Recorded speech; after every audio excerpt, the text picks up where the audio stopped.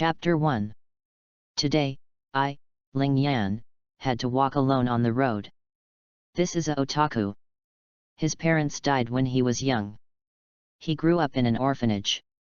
He had no one to rely on and barely lived with the support of the government. Although he had some income from research, he had already bought an ordinary small house and a more advanced computer. Because the house was not cheap and he even owed dozens of research loans, his life was very tight. He loved to watch fairy tale because he longed for that guild, the guild that put family and partners first, but he could only imagine it. Because no one would pay attention to him or care about him, he had never communicated with anyone. Today he went to buy fairy tale comics. Don't ask why you buy comics when you have a computer. Comics are always ahead of anime, right? But before he could even read it, a bunch of hooligans snatched it away. They laughed at him for being childish and tore up the comics. But because this was a side road, no one heard it. Ling Yan usually walked on side roads because he didn't want to be pointed at on the road, although he was used to it, but because of this, he saw the dark side of many people, and even witnessed the tragic death of many people, which also ruined the newly bought comics. He was very depressed because this was what he had saved with great difficulty by eating less and using less, but it was gone. He also hoped that someone would come to save him, but it was impossible. He could hardly communicate with others, so no one would want to pay attention to him. He thought more than once, what is the reason for me to live in this world? Is my life meaningful? But in the end, he could only use research as a reason to live. Walking on the street like a zombie? Maybe it's a bit exaggerated, but the plot requires it. Don't mind. Pedestrians avoided him one after another, but he didn't care and continued walking, but was hit by a truck. On the operating table, a young man with black hair and an ordinary face was lying on it. It was Ling Yan. The truck had just taken his life. The person lying on it was a corpse. But the corpse itself did not feel sorry for him. Instead, it felt good because it would not have to continue suffering. But Ling Yan's soul was in a dark space. Ling Yan thought, really? I'm dead. I was hit by a truck. Although it's not the same, it's the same as him, haha. Slowly, a passage appeared in the dark space. A man walked out of the passage. He had long white hair, an old face, and a white robe. There was a word God written on the robe, which told people that he was a god. Young man, do you want to gain the meaning of life? Do you want to have family and friends? The immortal spoke first. You yearn for fairy tale, right? I will send you to the world of fairy tale, and I will give you the strength of Saint 10. Your magic power will not be imprisoned by the magic stone. The magic you use is fire magic. You can devour the magic of others to obtain the properties of other people's magic. These conditions should be good enough. Then let's go without further ado. The immortal waved his hand and sent Ling Yan away. As a immortal, he spoke very quickly and did not give Ling Yan a chance to speak at all. After Ling Yan left, the immortal slowly turned into a ghostly man. The man smiled evilly and said, "Hee, that's it. I hope you won't make me wait too long, ha ha ha ha." After saying that, he walked away, leaving only a chaos. In front of a cave, the space suddenly twisted, and gradually, a person appeared. This person was Ling Yan. When he came to his senses, he had already appeared here. It was ironic that he was sent here by a guy who claimed to be a god, and he didn't say a word from beginning to end. Is this the world of fairy tale? It's so beautiful. Looking at the surrounding environment, Ling Yan couldn't help but sigh. But he understood that now was not the time to sigh about this. He was very confused now. Although he hoped to find friendship in this world, he still thought with inferiority, should I be here? Will anyone accept me here? Forget it, no one will need me, and no one will accept me. I'd better wait for death here silently. Suddenly, Ling Yan felt that his head hurt so much, it hurt so much, as if it was going to explode, and his body was so hot and uncomfortable, and then he fainted. I don't know how long it took. When he opened his eyes again, he unexpectedly found that his body had become smaller. About 10 years old, with red hair, red pupils, handsome face but still childish innocence, the countless scars on his body disappeared, replaced by a 6-pointed star mark on the back of his left hand. It may be different from what is written on the cover, but don't worry about this little detail. The clothes on his body are also very ordinary. Just a t-shirt and a pair of loose pants. There are a lot of new knowledge in his head, such as the use of fire, and he can use fire magic freely as long as he thinks about it, and he looks very skilled, but he didn't notice one thing, that is, the memory of fairy tale in his mind disappeared. These things shocked Ling Yan very much, and he didn't come back to his senses for a long time. Finally, a cuckoo sound called Ling Yan back. His stomach was already growling with hunger, and Ling Yan's cheeks couldn't help but rise a little red, but there was no one around. Ling Yan stood up and began to look for something to eat. After a while, he found a river. Found it. There are fish in the river, eat fish. Ling Yan said this to express his joy. He quickly took off his clothes and jumped into the river to catch fish. In the river, Ling Yan found a big fish sleeping. He swam over quietly and the fish didn't seem to notice. After Ling Yan reached a certain distance from the fish, he immediately stretched out his hand. When Ling Yan stretched out his hand, the fish also found Ling Yan, but Ling Yan's hand was too fast, and when he reacted, it had been caught. After catching the fish ashore, Ling Yan first put the fish on the rack, then made a fire, and roasted it with skill. After all, he was an orphan and had no money from his parents.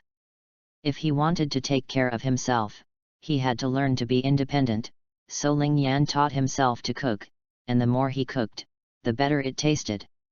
Ling Yan also discovered in the process, his physical fitness has improved. Although he is not sure, if he is hit by a full-strength attack from an ordinary person, there will be no problem. With these, Ling Yan began to live on this mountain. There are many wild fruits on the mountain, and there are also some magic beasts. Sometimes he would go to fight them when he was bored. Although he lived a primitive life, Ling Yan felt that this was enough. Until a month later, a man came to the mountain. He was an old man wearing shit yellow clothes, a clown hat on his head, and holding a stick taller than his body. Ling Yan looked at the dwarf in front of him. No, it was an old man. His consciousness told himself that this old man who looked like he was buying some strength was definitely not simple. At this time, the old man opposite spoke first. Hey! Hello, kid. I am Makarov Dolia, kid, what are you doing here alone? Ling Yan, who had not contacted people for a month and was not very good at communicating with people, although he knew the name of the person in front of him, still replied in a very unfamiliar way, I live here alone. No, it should be said that I live in seclusion. When saying this, Ling Yan was in a very low mood. Makarov was very surprised that such words could be said by a child, and a child who should look more than 10 years old. P.S. I wrote this when I was just in the second year of junior high school. Book group number, and, this is the first time for the author, and I don't know much about chapter division, so there may be few exciting feelings to read the next chapter, or there may not be any. Well, I also know that there may be some people who are very interested in that research, but these will be answered later in the book, so just treat it as a pit for now. Chapter 2. Why, you are still so young. Hearing this, even Makarov couldn't help but show a shocked expression on his face. Little boy, come to my guild, come to Fairy Tale, I am the president of Fairy Tale, everyone will accept you. Makarov said. With his experience, he easily knew why Ling Yan was like this. He must have had an unhappy or tragic past. However, Fairy Tale is a home for such children. Sure enough, forget it. Although Ling Yan thought so, he said for some reason, Ling Yan was shocked by himself. Why? How could I agree? Why is it different from what I thought? No, I know it clearly. It's me who wants to go to Fairy Tale. I'm still longing for a friendship. Really, it's happened so many times, why am I still longing for something? Forget it, it's happened so many times anyway, it won't be a big deal if it happens again this time. After hearing Ling Yan's answer, Makarov showed a more relieved smile. Then, as the president, I welcome you on behalf of Fairy Tale. Then you should eat quickly, and then we'll go to the guild. But Makarov left a word unsaid. In fact, I was passing by on the way back to the guild from the council. I wonder what would happen if Ling Yan knew this? Well, then you can eat with us, President. Ling Yan forced a smile, gave Makarov some meat and started eating. Dividing line. This is Fairy Tale, come and say hello to everyone. Makarov smiled and pushed open the door of the guild. After the door opened, there was a noisy voice. Welcome back, President. Hey, who is the president kidnapping again? Newcomer, and other voices. Makarov had obviously become immune to these and said without surprise, there is another newcomer in the guild this time, everyone should take good care of him, let's ask the newcomer to introduce himself. Makarov paused for a while when saying Ling Yan's name, and now he remembered that he didn't even know the newcomer's name, so he quickly changed his words to avoid making a fool of himself. Ling Yan looked at Makarov's antics and said nothing. He walked to where Makarov had just been and faced everyone. Hello everyone, my name is Ling Yan. He introduced himself simply. But the people below didn't seem satisfied and asked one by one, newcomer, what's your last name? You can't just have a name, right?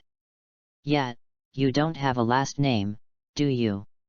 So, what is the newcomer's magic? After hearing this, Ling Yan thought about it and thought that since this is a magical world, he should just call it that. Ling Yan? Harry Potter, the magic used is fire magic. After saying this, he deliberately walked away. When Ling Yan walked away, he heard everyone saying, so to celebrate the newcomers joining, let's have a party. Oh!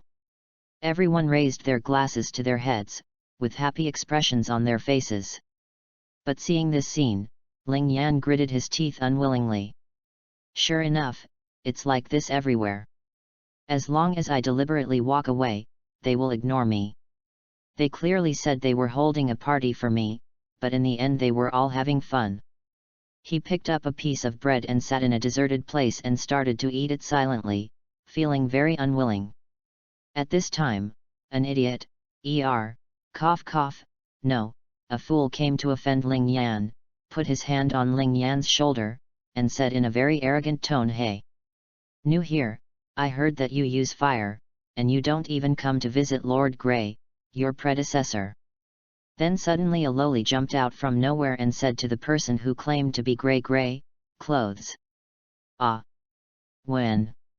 Looking closely, Grey was only wearing a pair of underwear. Pervert, don't touch me! Ling Yan smacked his lips. Hey? What did you just say?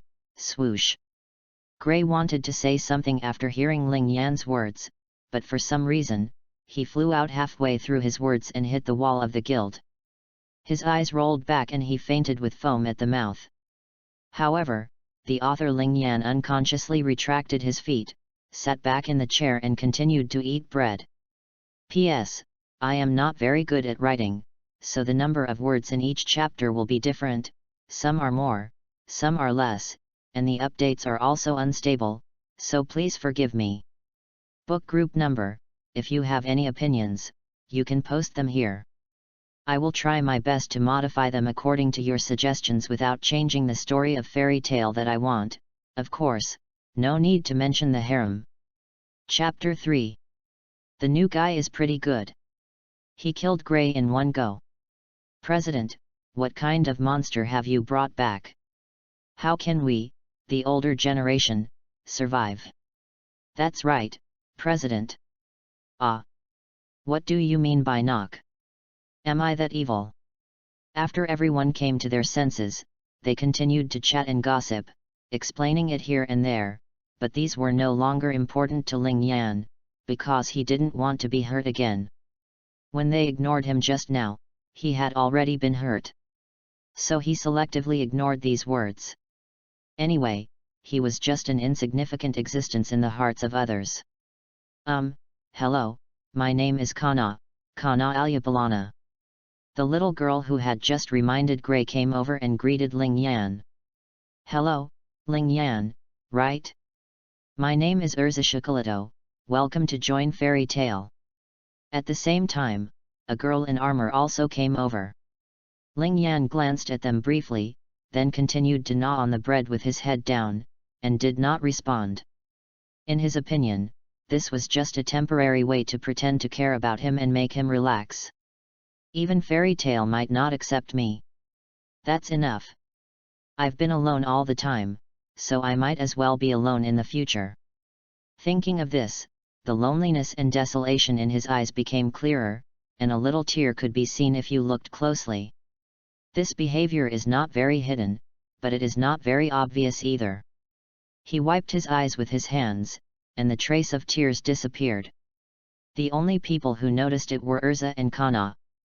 Looking at this, the two of them were very confused and seemed a little worried. What is that six-pointed star on the back of your left hand? And are you okay? Kana asked with some curiosity and some concern. This? It's just a birthmark, it's not wrong to say it's a birthmark.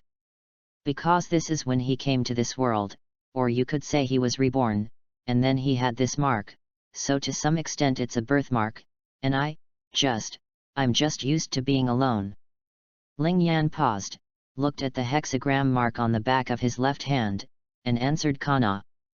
After all, what he said was carrying words, so even if you don't take it seriously, you have to reply. Seeing that Ling Yan's tone was very lonely even when he was answering, Urza was very puzzled, and her doubts deepened. Why do I always feel that he is very lonely when looking at him? Sure enough, there is a story, so he didn't accept us, but Fairy Tale is a place that can take in people like us. Urza thought secretly. Ling Yan, can I call you that? What happened to you in the past? I can see that you seem lonely and helpless. Why is this happening?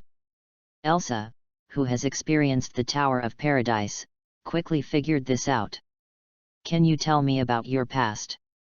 I was an orphan since I was a child. I have no friends, no parents, no family. All the same person.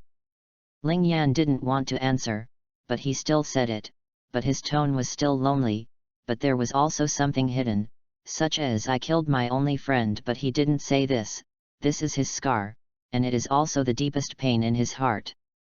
He doesn't want to reveal it. If possible, he never wants to reveal it, but he doesn't know that after he came to this world, it is impossible to forget this scar forever. Of course, this is a later story, let's not talk about it for now. Hearing Ling Yan's answer, Urza couldn't help but breathe a sigh of relief, because he answered, which shows that Ling Yan still has expectations for Fairy Tale, because no one will tell the pain in their hearts to some insignificant people. Have you always been alone, without friendship, family, or support? How pitiful! Kana became sad after hearing what she said, because she had also experienced these things, but after a while her tone became firm again. But Fairy Tale is a home for such people, so you will no longer be alone, everyone in the guild is a family. At this time, Ling Yan also finished eating the bread, looked at Kana, and then looked at the people who were having a great time over there, stood up, and forced a smile. Haha, although you lied to me, I am also very happy, thank you. After that, he walked towards the taskbar. Chapter 4. No, wait. Kana raised her hand and wanted to explain to Ling Yan, but Elsa stopped her and shook Kana, signaling her not to say anything. I can understand Ling Yan's feelings. Everyone was talking about throwing a party for Ling Yan, but they were having fun on the sidelines and didn't pay any attention to Ling Yan at all. If you were Ling Yan, would you believe it? Ah, yes, everyone is too much. Ling Yan must be very sad. He came to fairy tale with high hopes, but the result is like this. He just walked away on purpose, to see if we can really help him like a family. Kana put down her hand, looked at Ling Yan's back, and said with a slightly sad tone.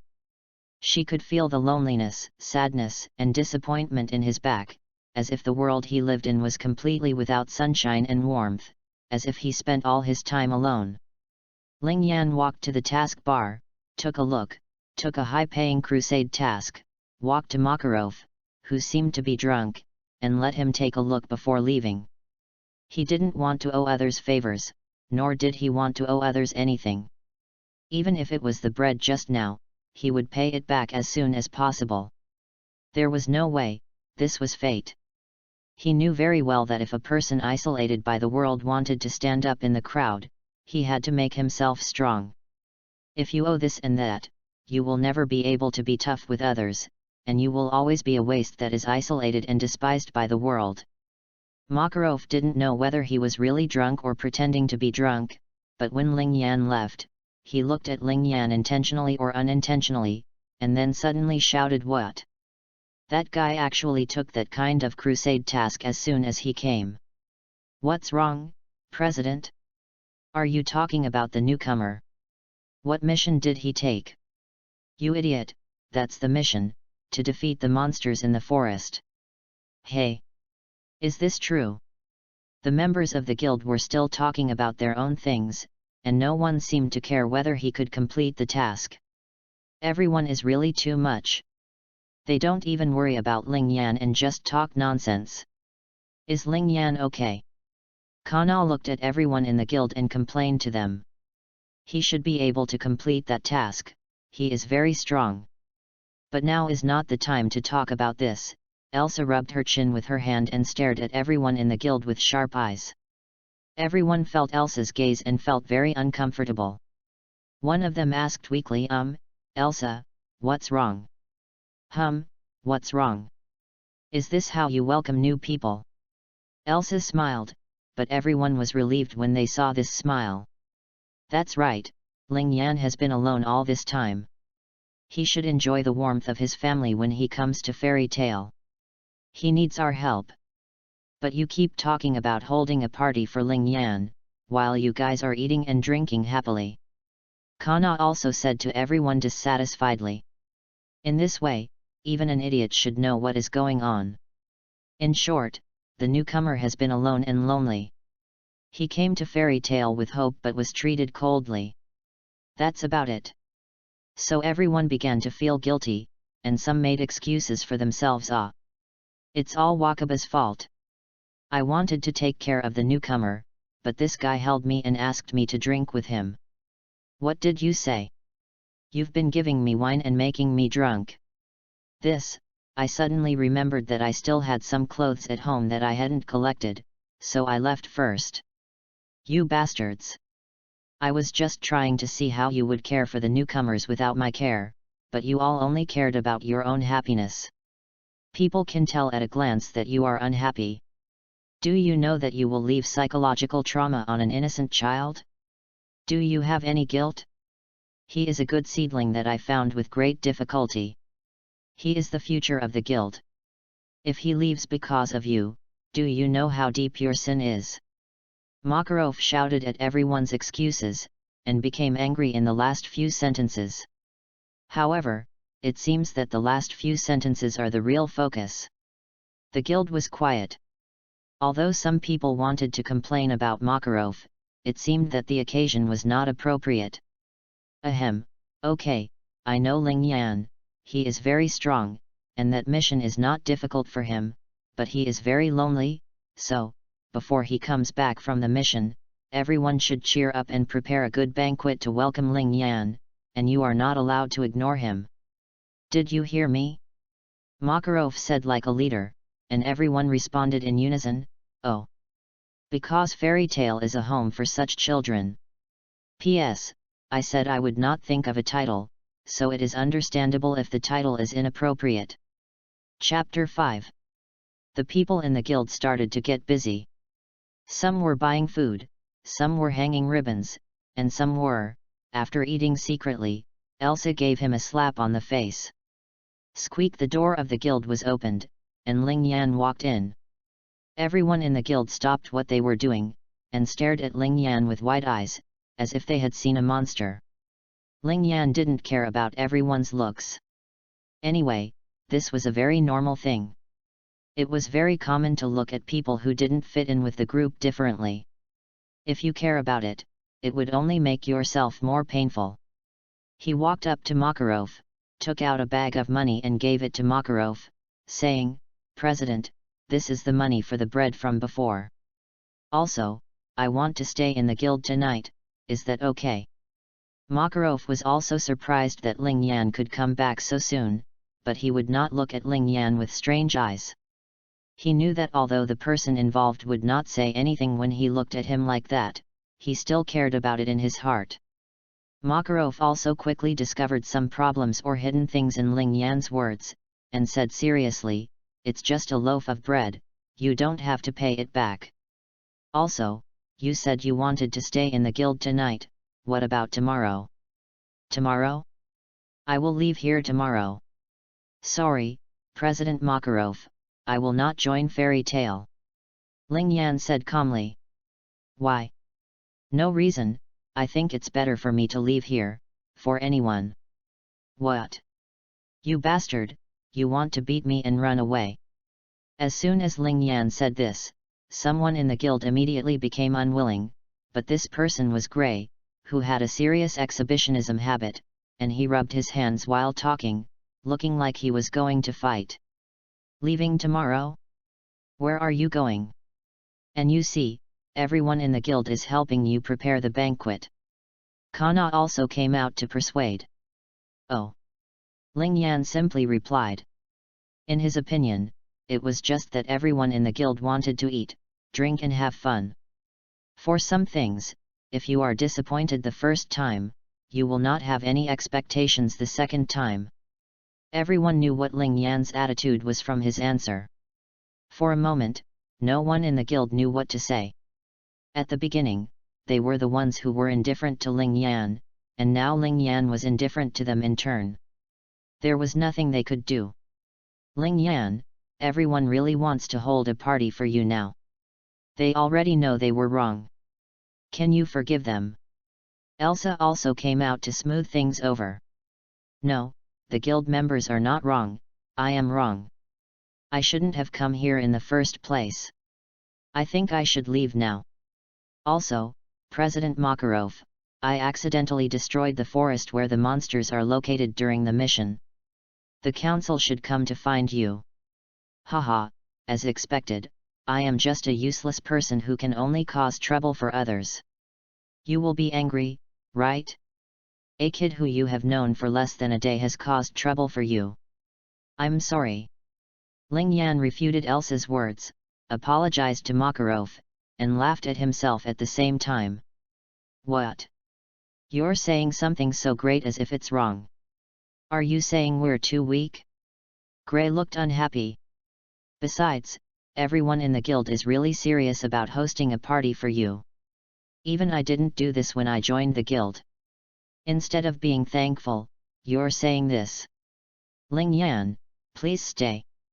We are really taking the party seriously.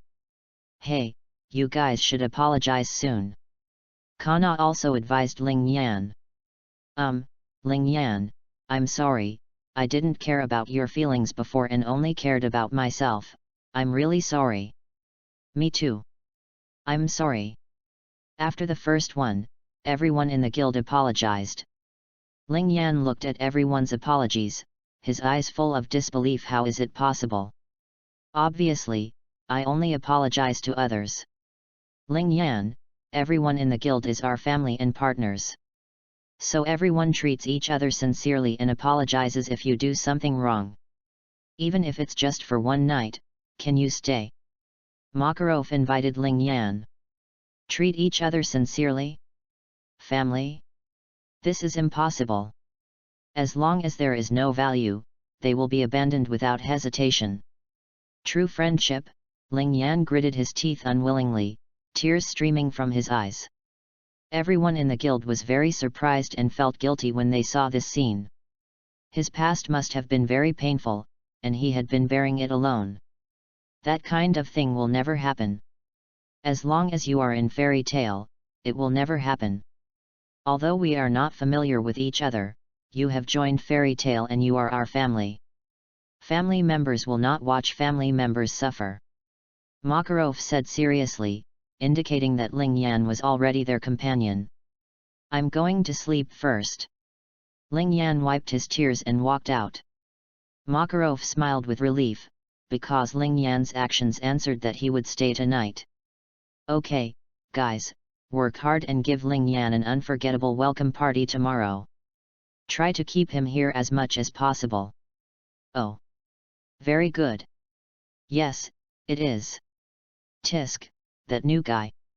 Kana, Urza, and Gray all expressed their opinions. Although Gray said that, he was smiling. Chapter 6. Arriving at the boys' dormitory of the guild, Ling Yan fell directly onto the bed and wrapped himself in the quilt. His eyes were full of confusion, and he recalled what Makarov had just said, that kind of thing will never happen. Family members will not watch their family members suffer. Is this true? Is this really possible? He recalled the past. Ling Yan was crying alone in a corner.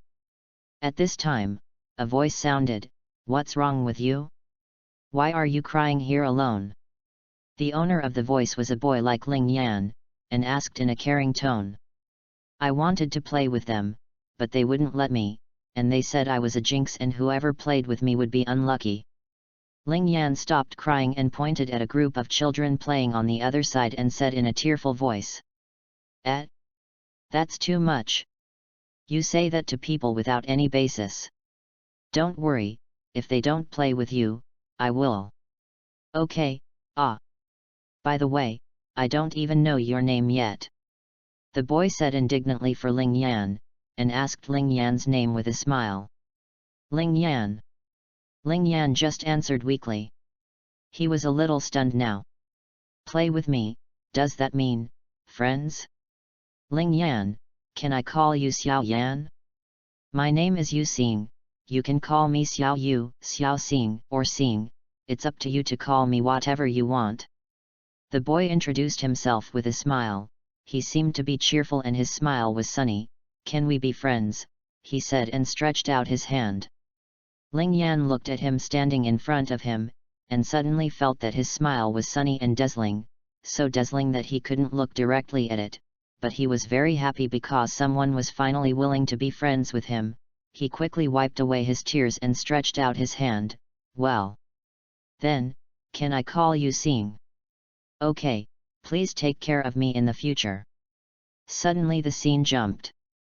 Ling Yan was looking at Xing in front of him. He was lifeless, with a look of worry in his eyes. His body was covered in blood. Ling Yan raised his shaking hands and touched his face, then looked at his hands, they were covered in blood. The memory ended. Ling Yan was shocked and came to his senses, wrapping the quilt tighter, but his body was still shaking. He was alone and lonely. He didn't know if he was shaking from fear or cold, because the quilt in the boys' dormitory was very thin, so he didn't know which one it was. Ling Yan pulled the hand that had touched the blood out of the quilt. His hand was still shaking. He looked at this hand silently. I'm sorry, Xing, it's all because of me that you... Tears flowed out again, he cried, and cried again, but this time Ling Yan did not stop, he just cried softly. He needed to vent, this was the best way now, he didn't know how long he cried. Finally someone knocked on the door. Ling Yan, you haven't slept yet, Ling Yan? Are you there? It was Kana. Ling Yan heard and hurriedly stopped crying, wiped the tears from his face in a few seconds, walked over to open the door. Kana, is there something wrong? Ling Yan's eyes were red, and his tone was a little sobbing. Kana looked at Ling Yan and was a little dazed, but she quickly reacted. I heard that there are fewer quilts in the boys' dormitory, so I came to get some quilts for you. But, Ling Yan, are you okay? Ling Yan took the quilt. Thank you, it's okay. Really? But everyone in the guild is a family. If you have something to say, you can tell them. Although we can't take care of everything, we can share your burden to a certain extent. Kana saw that Ling Yan didn't mean to say anything and didn't ask too much, leaving only this sentence. Good night then. Ling Yan closed the door directly, leaned against it, and then sighed, sharing? How is that possible? We've only known each other for less than a day. After saying that, he went back to sleep, covered with the quilt Kana gave him, and felt a little warmer, at least not as cold as before, and slowly, he was able to fall asleep. Chapter 7. The next day, Ling Yan walked out of the boys' dormitory and headed towards the guild. There was no other way, this was someone else's territory, and if he was leaving, he should at least say hello to them, otherwise it would be too rude. And it seemed that the quilt that Kana gave him last night was thicker, making Ling Yan feel warmer. Although he still felt very cold, Ling Yan slept better than ever before, and it seemed that he had overslept until now. Gently pushing open the door of the guild, Ling Yan was stunned. What caught his eye was a scene similar to a party. There was something hanging under the ceiling, and it said "Welcome Ling Yan to join Fairy Tale." The people in the guild were all smiling. Hey, everyone, here we come. Oh? Are you finally here? Great. Then they all said, "Welcome Ling Yan to join Fairy Tale." Gray curled his lips after saying this. Well, after all, it's not suitable for him to say such things with his personality. Ling Yan's eyes showed some ripples, and his heart was moved. All this seemed real and unreal. He couldn't tell. This was the first time he was treated like this, but soon he recovered. His decision was not something he could change casually, and Hey, Ling Yan, how is the welcome party we held for you? Makarov said with a smile in his shit yellow clown costume. I came here to say that I'm leaving here. Ling Yan walked to Makarov's side, was silent for a moment, and then said. Why? Didn't everyone apologize to you, or is their attitude not sincere enough? Elsa, who was closer to Ling Yan, asked first. At the same time, her sharp eyes fell on everyone, making everyone feel cold. Hey, Elsa, don't talk nonsense, we are sincere, that's right. Everyone refuted Elsa. Then why didn't Ling Yan forgive you? Elsa launched a direct bombing attack, leaving everyone speechless and completely wiped out. Ling Yan, don't be angry. Everyone is sincerely apologizing to you and has also held a welcome party. Just forgive them. Kana also advised. I am not angry with anyone, and there is no need to forgive anyone, but I can no longer accept them. Ling Yan said lightly. Everyone was not happy to hear that Ling Yan was not angry with them. They could only sigh in their hearts. President Makarov, I'm leaving right away. However, I have something to ask you. Why would you go to such lengths for someone you've only known for a day? Ling Yan asked Makarov. Haha, why? I feel sorry for you, or rather, I don't want to leave you alone. Makarov said it directly. Since Ling Yan said he couldn't accept it, it would be futile to try to keep him. Too pitiful? Don't want to leave me alone? What is this? Ling Yan was a little angry. He hated because, except for seeing, everyone else's were accompanied by ridicule and contempt, such as how pitiful, you don't even have a few pens, so I will reluctantly give you two, thank me well, ha ha ha, and so on. Over time, Ling Yan also began to hate Well, I also think you are a good seedling. If you continue like that, you might fall into darkness, so I brought you here. Makarov still had a smiling face, which made Ling Yan angry. What is this? Just give it as I don't want it, and I don't need it. Promise me, don't fall into darkness. Makarov suddenly became serious, but this made Ling Yan even angrier. This old man actually ignored what he said. Did you hear me when I said I don't need your charity? Also, whether I fall into darkness or not is none of your business, so stop interfering with me. If you want to fall into darkness, then I can only wipe you out now before you grow up. Makarov's voice was so loud that everyone in the guild could hear it. Wait, President, you are going too far. Elsa hurriedly stopped Makarov. She knew that the president had no intention of killing Ling Yan, but just wanted to scare him and make him agree. He was threatening a child, which was too much. Elsa and everyone in the guild looked at Ling Yan, hoping that he was not scared, but after seeing this, they couldn't help but get scared again. Ah! Yes, that's right, everyone is like this anyway. If they can be used by themselves, that's the best. If they can't be used by themselves, they will eliminate the other party to ensure that their own interests will not be damaged. Anyway, everyone is like this. This is human beings. The surging magic power attacked in all directions with Ling Yan as the center, forming a vortex, destroying the guild, and Elsa, who was closer to Ling Yan, was blown away, and the sky began to turn cloudy. After being blown away, Elsa hit a pillar and stopped. She used her hands to block the strong wind in front of her, and said in disbelief, "This is such strong magic power." The people in the guild were all stunned. This is too strong. The world is changing suddenly. Is this true or not? President, stop him quickly. Ling Yan was still releasing his magic power. The air around him began to become heavy and hot. This change also attracted the attention of the residents of Magnolia, but they were just ordinary people and did not dare to get too close. Some even left quickly. Not good.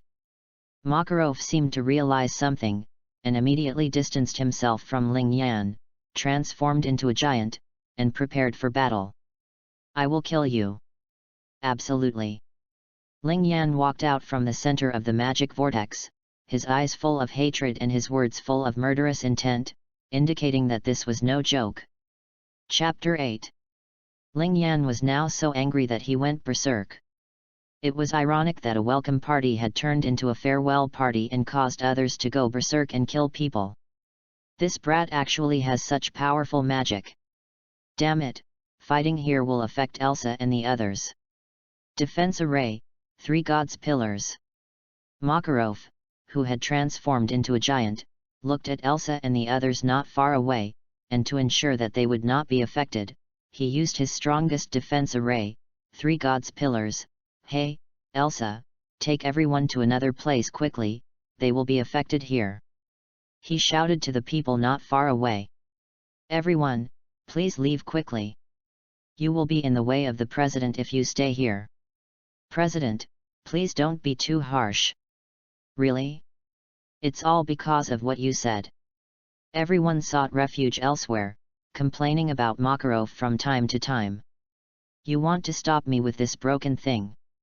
Ling Yan's hands were wrapped in flames, and even Makarov could feel how hot the flames were. Ling Yan punched one of the pillars, but there was no effect. Then Ling Yan punched a few more times, and the pillars began to show some cracks. Ling Yan kept hitting the 3 pillars, and the pillars of the 3 pillars showed many cracks. I believe they will be broken in a short time. Not good, the 3 Gods Pillars won't last long.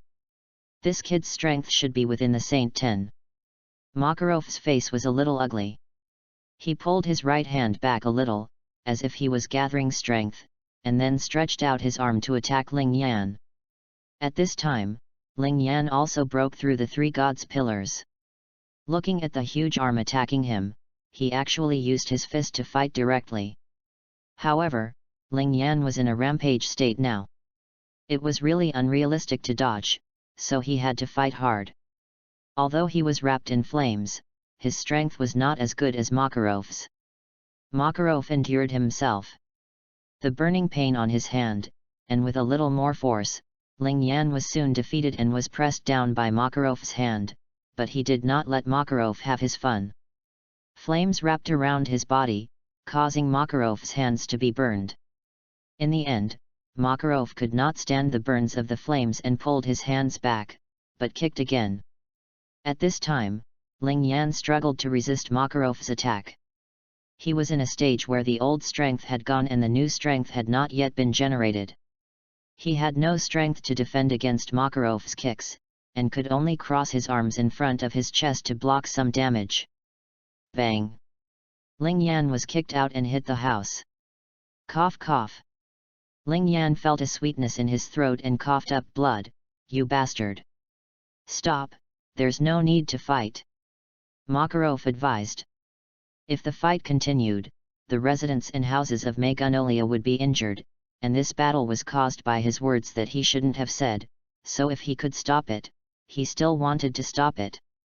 I told you not to order me around. But this made Ling Yan even more furious. The last bit of his rationality was burned by anger, and many fireballs appeared around him. If you look closely now, you can find that the hexagram mark on the back of Ling Yan's left hand is a little shiny, but in this world of sparks, no one noticed it. Some hit Makarov, some hit the house, all of which were indiscriminate attacks, and even a few hit Ling Yan himself, but Ling Yan just stood there and released fireballs. Now his magic control ability is still very rough, and he can't attack the opponent while casting many fireballs. Of course, attacking the opponent in this situation will make him suffer more attacks from himself. Everyone who saw this scene in the community outside Magnolia couldn't help but gasp, and the residents of Magnolia were the same. If they were still there, would they be hit and die directly? What on earth is the president doing? Stop Ling Yan! Yes, they started to attack indiscriminately, and even attacked themselves. What the hell did the president say to make Ling Yan start attacking indiscriminately? Hey, stop it now, or you will get hurt too. Makarov said while defending against the flying fireballs. But at this time Ling Yan had completely gone berserk and ignored Makarov's words.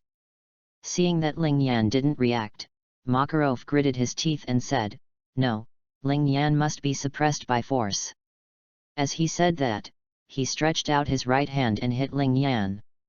Ling Yan didn't dodge and took it hard, coughing up some blood again, but his crazy behavior did not stop, and the power of the fireball was even worse than before.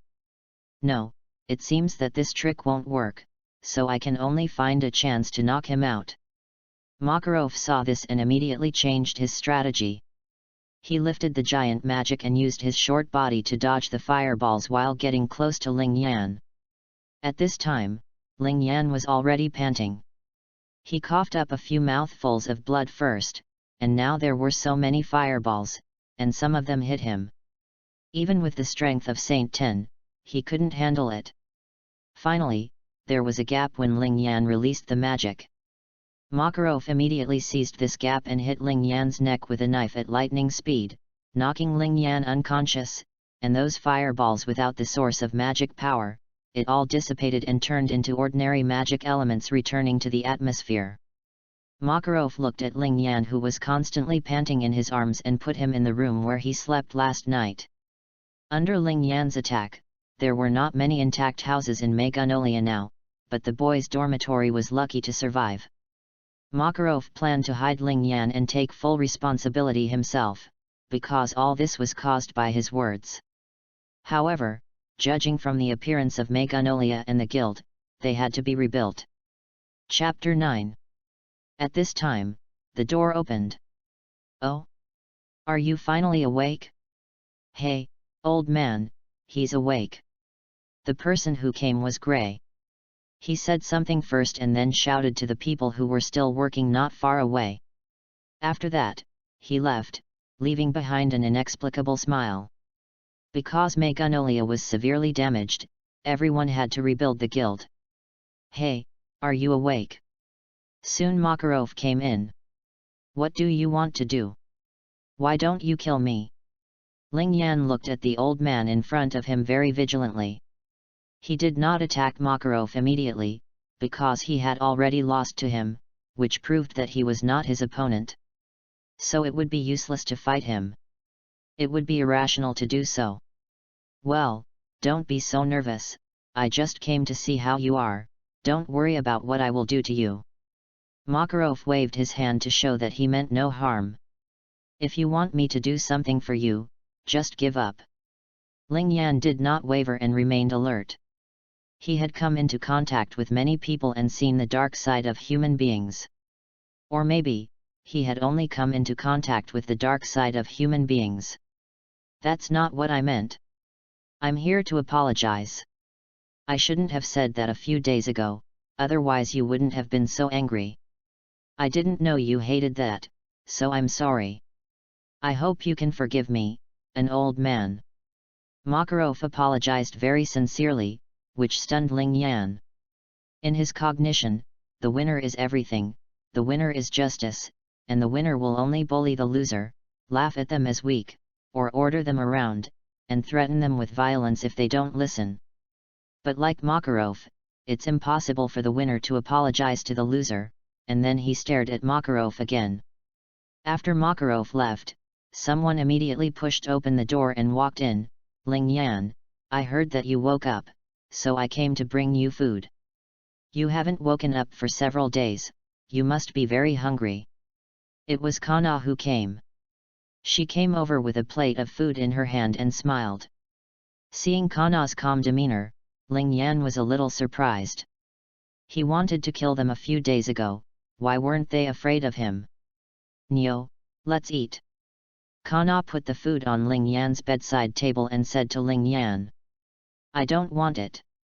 Ling Yan glanced at the food and turned his head away. Although he was indeed very hungry, he would rather starve to death than eat the food given by others. Also, why don't you kill me? Ling Yan asked again, with a hint of probing in his words. Kill you? Why should I kill you? Kana asked in a rather naive manner. Why do you say that? I wanted to kill you a few days ago. Aren't you afraid? Ling Yan stood up from the bed and said to Kana, but seemed to realize something and looked away. You said this, although you did have such thoughts at that time, it was because the president said too much. Also, you don't hate the president, do you? Kana smiled and answered, and finally, she asked uncertainly. Hate? I don't hate President Makarov. It's because I'm too weak and useless that I ended up like this. I can't blame anyone else. If you want to hate someone, just hate yourself for not living up to your expectations. Ling Yan replied calmly, with a clear self-mockery in his eyes. Kana didn't say anything. She knew that Ling Yan was taking his anger out on her, but this would only make her more miserable. Sometimes, it's good to have someone you can hate and blame. Are you really not afraid of me? Ling Yan asked again. Thinking back on what happened now, I am a little scared, but Ling Yan, you are my companion, I believe you will not hurt me, and you are very strong, and the president only said that because he wants you to promise him that you will not fall into darkness. Kana solved all of Ling Yan's problems in one go. Ling Yan was a little touched when he heard Kana say that he was his companion, but he rejected it immediately. He didn't want to break up the friendship inexplicably like before, it was painful enough, so he said, what companion? We have only known each other for less than a few days, and I don't have a guild emblem, so how can I have a companion? A companion is a companion. It doesn't have to have a guild emblem to be considered a companion. Otherwise, according to what you said, Ling Yan, if you have a child and then say that he doesn't know you, then it is no longer your child. Kana retorted. Ling Yan couldn't refute anything for a while, because what she said was indeed the truth. Okay, let's not talk about this, Ling Yan, let's eat. Kana changed the subject and returned to the original topic. I won't eat it. Ling Yan turned his head away stubbornly. What's wrong? Is the food not to your liking? Kana asked in surprise. If you don't want to eat, then you don't want to eat. Ling Yan replied very straightforwardly. So how? Well, but you can eat if you want. I've put the food on the table. Also, don't go out. They're all rebuilding outside. Everyone in Magnolia is looking for you to settle accounts with you. Kana didn't say anything else. She knew that if she continued, Ling Yan might not eat and might even be disgusted by her. She knew from Ling Yan's behavior in the past few days that he didn't like others telling him what to do. She left with a word of advice. Tisk. What? You can just hand me over. Chapter 10. After a while, someone else opened the door and came in. It was Elsa with long crimson hair. Ling Yan, I heard that you woke up, so I came to see you. Are you okay? Elsa asked with concern. Ling Yan looked at Elsa, same, you are not afraid of me. I wanted to kill them a few days ago, why aren't they afraid? Thinking about it, he said, strange guy. Elsa was a little confused by this, and immediately reacted and asked strange? What's strange? Everything is weird. I wanted to kill you a few days ago, why aren't you afraid? Normally people would hide as far away as possible, why are you? Ling Yan said with a different feeling, as for why, he himself didn't know. Scared? Of course I would, but Ling Yan is your companion, we trust you, so we come to take care of you. Elsa replied with a smile, as if everything was taken for granted. Tisk, they are all companions, such a thing cannot exist at all, keep using such a boring excuse. Ling Yan snorted at Elsa's answer. Companions do exist. Everyone in fairy tale has them, including you. Even if there is, how long can it last? As long as we can keep going, fairy tale will never abandon its companions. Cut. Ling Yan, don't you want to eat? Do not eat. You've been in a coma for several days, you must be very hungry, you should eat quickly. Do not eat. Seeing this, Elsa had no idea what to say and quietly walked out. The next day, everyone in the guild came in one after another and said some caring words to Ling Yan. Seeing that Ling Yan didn't react, they also quietly left. At noon the next day, Kana went into Ling Yan's room with food again and came out. How is it? Did Ling Yan eat? Elsa asked Kana. Kana shook her head and said worriedly still no, he didn't eat a single bite. If this goes on, Ling Yan's body will be in trouble.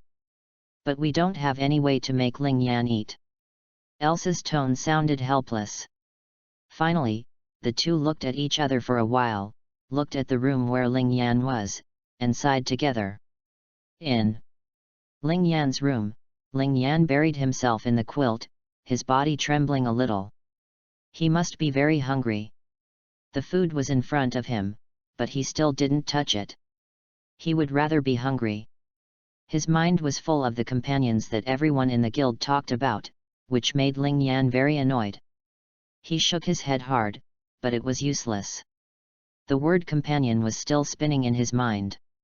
Ling Yan simply got up and went into the bathroom to take off his clothes, but in fact it was only his pants. The clothes had been torn a long time ago. Although there were other clothes in the room, he didn't touch them. He used cold water to pour on his child's body, hoping to calm himself down, but soon, he felt a little dizzy, turned off the pompadour, put on his clothes and went back to bed. He fell asleep quickly, but his breathing was very rapid and his face was not good.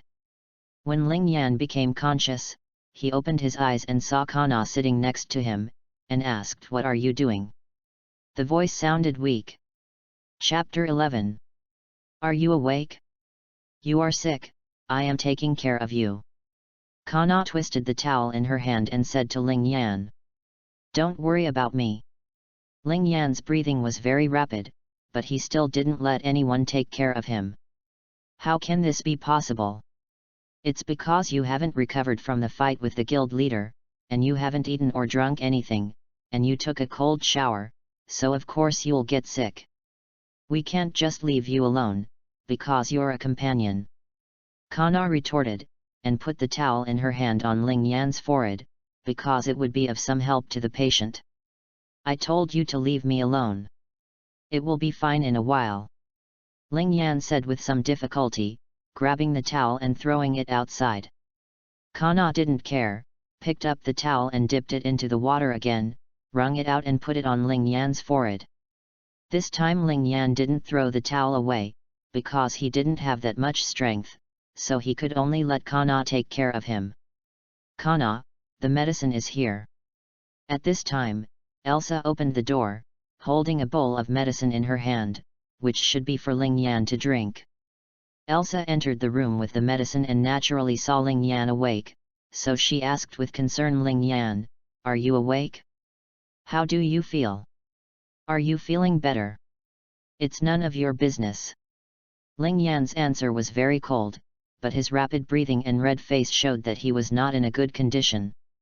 "Ling Yan, take the medicine first," Kana said to Ling Yan. "I won't eat it," Ling Yan replied stubbornly. "If you keep going like this, your body will collapse," Kana said loudly to Ling Yan, obviously a little angry at Ling Yan for not taking care of his body. Seeing that the situation was not very good and that Kana's persuasion might be more effective now, Elsa also tactfully put the medicine on the table and left. "Then let him fail. Anyway, you will abandon me once you have exhausted my usefulness. That's how people are," Ling Yan also replied loudly. Kana was stunned when she heard this. She could tell that Ling Yan's words contained a lot of grief and unwillingness, as well as a little loneliness. "It's painful, right? Being alone all the time, you don't want to be alone, you want to be with everyone, right?" Kana said with deep sympathy. He felt sorry for Ling Yan, because being alone was really unpleasant. I don't want to be alone either, but there is no way, no one would be willing to be friends with someone like me, let alone any sincere partners. These, at most, can only be in dreams." Kana's words seemed to pierce Ling Yan's pain. Ling Yan turned sideways to prevent Kana from seeing his face, and said sadly, "Whoosh!" Suddenly, something strange happened. A sharp arrow shot in from the window, piercing Ling Yan's abdomen from behind. Poof! Cough cough, Ling Yan immediately spat out a mouthful of blood, and his body, which was already weak due to the fever, became even weaker. "Ah! Wait, Ling Yan, are you okay?" Kana saw Ling Yan being shot in front of her, and she didn't even react. She hurriedly stood up and walked to Ling Yan, looking at the direction where the arrow was shot from before. There was a dark shadow there, but it disappeared quickly. Ling Yan lowered his head to look at his body and found that an arrow was stuck in his abdomen. He was not afraid, but smiled sadly, as if he was relieved. Finally, "I'm going to die? Even with that kind of physique, there is no way to recover. Sure enough, people like me deserve to die, but, really, it's great." After saying that, he closed his eyes with satisfaction. "Ling Yan, don't close your eyes." "Ling Yan." "President." Kana was panicked when she saw Ling Yan close his eyes. It was no wonder that a girl in her teens saw a person die in front of her. Anyone would panic and run out to find the president in a hurry. "Hey? Where is this?" Ling Yan opened his eyes and saw the unfamiliar ceiling. He couldn't help but ask. "Humph, you finally woke up after sleeping for so long." At this time, Ling Yan heard a female voice, but this voice gave people the feeling of very old. Then Ling Yan saw a pink-haired old woman wearing a medical gown. Is this heaven? Or hell? Sure enough, is he dead? Ling Yan looked around but did not feel the pain in his body. "This is my cabin, you are not dead yet, and neither is Makarov. You actually asked me to save this kid who has no desire to live at all." The old woman had an unhappy expression on her face, as if everyone owed her millions. Chapter 12. Am I not dead? Why? For someone like me, it is not a pity to die. Why did you save me? After hearing that he was not dead, Ling Yan was a little overwhelmed and a little confused. Tisk, what a brat who has no desire to live. And Makarov, how long are you going to eavesdrop? The pink-haired old woman curled her lips at Ling Yan with disdain and said to the door. At the same time, the door opened, and Makarov said with an apologetic smile, we've been discovered, Polishika. Hey, Ling Yan, how do you feel? Not good at all. Why did you save me? If I die, it will all be over and I will be free. Ling Yan replied gloomily, and tried to get up, but the pain in his abdomen made him sweat profusely and his movements were very slow. Hey, kid, you can't get up now. Of course, if you want to die, then go ahead. Seeing Ling Yan trying to get up, Polyasika reminded him that it was impossible for her to hold down the patient. However, Ling Yan didn't seem to be bothered by this. He stopped moving after hearing her words, still trying to stand up. Makarov saw that Ling Yan had no intention of stopping, so he pressed Ling Yan back to the bed with his left hand after it became huge, and said, Ling Yan, didn't you hear what Polyasika said? You can't move now. Stop talking so much. Leave me alone. Anyway, this world, Ling Yan tried to resist, but he was injured and powerless. He could only speak, but before he could finish his words, Polyasika caught him and stuffed a pill into his mouth, covering his mouth. Ling Yan was unable to spit out the unknown pill in his mouth, and finally swallowed it. Then he felt his eyelids getting heavier and heavier, and his consciousness became more and more blurred. Finally, he fell into darkness and lost consciousness. Humph, never mind, the kid is almost recovered anyway, we just need to let him rest for a while. Makarov, you can take him away. Ah, thank you, Polyaska. Makarov carried the sleeping Ling Yan on his back and prepared to return. Go away.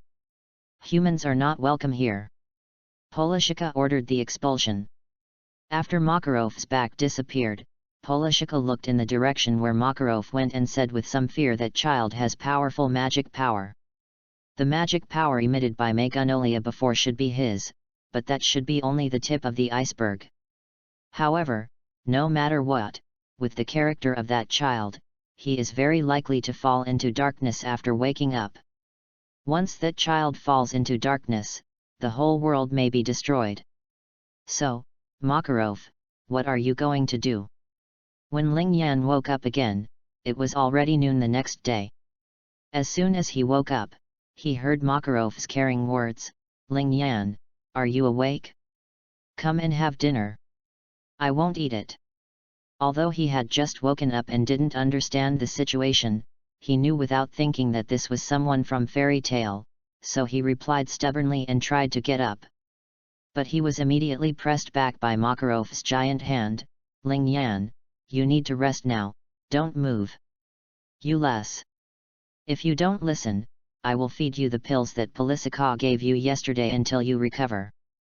Ling Yan wanted to resist, but was interrupted by Makarov, who threatened Ling Yan. Faced with Makarov's threat, Ling Yan had no choice but to give in. Everyone wants to sleep until dawn, but no one wants to sleep for several days or even more. Seeing that Ling Yan stopped resisting, Makarov withdrew his hand from Ling Yan and said, Hey, Ling Yan, are you really so unwilling to believe us? Anyway, you only value my ability. If I didn't know anything, you wouldn't even look at me. Ling Yan smacked his lips, with obvious disgust in his eyes. Although I don't know what happened in your past that made you have such a prejudice. But you can really try to trust everyone in fairy tale, and everyone will definitely not let you down. Makarov shook his head helplessly. For such a child, he had no choice. If I lost my usefulness, would you still talk to me like this? Yes. Because you are our companion, we will not abandon you. Although this answer was expected, the tone was surprisingly firm. We in fairy tale will never abandon our companions, and think about it carefully, if we were like what you said, would we still send you to Polisican for treatment? Ling Yan wanted to refute but couldn't think of any words to refute. If he had just left himself alone at that time, he would have died in a short while. If they were really as he said, there was no need to send him to others for rescue. This was obviously a thankless job, but why? Ling Yan, can you give us another chance?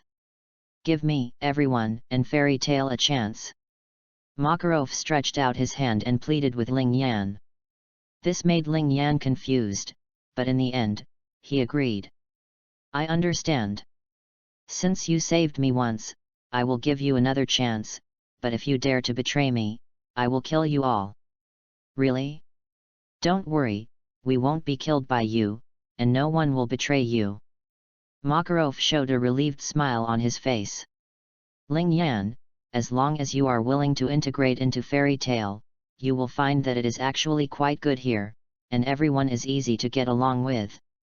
Makarov's expression changed from relief to brilliance, and people couldn't help but believe his words. Really? Grandpa, I'll try it then.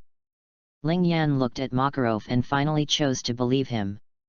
This made Makarov ecstatic, because Ling Yan called him Grandpa, not the unfamiliar name of President Makarov. Then eat quickly, you can't go to see everyone on an empty stomach. Kindness, this feeling is not unpleasant. P.S. The author's writing is not good, please forgive me if there are any shortcomings. QQ Group. Actually, I found that there are still people reading the books I wrote, which is a little touching. PS2, I did not plagiarize the author, I switched from Kidian. Chapter 13. After a few days of recuperation, Ling Yan's body was basically recovered, but he did not leave the room until more than 10 days later, because the guild and Magnolia were not yet built. He had to wait for at least 10 days. Fortunately, everyone was efficient and waited for more than 10 days. During these 10 days, people from the guild often came to visit Ling Yan. Today, the guild was built, and Ling Yan also walked out of the room and came to the front door. He suppressed his excitement and gently pushed the door open. Welcome back. This voice rang out the moment the door was opened. Hearing this, Ling Yan's heart was deeply touched. Is this my companion? Yes, it's the feeling at that time. You're right. This feeling is really, so warm. Ling Yan also replied with a smile, well, I'm back. I'm really sorry for causing trouble to everyone. Why are you talking about this now? It's all in the past. Yes, because we are companions. Don't mind it. Everyone in the guild laughed and waved their hands, indicating that they didn't need to mind. Yoshi, let's continue the last party. Makarov saw that the time was almost right, so he started to say it, and the result was that everyone in the guild agreed loudly, oh. Ling Yan, try this, it's very good.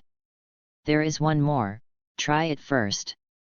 Get out of here, I was here first. What did you say? Yours is not as delicious as mine, so of course I ate mine first. What did you say? You wanna fight, asshole? Come on, do you think I'm afraid of you? The two men said as they threw the food in their hands at each other, but both sides dodged it. However, the person behind them was not so lucky. He was hit by the plate and his face was covered with food. Then he picked up the food and threw it to get revenge, but he missed and injured someone else by mistake. After that, this kind of thing repeated endlessly and finally turned into a melee. Ling Yan looked at them blankly. How did it become like this all of a sudden? Weren't they still very good friends just now? Haha, don't worry about them, it's a common occurrence. After fighting, everyone's bond will be deeper. Friends will occasionally quarrel. By the way, Ling Yan, where do you plan to print the guild emblem? Makarov came to greet Ling Yan with a smile. Ah, the guild emblem, then help me print it on my right elbow, and the color must be fiery red. Ling Yan thought for a moment and decided on the location of the guild emblem. Oh? Really? Well, now you are a real member of Fairy Tale. Makarov also printed the guild emblem for Ling Yan. Then he went to drink again. What do you think, guild? Elsa also appeared beside Ling Yan at this time. Yeah, it's very nice and warm. Ling Yan looked at the fiery red emblem on his right elbow and felt a little satisfied. Bang! Something hit Ling Yan. Ah, it hurts. Damn, who is it? Ling Yan hurriedly covered the place where he was hit, and then looked for the culprit, but there were people fighting all around, and no one responded to Ling Yan. Damn it, in that case, I'll just find it myself. Ling Yan also joined the battle, looking for the culprit. However, it was more of a slaughter than a search. Soon, a meat mountain appeared in the guild. Ling Yan stepped on the top of the meat mountain and said with a smile of victory, "Okay, are you calm now? Tell me who threw something at me just now? It will be good for everyone if you tell me."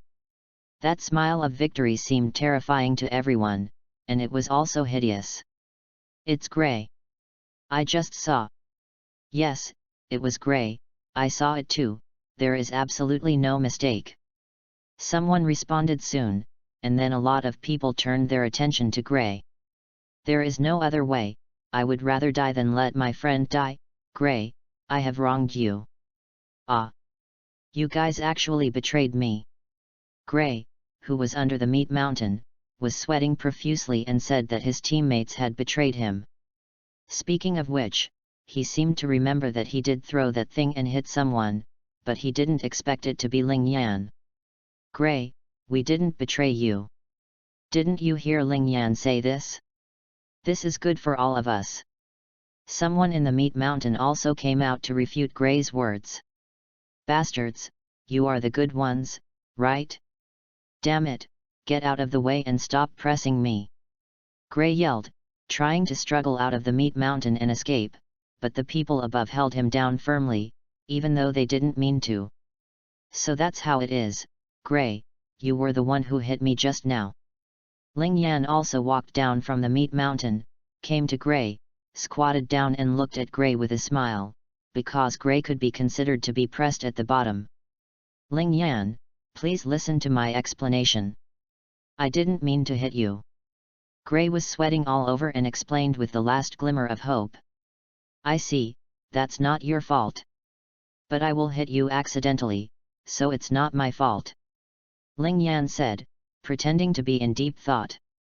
To be honest, Gray burst into tears after hearing the first sentence, but was petrified after hearing the second sentence. "Is this any different from just beating someone up? Gray, I see you are sweating all the time. It turns out that even an ice mage would feel hot when crowded with so many people. I will help you out then." Ling Yan saw that Gray was sweating all the time, and he kindly wanted to help Gray get out of the meat mountain. "Wait, I'm fine here, no need to help me." Gray hurriedly declined Ling Yan's kindness, but Ling Yan ignored him and pulled Gray's head with both hands. Why was it his head? Because Gray was buried so that only his head was exposed. He pulled Gray out forcibly, then dragged Gray, who was naked, by his underwear and walked to the back of the Union. Not long after Ling Yan and Gray disappeared from everyone's sight, "Ah!" Such screams rang out continuously. Makarov did not stop all this, because this proved that Ling Yan had begun to integrate into the big family of fairy tale. But afterwards, for some reason, Gray could not sit down for half a month.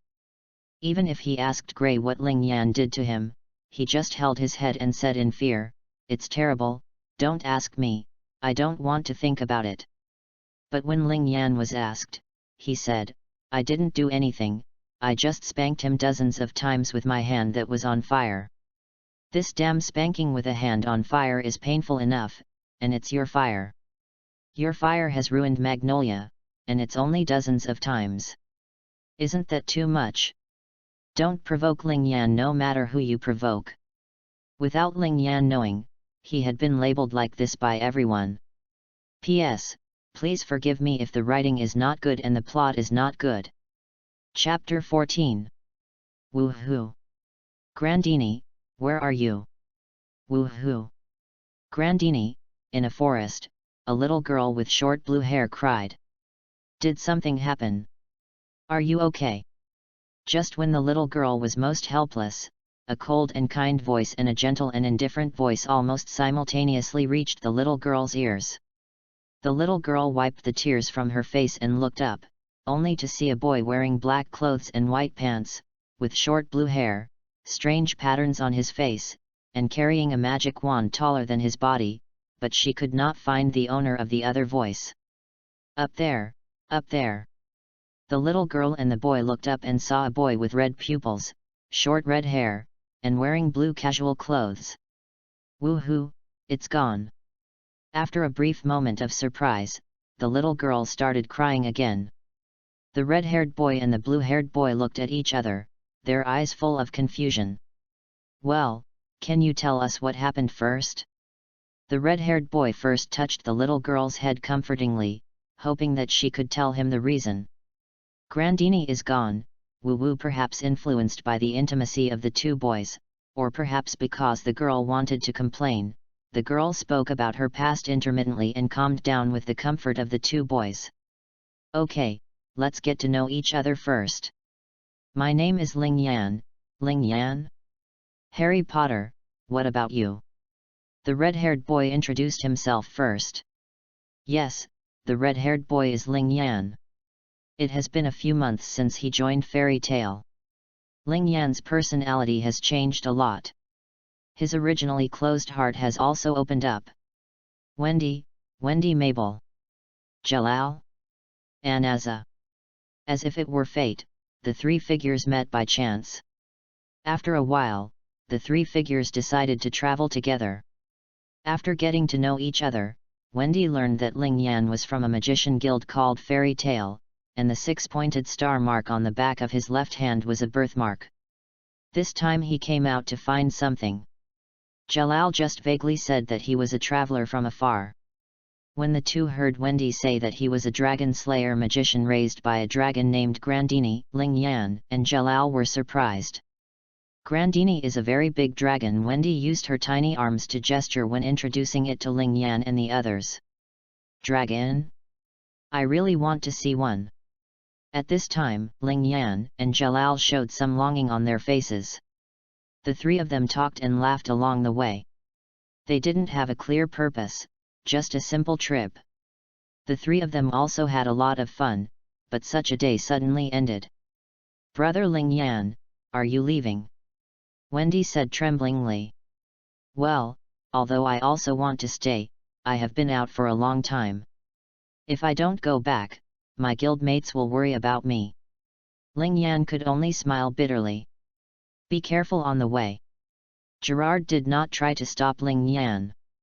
He knew that Ling Yan had already found what he was looking for, but because he was worried, he had delayed until now. This long was already the limit.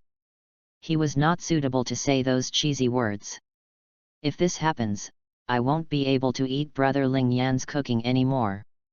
Wendy said with tears in her eyes. I'm sorry, but don't worry, as long as we care about each other, we will meet again one day, and all good things must come to an end. If you have any difficulties in the future, you are welcome to come to Fairy Tale to find me. Although Wendy was very reluctant, she waved goodbye to Ling Yan with tears in her eyes. Since then, only Jalal and Wendy were left in the team, but after just a few weeks, Jalal also had to leave Wendy. No.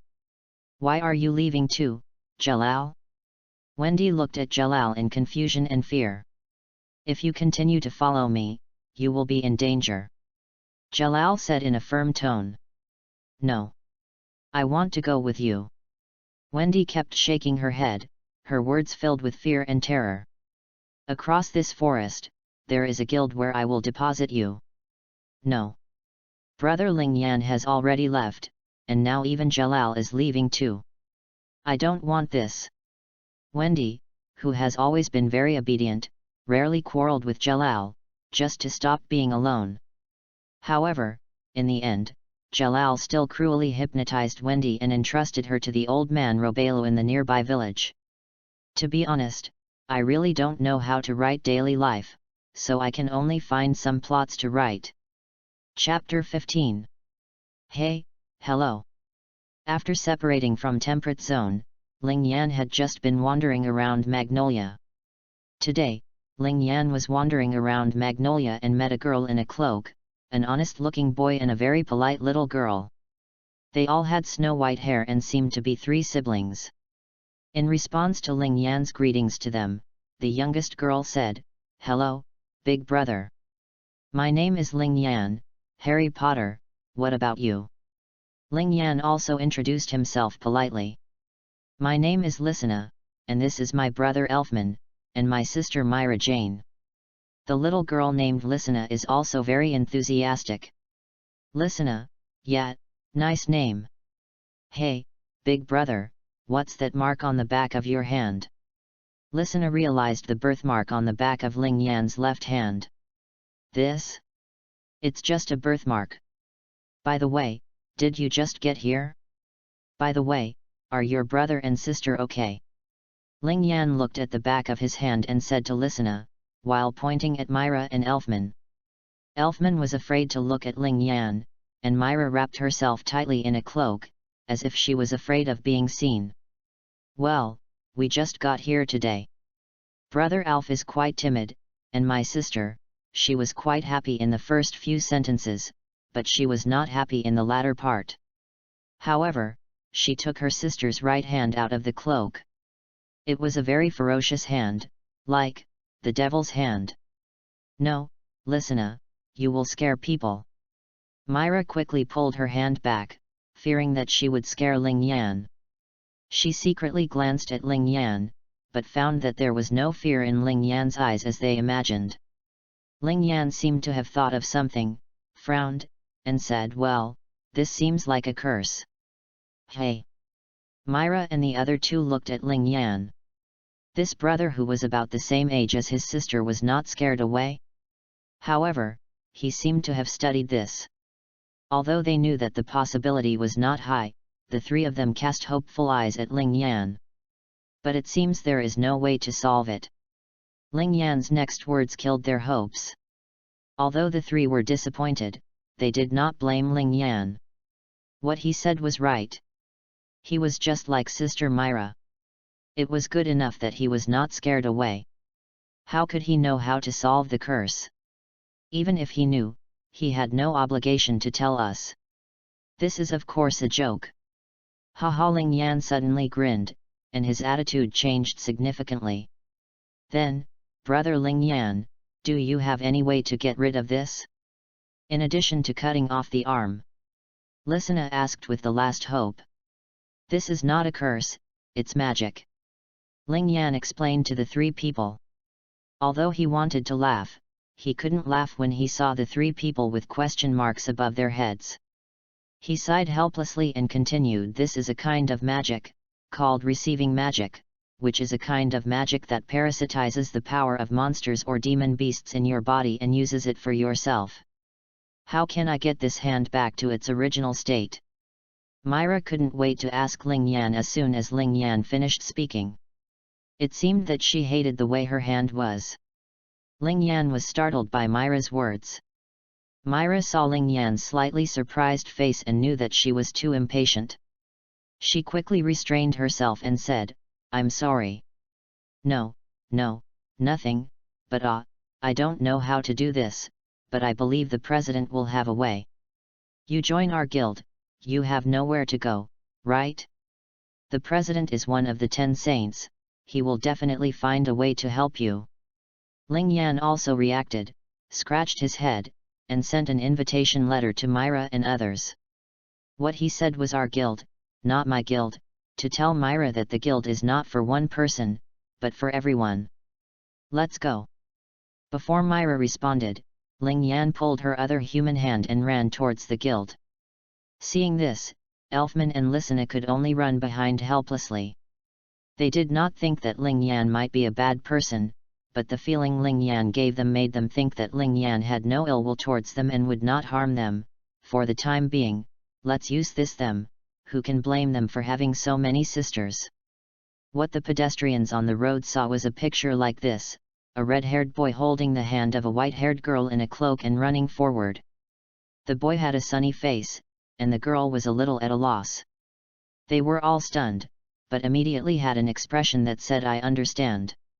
In fact, if they looked carefully, they could see that there was actually a pair of white-haired brothers and sisters following behind, but because they were a little far away, basically no one noticed.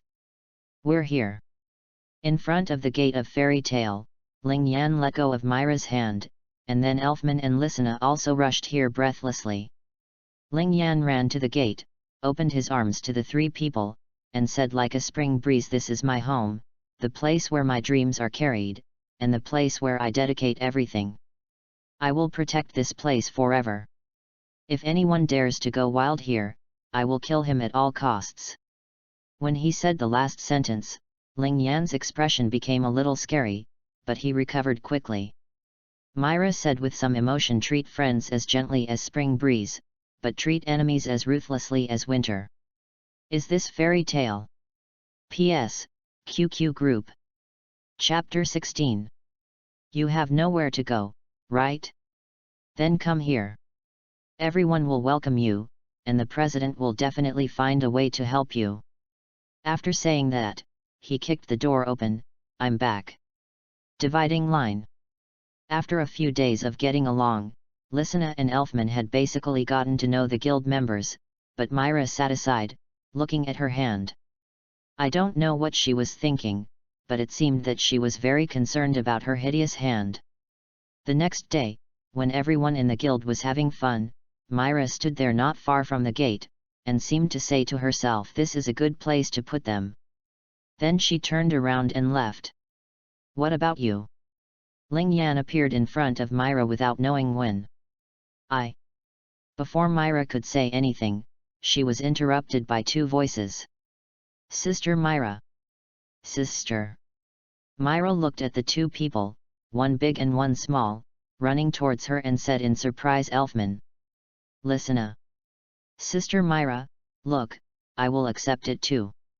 Lysina turned into a pink pig. "I too, although I can't receive the whole body like Lysina." Elfman also received an arm. "You too." Myra said with some emotion. Her younger brother and sister cared so much about her, no matter who she was, she would be moved. "Sister, come back with me," Elfman said to Myra with a smile.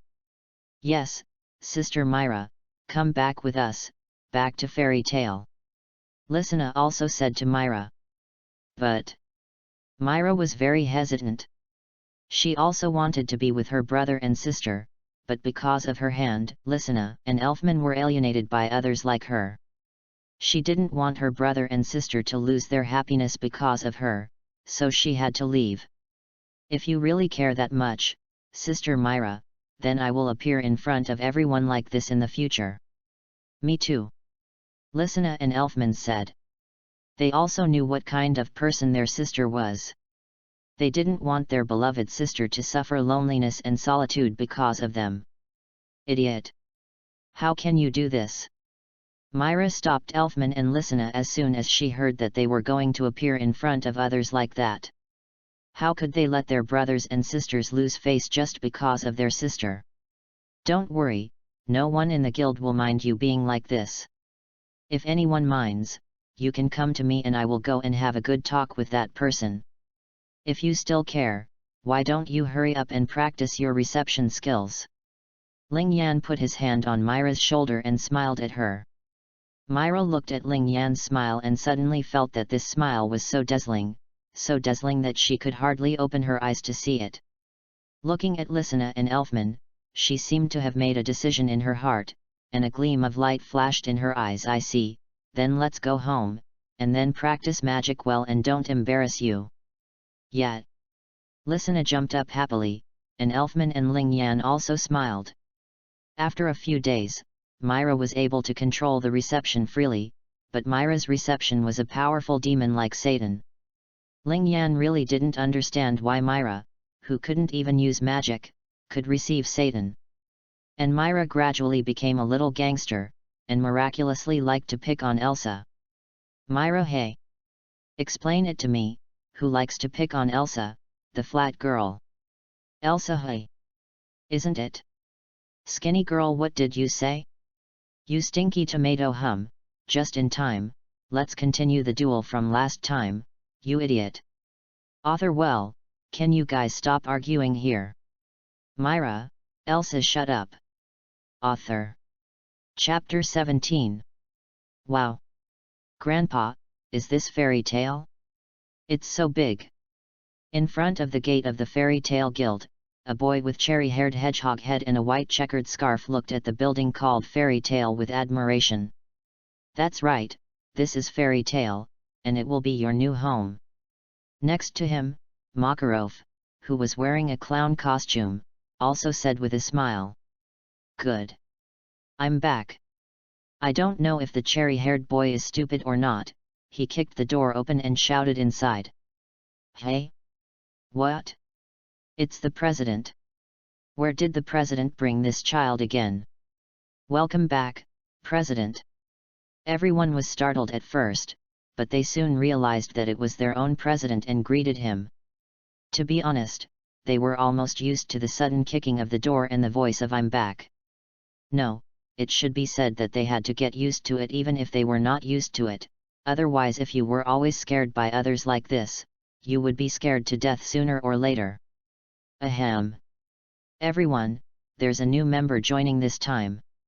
You must take good care of him and don't make any more mistakes. Makarov said seriously. But he was already very happy in his heart. Under my leadership, the guild has gained a new member with potential and strength, and it seems that he is also a user of lost magic. When these new members grow up, it will not be a problem to conquer the world. Wow, haha, no, how can you have such an idea? Natsu also stepped forward and introduced himself to everyone. Hello everyone. My name is Natsu, Natsu Dragneel. The magic I use is the Fire Dragon Slayer magic. Please take care of me. Oh. Welcome to join Fairy Tale, Natsu. Ling Yan was the first to greet Natsu. Ah. Thank you. When Natsu heard someone welcoming him, he immediately thanked them happily. Hey, welcome. Soon, everyone in the guild welcomed him. Natsu was also a very outgoing person, greeting everyone in the guild, but he stopped at one person. What's wrong with this guy? His eyes are so fierce. Natsu looked at Gray with hostility. When Gray heard what Natsu said, he stood up with an unhappy look on his face and said something very speechless. Ah. What did you say? He is just a new kid playing with fire, and you talk to the seniors of the guild like this. Everyone was sweating. You are not much older than him, and you still call him a senior. Gray, clothes.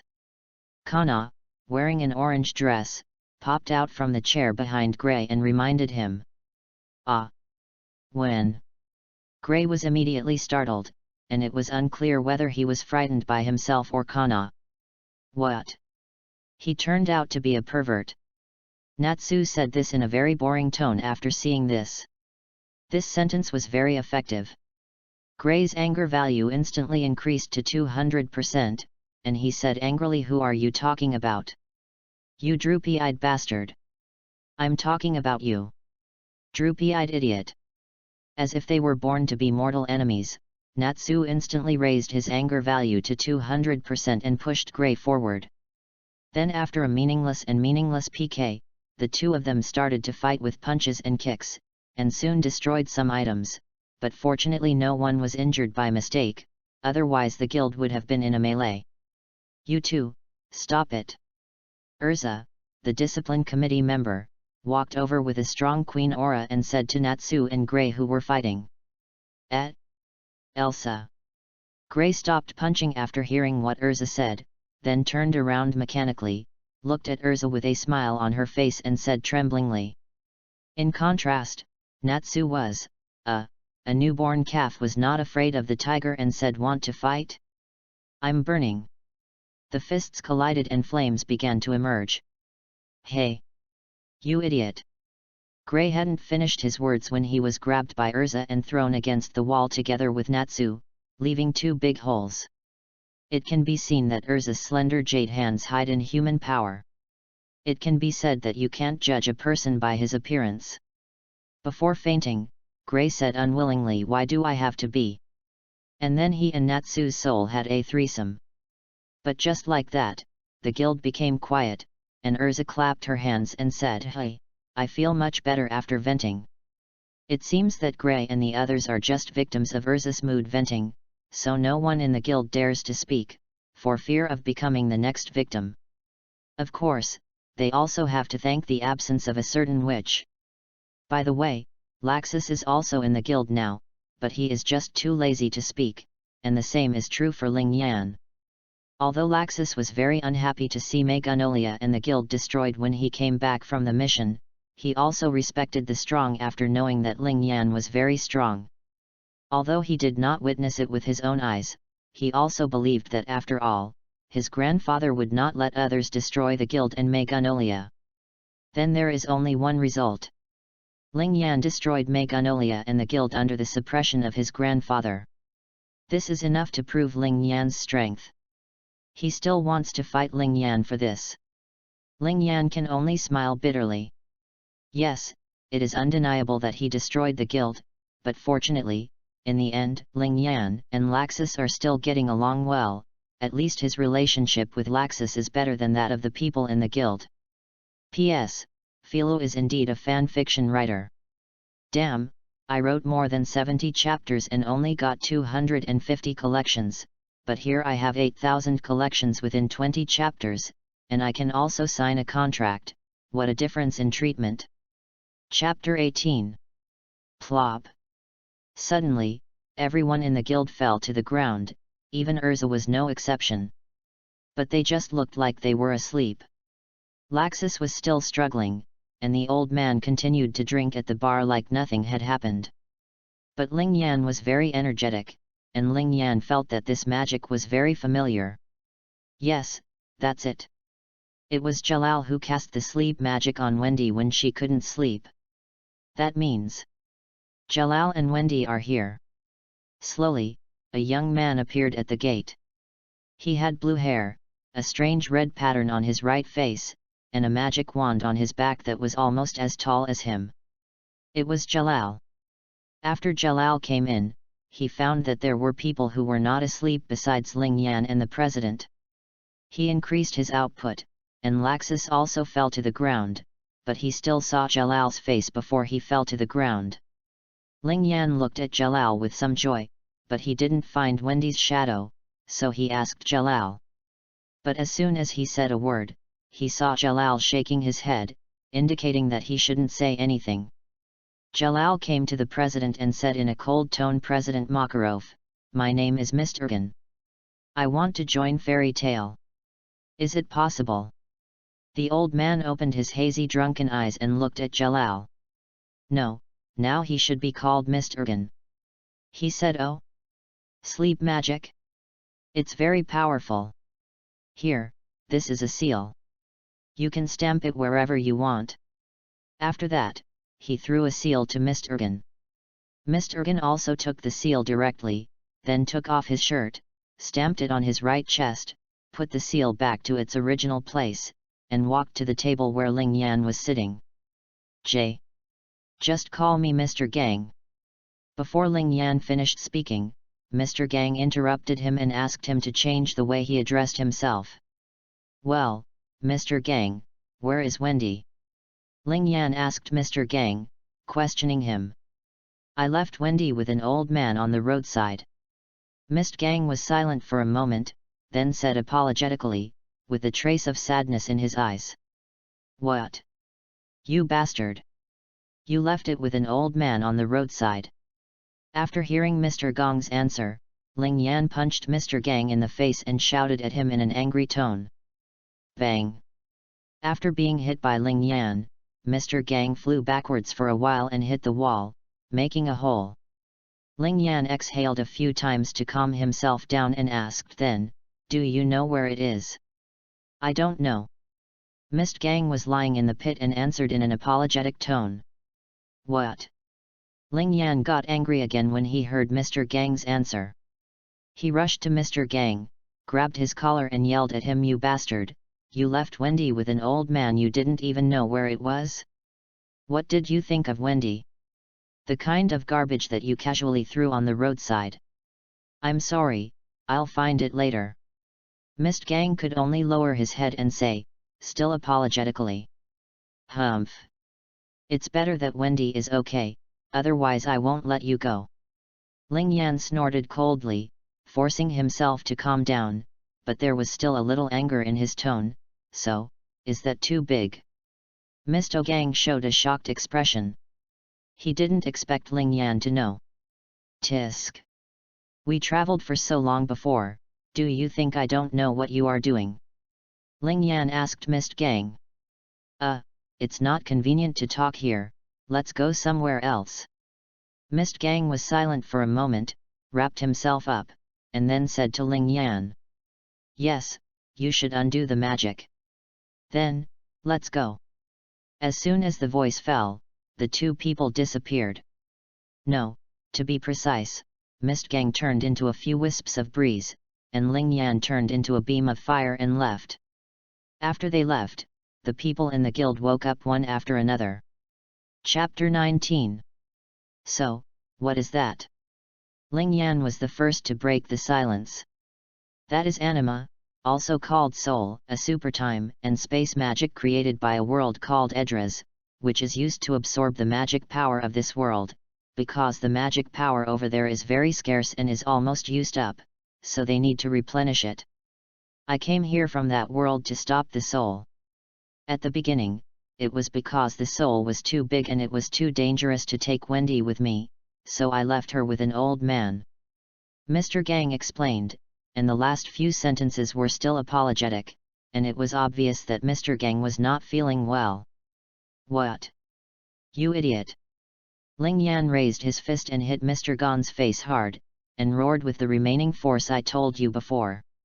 "If you have any difficulties in the future, you are always welcome to come to Fairy Tale to find me. Didn't you hear me? Aren't we partners and friends? Why do you have to bear all this alone?" "Jalal!" Ling Yan roared very loudly, and didn't even call Mr. Gan, but Jalal. It can be imagined that Ling Yan was really angry, but before coming, Mr. Gan had set up a soundproof barrier, so no one else heard their conversation. "Yes, I'm sorry." Mr. Ganju just bowed his head and apologized. He couldn't refute Ling Yan's words, because Ling Yan did say so before he left, but he didn't ask him for help, and finally Wendy's whereabouts were unknown, so he couldn't refute Ling Yan, even a word. "You must bring Wendy back to me. Also, why did you come from that world to stop the soul? Don't tell me you came here because you can't stand it." Ling Yan said this and continued to ask, "Mr. Gang, there are still some mysteries on him, so Ling Yan wants to figure out these mysteries. I am the prince of that world. My father's actions are wrong. So in order to stop my father, I must come here to stop the soul. I can't let my father make a big mistake, otherwise the whole of Edlas will be destroyed because of my father." Mr. Gang answered with determination. "For Edlas, for his father, as a prince, I can't ignore it," so he gave up his original status and treatment, left his hometown and came here. Thinking of this, Ling Yan also felt that Mr. Gang was actually quite pitiful. Since there is you in another world, there should be someone exactly like you in this world, right? Be careful. Well, I know this, so I will mask my face. Well, that's good. Also, be careful, don't let Urza see your face. I don't know why, but last time Urza and the old man went to the council to submit a report, she saw someone who looked like you and she shouted Jalal, and then attacked that person like crazy." Ling Yan said with some concern. "Mist Gang is his partner, and Urza is also his partner. If Urza attacks Jalal because of this, he doesn't want to see partners attacking partners." "I got it, thank you, I will definitely find Wendy too." Mr. Gang smiled faintly, then turned into a wisp of breeze and left. Ling Yan looked at Mr. Gang after he left, and smiled, "Well, it's time for me to go back to the guild." After saying that, he put his hands on the back of his head and swaggered back to the guild. As soon as he arrived at the door of the guild that should have been bustling was unusually quiet. He opened the door and saw a burst of laughter. Hey, Ling Yan, why was everyone sleeping when we came back? And Elsa, the tomato, was also. Pucci, ha ha ha, they seemed to say that you were in the guild at the time. Ha ha ha, no, let me laugh for a while, ha ha, Myra said to Ling Yan, trying to hold back her laughter, but in the end she couldn't help laughing. Hearing this laughter, Elsa's face behind Myra became darker. Brother Ling Yan, you are back. Lisana was sensible and greeted Ling Yan politely. Ah! Lisana, welcome back, how was the mission? Ling Yan also said to Lisana with a smile, and touched Lisana's head with his hand, but Lisana did not resist and let Ling Yan touch her. Ling Yan, welcome back. But you'd better tell us why everyone fell down and you were the only one who was fine? And you disappeared. Elsa said with a dark face. Ling Yan knew what was going on with Elsa. Elsa was simply unable to refute after being laughed at by Myra, and now she just wanted to vent. However, Ling Yan really didn't want to be a punching bag and a scapegoat, so he said the same goes for the president. Isn't the old man also drinking alcohol and not asleep? I asked, and the president only said that there are new people joining. Actually, the new guy was shy, and he didn't cover his face at the time, so he let you fall asleep so that you couldn't see him. But why I'm not in the guild, I don't know. When I woke up, I found that I was not in the guild, so I don't know. Ling Yan simply explained to Elsa, and finally pretended to be stupid. Hearing Ling Yan's words, Elsa almost picked up the chair beside her and threw it at Ling Yan, and then asked if you were asleep. How did you know the previous ones? The most important thing is that I became Myra's laughing stock. But there is indeed no evidence to prove that Ling Yan was not asleep. In the end, Elsa could only grind her teeth angrily alone, of course accompanied by Myra's teasing eyes and laughter. Have fun reading on May Day. Recharge 100 to get 500 VIP points. Recharge now, event time, April 29 to May 3. Chapter 20. Ling Yan walked to the bar, ordered a glass of juice, and drank it. My name is Mr. Gang. Laxus came over and said coldly. Ling Yan immediately showed a shocked expression. You weren't asleep. I didn't sleep well at night. Laxus nodded his earphones helplessly. Ling Yan was immediately speechless. Okay, this reason is very powerful. You wear headphones when you sleep at night, so it's strange that you sleep soundly. But it seems that Mist Gang is very powerful. Although he cast magic when I was not prepared, it is still powerful to hypnotize me. Ling Yan, I am also very interested in you. Even I fell down, but you chatted with him as if nothing happened. It seems that it was you who destroyed Magnolia. Laxus's expression was very excited, and it seemed that he was eager to fight with Ling Yan. Haha, Laxus, don't be so excited. Maybe Mist Gang didn't cast magic on me. Ling Yan just smiled bitterly. In his opinion, Laxus is the kind of person who can't help but want to fight and defeat a strong person when he meets one. He is also very belligerent, a bit like Natsu, but because he is too strong, it is difficult to find an opponent, and it is too boring to fight with the weak, so he is so dismissive of the weak. Ha, do you think I will believe it? Laxus smiled in return, although Ling Yan's excuse was indeed not very good. We have to fight for real to know, but I have something else to do today, so I'll leave first. Ling Yan waved his hand and walked out of Fairy Tale. Then let's find a time to spar with each other. Laxus said before Ling Yan walked out of the door. Of course, only Ling Yan could hear him. Ah, fine, but don't tell anyone about Mist Gang. Ling Yan sighed helplessly and said to Laxus. I still know about this kind of thing. Otherwise, why did Taylor let everyone fall asleep? Laxus also rolled his eyes at Ling Yan, but because Ling Yan had his back to him, he didn't see it. Thank you. Ling Yan also walked out of the door and walked into a shop. Dividing line. The next day, an orange figure walked into the building called Fairy Tale. Hey, Ling Yan, good morning. Your clothes are very nice. Oh? I didn't expect you to like this kind of clothes. Someone in the guild immediately greeted Ling Yan. Ah, Makeo, Wakaba, you guys came quite early, thank you. That figure, Ling Yan, also replied to them and thanked them for their compliments. Ling Yan was now dressed in a different outfit, wearing an orange martial arts uniform that was loose and had 2 black wrist guards on his wrists. On the left chest, which was the heart area, there was a word Yan written on the back, indicating that this was Ling Yan's exclusive clothing. He was wearing a black t-shirt inside, which was close to his body at the collar. The orange martial arts uniform was wrinkled in front, which was quite beautiful and gave people a refreshing feeling. Coupled with the red hair and red pupils, it also showed Ling Yan's handsomeness. At this time, there were 3 more people at the door, and they were all stunned. They were the 3 Myra siblings, but some people reacted quickly. The first one was Elfman. He looked at Ling Yan, then looked at himself, walked into the guild very unconfidently, and then went to the other side. The next one was Lisana. After she reacted, she came to Ling Yan and said with longing in her eyes, "Good morning, Brother Ling Yan. By the way, Brother Ling Yan, you are very handsome today. If only Brother Alf could be a little bit like you."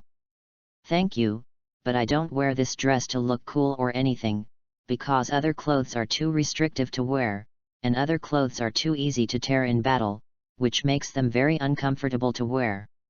That's why I ordered this kind of clothes. It's loose and doesn't get in the way. It's also made of very durable material and doesn't tear easily. So it's quite expensive, but I don't need that money." Ling Yan touched Lisana's head and explained to Lisana. "Indeed, it makes me want to wear it, but I'm a girl, so I can't wear it." Lisana also smiled. As for Myra, God knows why she is still in a daze. Chapter 21. Soon, another girl was stunned like Myra. It was Elsa. But Elsa recovered in less than 2 seconds. When she saw Myra, her eyes lit up and she started to laugh. Elsa came to Litas, the one who was drawing, and said to him, "Litas, help me draw the current Myra." "Elsa." "But, this," Litas said with some fear. On one side was Elsa and on the other was Myra.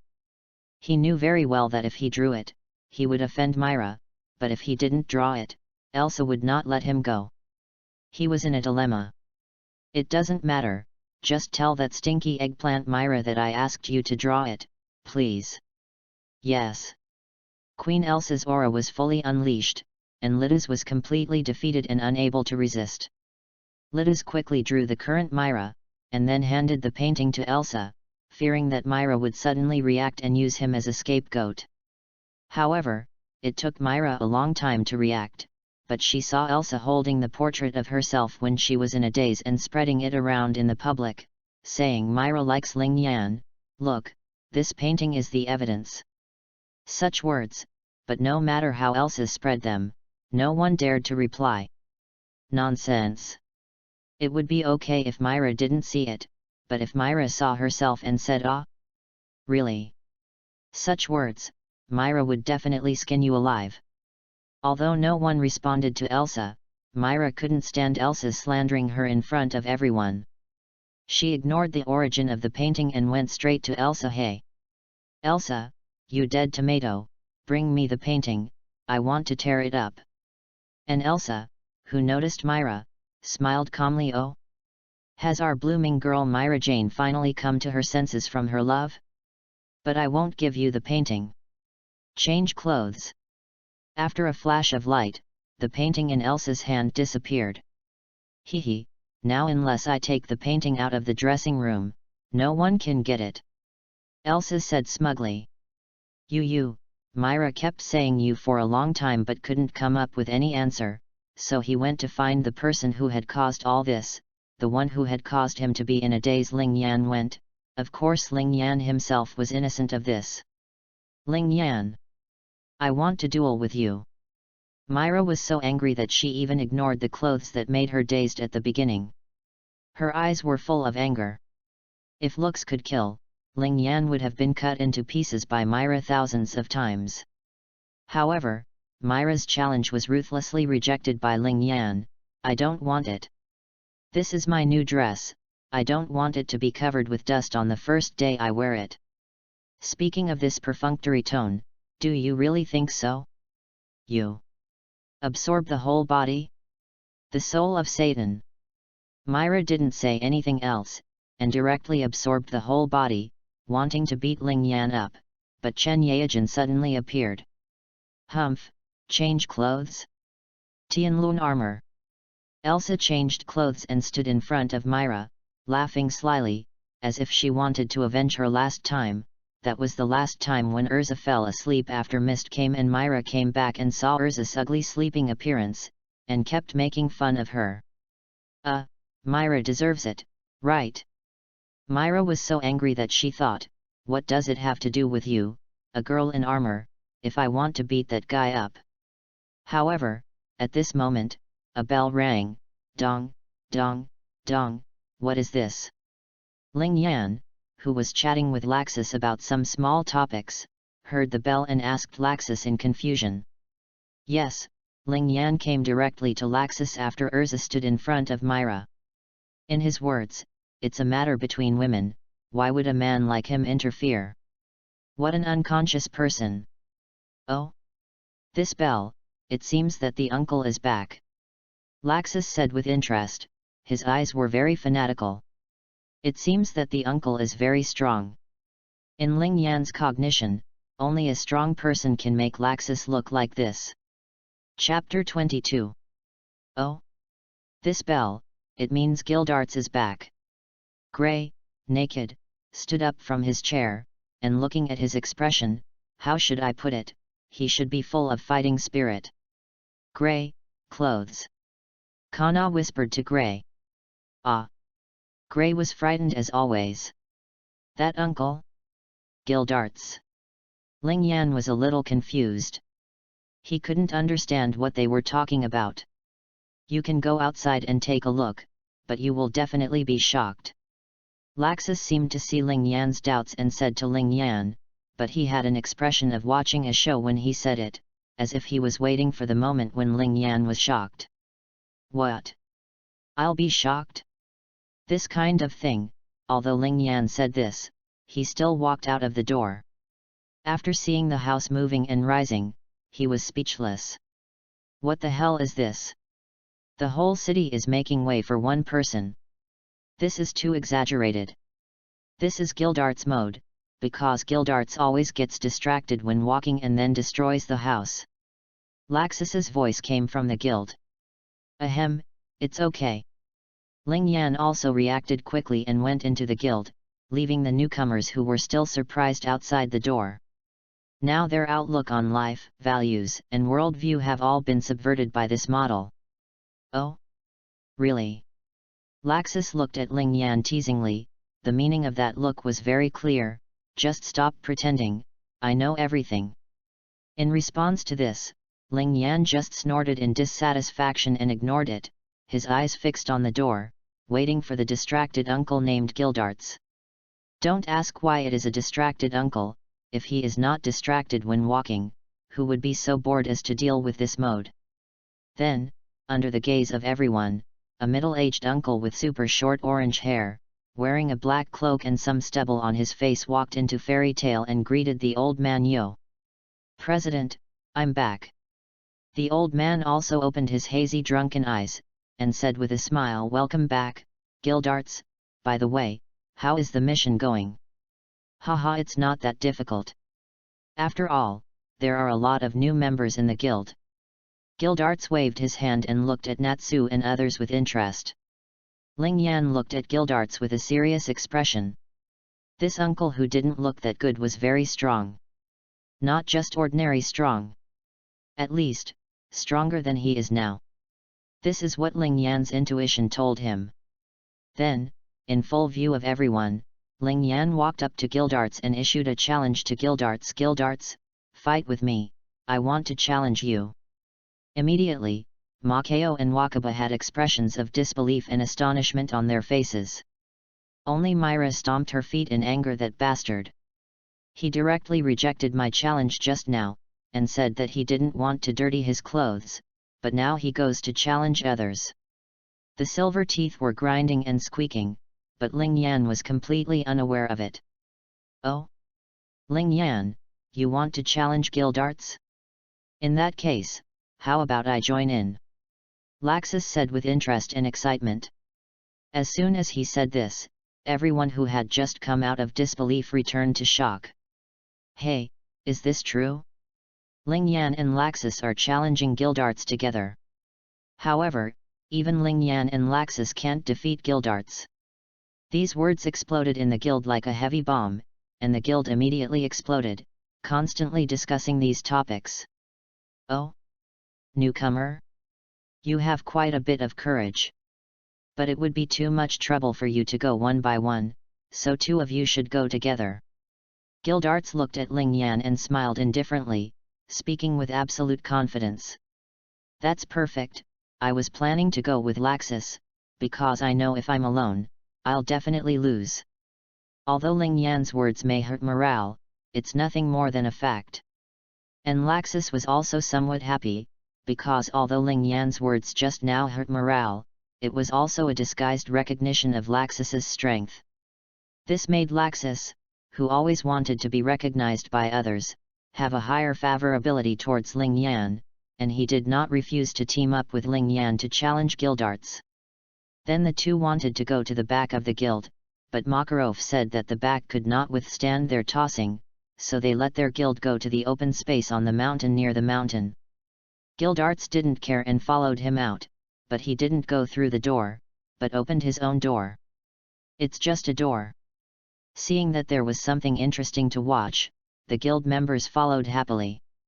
In an open space in the mountains, Ling Yan and Laxus stood opposite Gildarts, staring at Gildarts with serious faces, while Gildarts was yawning out of boredom. The people around watched this scene. Although Gildarts's expression was very inconsistent, he had the strength to be so arrogant, and everyone swallowed their saliva, except Myra, who was saying something like, "Hey, uncle over there, you must beat Ling Yan up for me," but Gildarts didn't hear it. Chapter 23. Well, uncle, I can use my full strength. Ling Yan was the first to break the silence.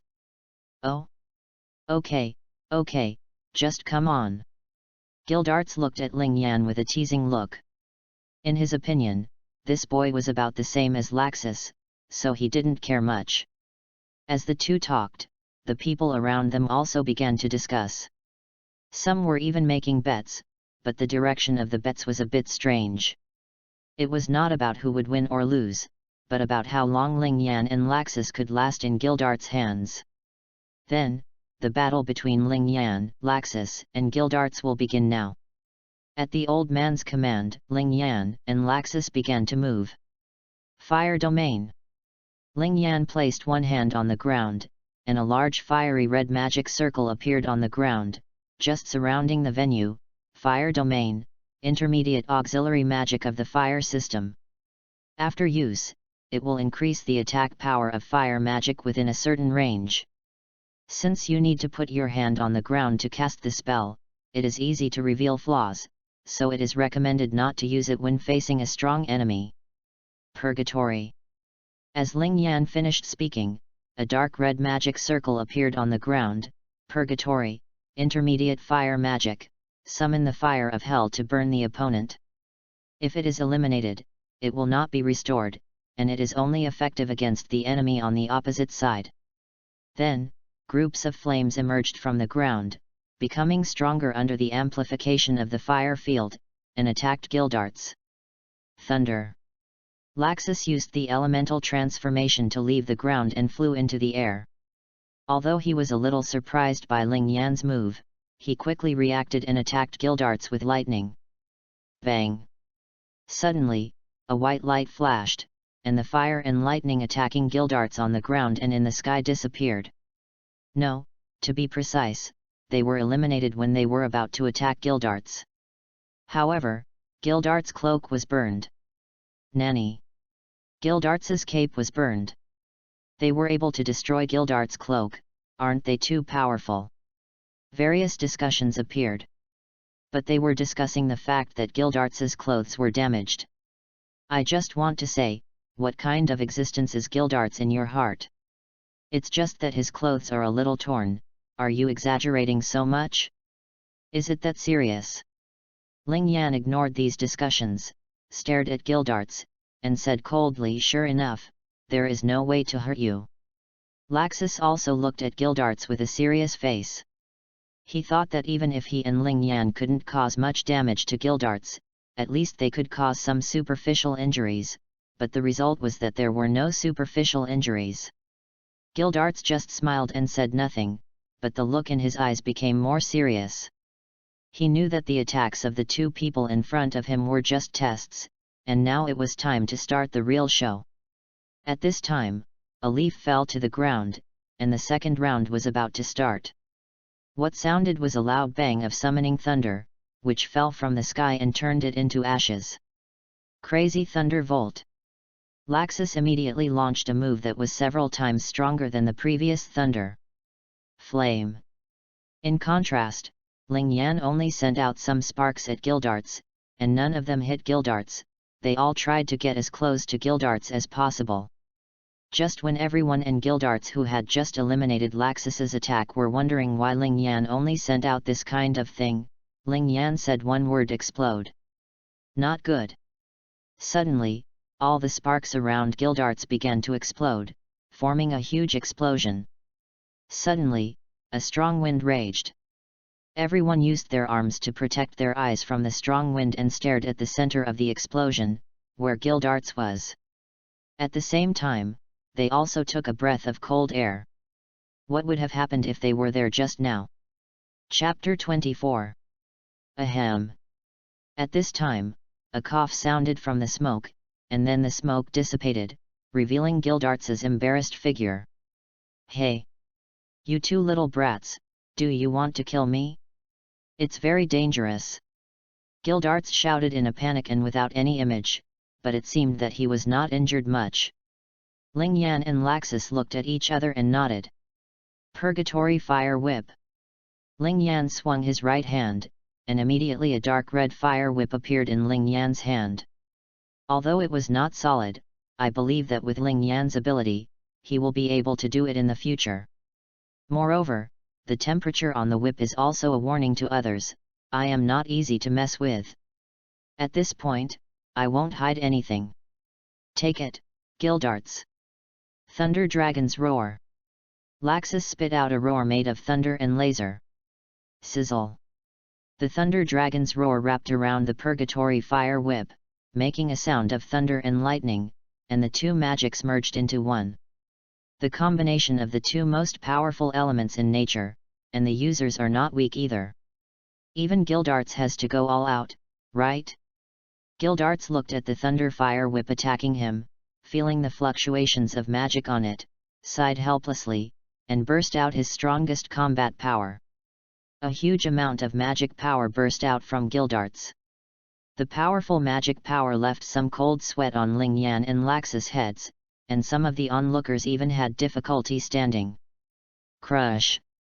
Gildarts launched an attack on the Thunder and Fire Whip, and the Magic Crush immediately collided with the Thunder and Fire Whip, but soon, the Thunder and Fire Whip was defeated, and Crush continued to attack Ling Yan and Laxus. The two used elementalization to avoid the attack. The two sides returned to the initial stalemate, and now, Gildarts spoke first to break the silence. Hey, little guys are good, but in this case I have to go all out, otherwise I will be killed by you. Well, this time I will attack first. As Gildarts finished speaking, white magic circles appeared on both of his hands, and they smashed magic at Ling Yan and Laxus as if it was free. Ling Yan and Laxus saw a bunch of magic coming at them, and they knew they couldn't fight it head-on, so they looked at each other and started dodging. They wanted to find the moment when Gildarts was tired to attack Gildarts, but Gildarts's magic seemed to have no end, and the number of magic he cast did not decrease, but increased. Ling Yan and Laxus could only dodge left and right, jump up and down, and dodge awkwardly when they encountered something they couldn't avoid. Don't ask why they didn't dodge it by elementalizing from the beginning, because the magic required for elementalization is very large. If they kept on elementalizing, they would run out of magic and be exhausted without Gildarts's help. However, everyone can see that if this continues, Ling Yan and Laxus will be in a bad situation. Laxus. Finally, Ling Yan spoke. What? Laxus replied while dodging. I will help you block the next attack later, and you can attack Gildarts at this time. Ling Yan said solemnly. No. It's too dangerous. Laxus refused without a second thought. Ah, I know it's dangerous, so you only have one chance, you should seize it. Ling Yan pretended not to hear Laxus's no and said to himself. Tisk. I got it. Laxus could only grit his teeth in anger, because if he continued like this, he would be hit sooner or later, and the situation would be even worse. This was the only chance. Soon, Ling Yan turned into an element and appeared in front of Laxus. Looking at the attack coming towards him, Ling Yan hurriedly said, take advantage of now. Then he opened his mouth wide and swallowed the attack directly. I wonder if you have forgotten? The ability to swallow other people's magic mentioned in the first chapter to gain the properties of other people's magic. Gildarts was shocked by Ling Yan's action. Anyone who sees his magic being swallowed by others would be shocked, but he reacted quickly, but Laxus had already arrived in front of Gildarts. Thunder Dragon's Collapse Fist. Laxus seized the opportunity to use his magic to attack Gildarts when Gildarts was stunned. Gildarts quickly caught Laxus's Thunder Dragon's Collapse Fist, and then the two started a hand-to-hand fight. P.S. Book Friends Group, interested people can come in. Chapter 25. At this time, Ling Yan's condition was not good either. He half knelt on the ground, breathing heavily, with beads of sweat falling from his head. He tried his best to increase the fire element in his body and suppress the undigested attack. This also made the people around him nervous, and they all asked, is Ling Yan okay? He actually swallowed Gildarts's magic. There should be a limit to what you can do. Hey, their performance has exceeded our expectations, what should we do? And so on. Of course, Natsu was very excited and said, oh. I'm burning. Ling Yan, Laxus, and Gildarts, sooner or later I will defeat you. Gray poured cold water on the side and said, it's impossible to burn the bastards. What did you say? You want to fight? Myra was cheering for Gildarts with her teeth bared. Come on. That uncle, beat up Ling Yan for me. But there was some worry in her eyes. Elsa looked at the battlefield with a serious face, as if she wanted to understand or learn something from it. Lisana looked at Ling Yan worriedly. Is brother Ling Yan okay? Kana was absent-minded and no one knew what she was thinking, but no one noticed her abnormality in this situation. Hey! Finally, Ling Yan exhaled a breath of foul air, which was regarded as digesting the magic just now. He raised his hand, and a cluster of sky-blue flames appeared in the palm of his hand. The healing flame was absorbed from Wendy's sky magic, and I won't explain the flames that appeared later. He threw the flames on his body, and the scratches that were caused by the attacks when he was dodging just now began to heal at a speed visible to the naked eye. Everyone was stunned by this, a flame that can heal wounds. This is really the first time I have seen it, and healing magic is lost magic. But looking at Ling Yan's expression, as if this is normal, it almost petrified everyone. It's really a matter of course that you use the lost magic. Ling Yan raised his hand again, and this time a white flame appeared. Feeling the flame in his hand, Ling Yan nodded with satisfaction, and the flame in his hand disappeared. Hey! How long are you going to stand there in a daze? Come and help me. At this time, Laxus, who was fighting with Gildarts, shouted to Ling Yan. Laxus's situation was not optimistic. He was defeated by Gildarts and could not hold on for much longer. Hey!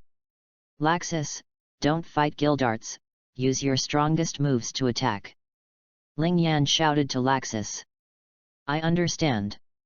Laxus also immediately distanced himself from Gildarts and saved his magic power. Oh? A one-shot battle? Interesting. Gildarts looked at Ling Yan and Laxus with great interest. Ling Yan didn't say anything, but looked at Gildarts, raised his hand, stretched out 2 fingers, clenched the other 3 fingers, put the void in front of his forehead, and continuously gathered the flame of crushing that he had just obtained at his fingertips. Laxus raised his right hand above his head, gathering lightning, and Gildarts clenched his hands, gathering magic power, waiting for the strongest attack from Ling Yan and Laxus. Magic Flame Killing Cannon. Smashed version. Ling Yan suddenly pointed his finger at Ling Yan, and fired the power gathered in his fingers, forming a laser with powerful penetrating power. Please refer to the Magic Flame Killing Cannon in Rybeak and Dragon Ball. Thunder Dragon Halberd. At the same time, Laxus also formed a halberd with the lightning in his hand and shot it at Gildarts from the same direction. A huge magic circle also appeared in Gildarts' hand. Bang! The collision of the powerful crushing magic with the Thunder Dragon Slayer magic and the fire magic produced an explosion. Ling Yan and Laxus had used up their magic power because of the strongest attack just now, so they were knocked unconscious by the aftermath of the explosion. The smoke dissipated, leaving only the embarrassed Gildarts with a wry smile. Haha, the kids nowadays are really cruel, but I still won. Chapter 26. The morning sun shone into the house through the window and onto Ling Yan's face. Hey! Ling Yan's eyes were illuminated by the sunlight, and he instinctively opened his eyes. He wanted to get up, but he felt something pressing on him. Looking around, he saw Lisana lying on him. Her face was a little haggard, and it seemed that she had been worried about him for a long time. Ling Yan wanted to reach out and wake Lisana, but he realized that his body was tightly tied up with bandages, like a mummy, unable to move at all, and only his head was not tied up. Hey, Lisana, Lisana, it's dawn. Ling Yan finally gave up trying to wake Lisana up with his hands and instead used his mouth to wake her up. Good morning, brother Ling Yan. Lisana opened her sleepy eyes and rubbed them. Suddenly, she seemed to remember something. She quickly changed her anxious expression and said to Ling Yan with wide eyes, Brother Ling Yan, are you okay? Hearing this, Ling Yan was speechless for some reason, and then smiled bitterly. Do you think I look okay like this? This, that. Lisana also realized what a stupid question she asked. Asking a person who was basically tied up like a mummy if he was okay, even if the person was physically okay, being tied up like this would still be a problem. Hee. Looking at Lisana's expression, Ling Yan finally realized the environment around him. The pink bed, pink walls, decorations, and some animal-shaped dolls. This must be Lisana's room. Wait, then I'm on Lisana's bed. Hey. How long do you want to stay on Lisana's bed, you bastard? Now that you're awake, get off me. At this moment, somehow, as if on purpose, Myra came over, rudely dragged Ling Yan off the bed, and threw him to the ground. Ouch! Ling Yan was thrown to the ground and yelled out reflexively. Sister Myra, brother Ling Yan is still injured, so you should be gentle. You don't want to hurt brother Ling Yan, do you? Lisana came to Ling Yan's side, helped Ling Yan up, and then said to Myra in a slightly teasing tone. Myra said unnaturally, let's not look aside, so that Ling Yan could not see his expression. In fact, Myra could be regarded as the most worried about Ling Yan.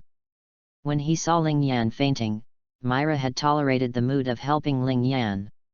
After looking at it, although he wanted Ling Yan to sleep in his bed, it was because of his image of his witch. Ling Yan was so worried when she was fighting, but she didn't want to let others see her expression. She could only shout, ban Ling Yan's bastard. People who often smile at herself are Ling Yan. Although she sometimes makes her very hot, when she sees Ling Yan's fainting, she is really uncomfortable.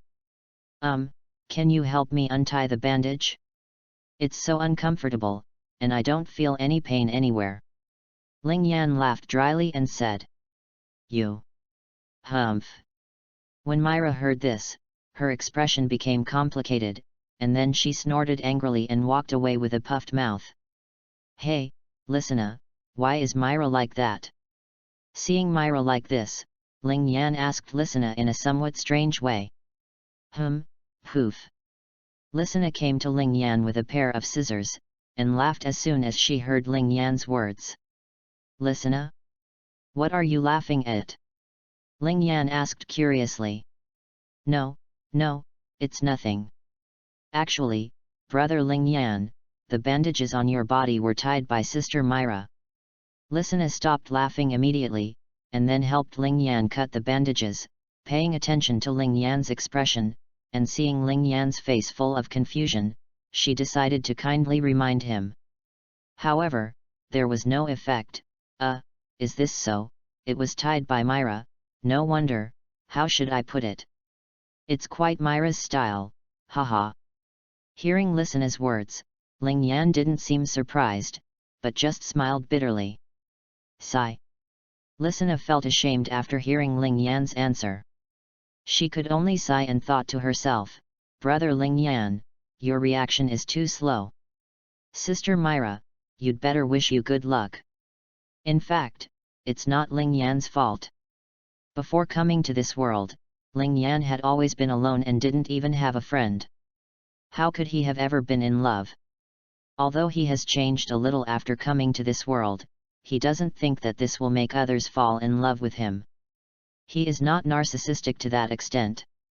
Although he doesn't understand Listener and Myra's behavior, he just sighed and thought to himself, women's hearts are as unfathomable as the sea. Myra, who was outside the door, peeked at Ling Yan and Listener through the crack in the door. Looking at the helpless and wry smile on Ling Yan's face, she sighed, that idiot. In Myra's mind, although Ling Yan usually takes good care of herself in the guild, he also takes good care of Elsa, and the two of them have similar interests. Elsa likes to eat strawberry cake, and Ling Yan likes to eat strawberry sundae. I don't think I've mentioned this. Well, now you know it. Don't care about this kind of thing, which makes Myra very unhappy, so she fights with Elsa all day long, seemingly venting her unhappiness, but actually wants Ling Yan to pay more attention to her, but Ling Yan doesn't know. In fact, anyone who observes more carefully can find that Ling Yan must be present when Myra and Elsa fight, but the guild is full of thick nerves, and only Listener really noticed it. P.S. The timeline here may be different from the original, don't mind it. Chapter 27. Finished, Brother Ling Yan. Listener cut the last bandage and stood up. Thank you, Listener. Ling Yan also thanked her, and immediately stood up, stretched and moved his body. The feeling of being tied up with bandages is really annoying, I can't move at all. Only then did Ling Yan start to check his body. After checking his body, Ling Yan was stunned. He didn't have any serious injuries on his body. Some of them were just scratches on the ground when he was knocked unconscious by the aftermath that day. As a result, Myra tied him up like a mummy just because of these scratches? It's obviously not a serious injury. Hey, Listener, isn't your sister making a fuss? Ling Yan couldn't help but complain. I tried to stop Sister Myra, but she still didn't want to, so I had no choice but to let her do it. Well, Sister Myra did this because she was worried about Brother Ling Yan, so Brother Ling Yan, please don't mind. Listener couldn't help but laugh dryly. I know this, but Myra is making a fuss. Mila. Even so, I still want to thank her. By the way, Listener, what did you want to say just now? Nothing. Listener wanted to say something after hearing Ling Yan's words, but was interrupted by Ling Yan again, and then she didn't say anything. Ling Yan didn't find it strange, and a healing flame appeared in his hand to heal the abrasions. By the way, what is this flame of yours, Brother Ling Yan? It's so magical, it can heal wounds. Lisina asked curiously when she saw Ling Yan's flame. This? Hehe, I won't tell you, Ling Yan laughed evilly. Brother Ling Yan, just tell me, I really want to know. Lisina immediately started to act like a spoiled child, and she was very shameless. Don't say it, however, Ling Yan was unmoved. Tisk, if you don't want to tell me, then don't tell me. Brother Ling Yan is really annoying. He just keeps people waiting. Seeing that it was useless to act like a spoiled child, Lisina pouted unhappily, puffing her lips. It seemed that she was a little angry because Ling Yan didn't tell her. Okay, Lisina, let's go to the guild. Ling Yan paused for a moment when he heard Lisina say that he was really annoying, but he recovered immediately because it was so fast that Lisina didn't notice. No. Lisina and Ling Yan, who had changed his clothes, walked down the street, but the atmosphere was a little awkward. Lisina still had her lips pouted, probably because she was still angry, and Ling Yan just laughed dryly behind Lisina, but the look he gave Lisina had a hint of apology but not apology, but it was hard to notice. When they arrived at the entrance of Fairy Tale, Ling Yan looked up at the flag of Fairy Tale fluttering in the air above his head, his eyes revealing longing, and his mouth curled up. Seeing Ling Yan like this, Lisina didn't continue to be angry. Instead, she didn't understand why Ling Yan was like this. He looked very strange. He said worriedly, Brother Ling Yan, what's wrong? Nothing, let's go in. Ling Yan came back to his senses after being called by Lisina, and then smiled. Squeak! The door of the guild was opened, and everyone subconsciously looked towards the door. The newcomer greeted, Hey, everyone! I'm back! Immediately, the guild exploded, and they all came over to surround Ling Yan. As for Lisina, she had been squeezed away for a long time and no one knew where she was. Hey, Ling Yan, what was that healing flame you had yesterday? Healing magic is a lost magic. Yes, you are really good at it. You beat Guildarts so badly. Wait, ask Ling Yan all kinds of questions. That flame is the healing flame. My magic can devour other people's magic and gain their properties. That flame is the flame I devoured when I devoured the magic of a person with healing magic. Ling Yan felt uncomfortable being squeezed by so many people.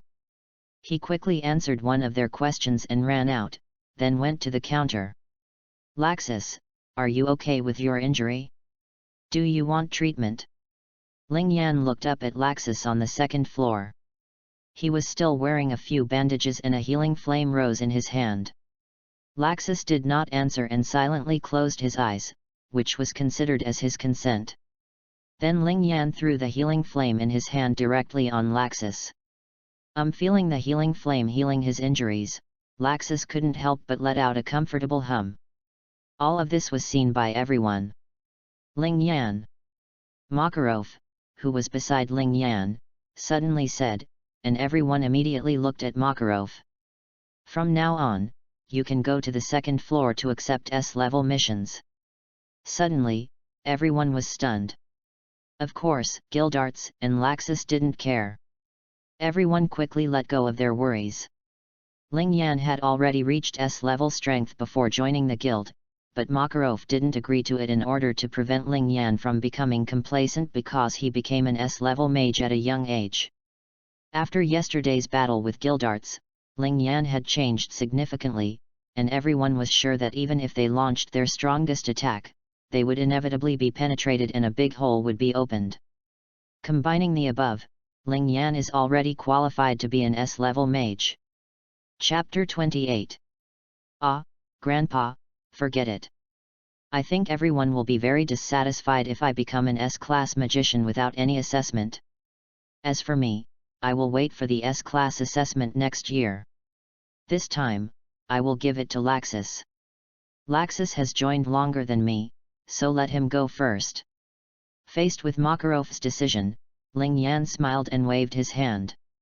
Although Ling Yan's later words made Laxus a little angry, he did not refute anything. With excitement in his eyes, he came to Ling Yan and said, "Ling Yan, through yesterday's cooperation, I am more interested in that." "Ah, I know, I won't let you down." Ling Yan also smiled slightly. Everyone looked confused, but soon no one thought about it anymore. If they couldn't figure it out, they wouldn't think about it. Anyway, it must have nothing to do with them. Why waste their pitiful brain cells thinking about things that have nothing to do with them? Then Ling Yan came to Gildarts again and said, "Uncle, you really admitted it yesterday." Gildarts looked at Ling Yan, then waved his hand indifferently. "No, no, it's surprising that someone of your age can have such strong strength. You will probably surpass me in a few years." Then he lowered his voice and said, "Also, what happened to the flame in your last move yesterday? Gildarts is worthy of being the strongest in the guild. He discovered the strangeness of the flame in that move. Ah ha ha ha, this is what I got from consuming your magic yesterday. I call it the flame of crushing." Ling Yan was not surprised that Gildarts would find out. It would be strange if Gildarts didn't realize it. "Hey, you are learning on the spot. You just swallowed it and used it right away. Young people nowadays are really like the Yangtze River, the waves behind are pushing the waves ahead." Gildarts was also very surprised by Ling Yan's talent. After all, if you want to learn, basically everyone needs some time to digest it. He couldn't help but sigh. Ling Yan also returned to the bar, ordered a glass of juice, and then began to recall yesterday's battle, looking for his own shortcomings. Of course, before recalling, he also placed a flame shield around himself. Don't ask why the flame shield was placed. Anyone who has seen fairy tale knows that fairy tale can cause everyone to fight each other for a little thing. Isn't it starting now? What did you say? Droopy eyes, are you looking for trouble? General Underpants. What did you say? What time did I come to cause trouble? Burning bastard. Exhibitionist. Flaming idiot. Are you saying that people who use fire are idiots? Haha, Natsu has become smarter and knows how to set traps for people. That was when. Of course I couldn't be an idiot, but you are an exception. Gray was almost fooled. Feeling Ling Yan's dangerous gaze, he quickly changed his words and fought back. Then the two began to throw things at each other. Ha ha ha, droopy eyes, you almost got hit just now. Natsu threw the chicken leg in his hand towards Gray. That was just a close call, and you still don't dare to confront me head-on. Gray dodged the chicken leg, then picked up a chicken butt to fight back. Natsu dodged it sideways, but that didn't mean the chicken butt would stop.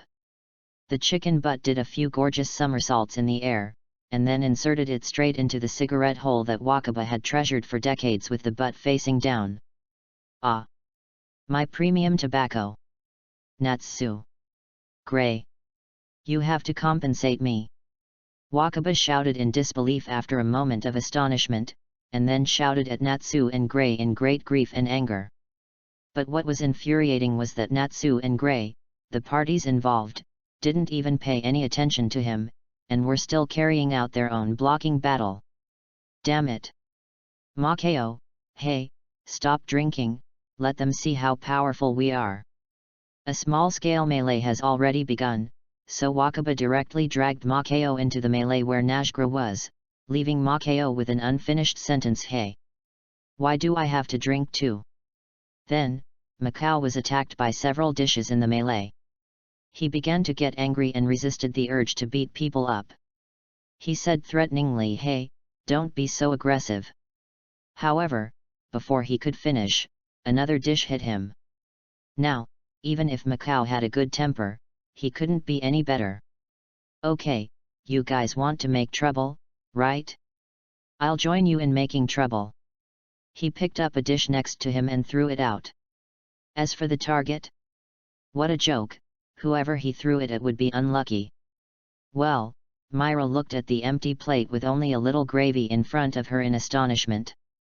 Well, Myra has been in the guild for a long time, but because of the bandaging of Ling Yan, she was teased by a fearless extra. after giving that extra a severe lesson. After calming down, she wanted to eat her favorite braised steak, but suddenly, in the blink of an eye, the steak disappeared, and the original author Makao looked at the food he threw blankly. Why didn't Myra get hit? Because when everyone threw, they also paid attention to who would be hit if they were dodged. After all, no one wanted to hit someone they couldn't afford to offend like Gray did last time, and Myra was also someone they couldn't afford to offend, so no one hit her. Macau, are you tired of living? How dare you throw away my food? Elfman, listen, don't eat it either. If I can't eat it, no one else can either. Myra said as she knocked over Urza's strawberry cake. Urza then joined the battle, and the guild immediately became a mess. The only ones who didn't join the melee were Laxus, the old man, Gildarts, and Ling Yan. Ling Yan looked at the chaos in the guild and didn't want to stop it, because that was the style of fairy tale, sweat, they would never stop until the entire guild was destroyed. He looked at them with a smile, and took out a photo as if nostalgic. Looking at the brilliant smile of the person next to him in the photo, Ling Yan felt a thin layer of mist covering his eyes, but it quickly dissipated. Hey! What is this? It can make our Ling Yan so fascinated. Suddenly, a hand snatched the photo away. Myra! Give it back to me. When Ling Yan saw the photo being snatched away, he immediately stood up and wanted to take it back. No. But Myra dodged it. At this time, everyone was fighting and no one noticed. Give it back to me. Myra dodged it again.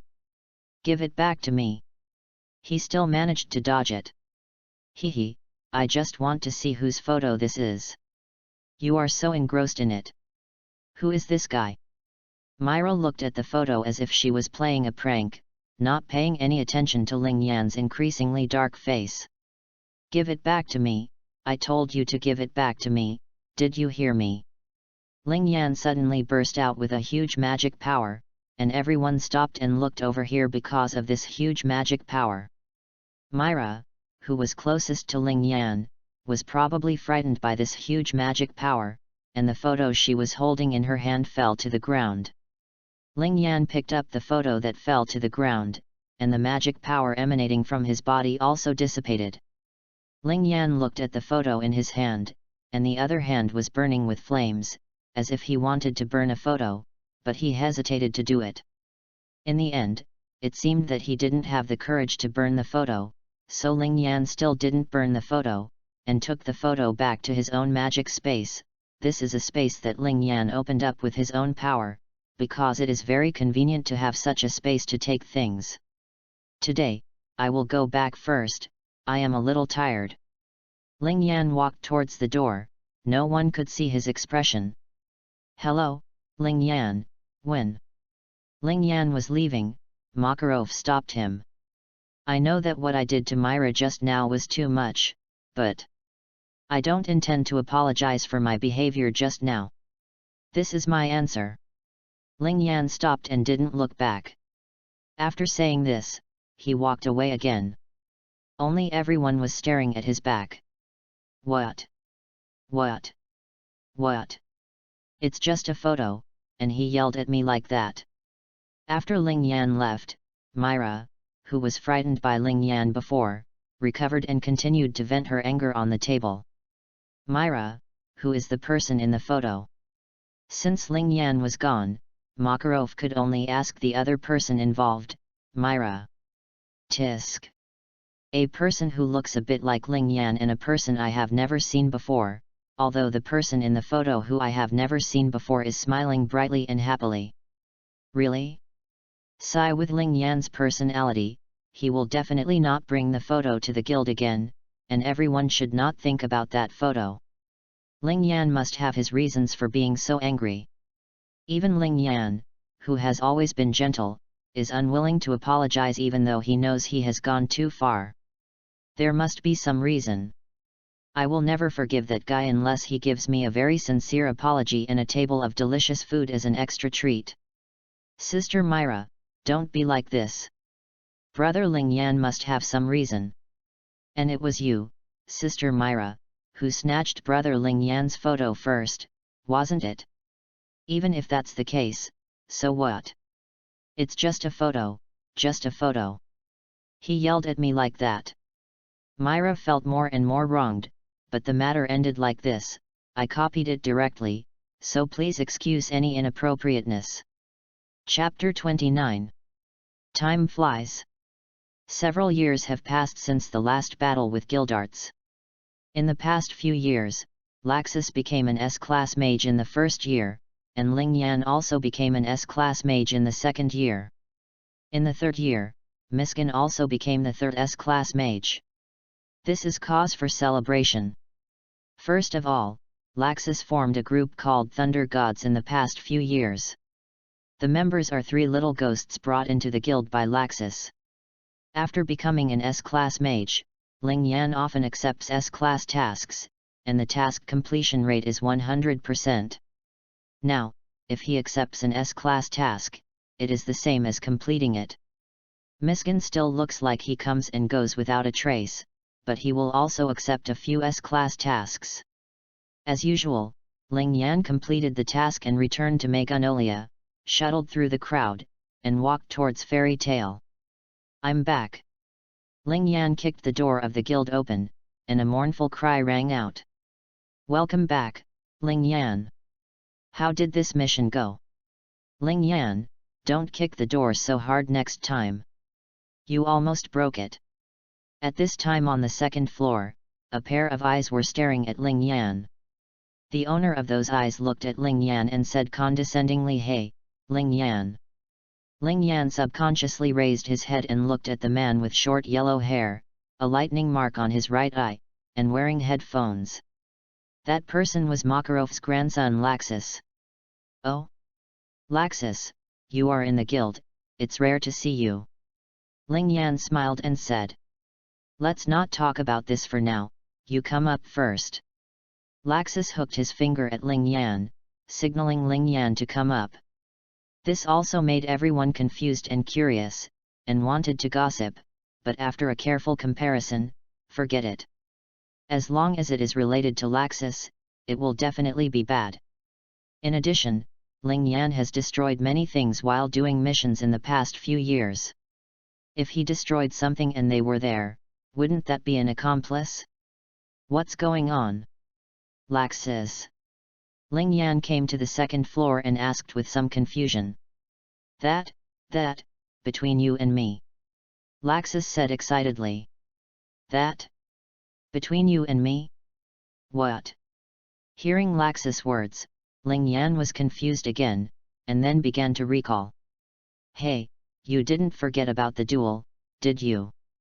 Laxus saw Ling Yan's bewildered look, the excitement in his eyes began to turn into anger, and a well appeared on his head. Well, no wonder, for this duel, Laxus was thinking about it all the time, but Ling Yan didn't take it to heart at all, and even forgot.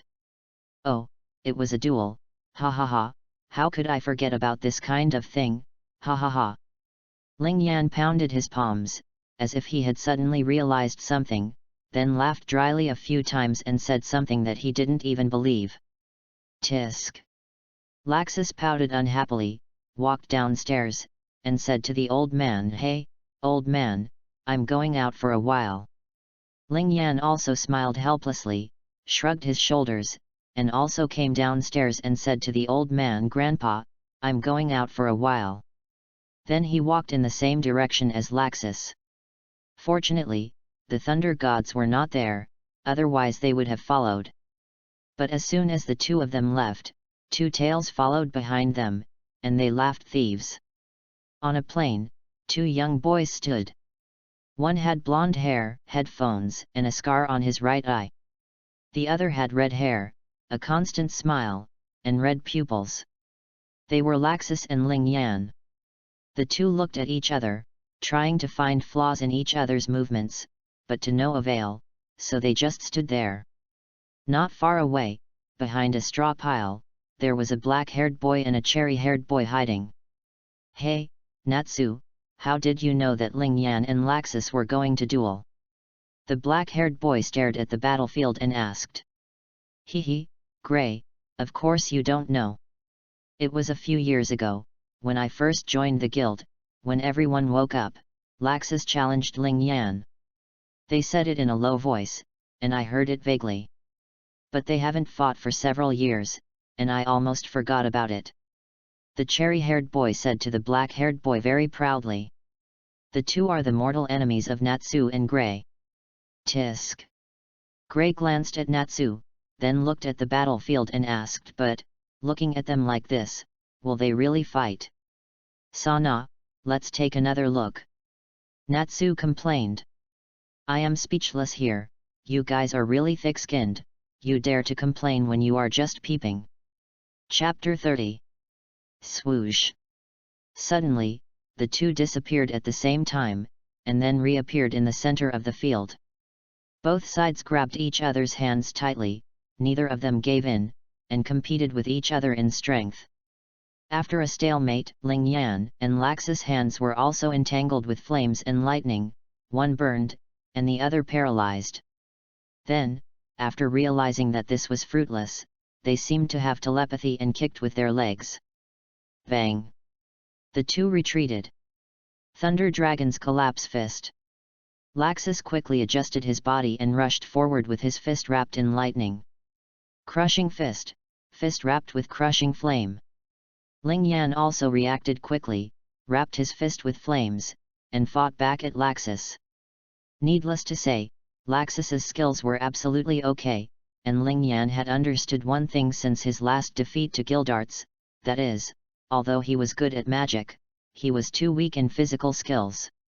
Although many people could be crushed by magic, once they met someone similar to him, they were basically finished once they got close to him.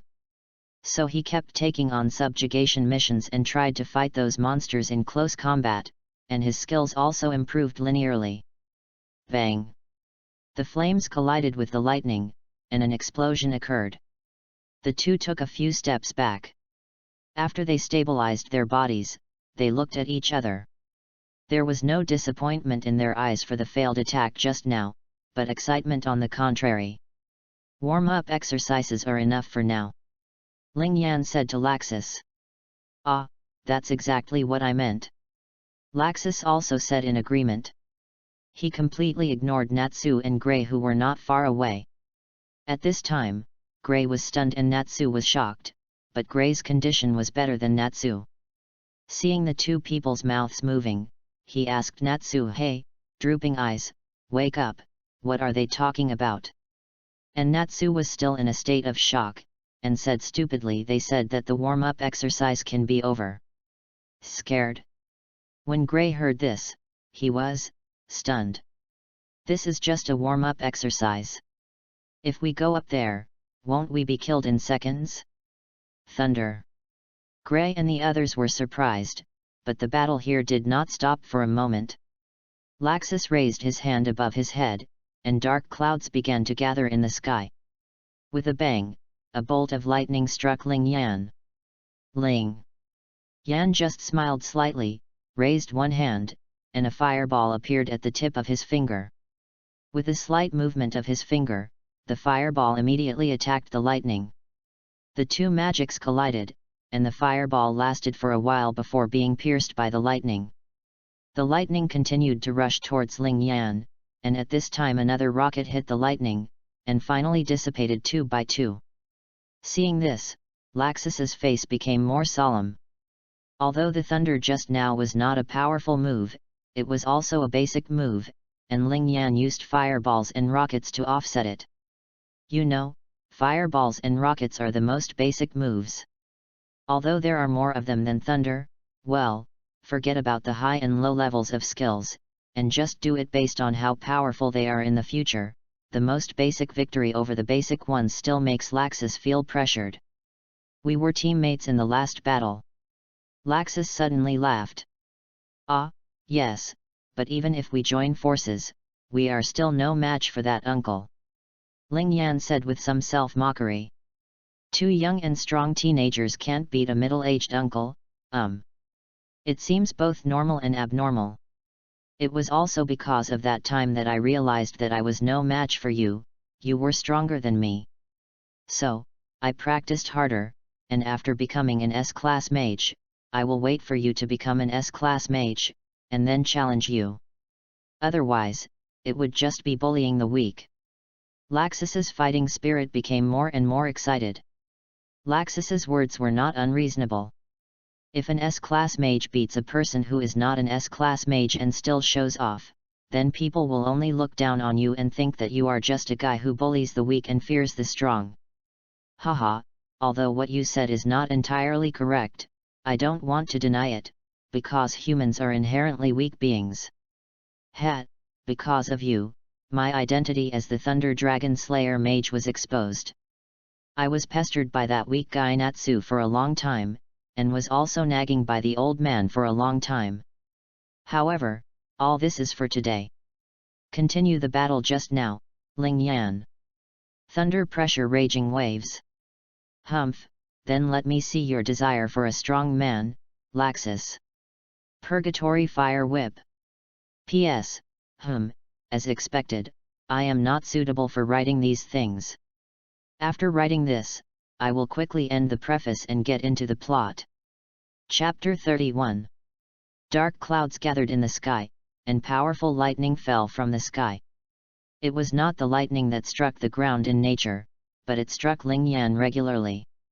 Ling Yan also held the Purgatory Fire Whip in his hand. He began to fight back against the lightning that struck him.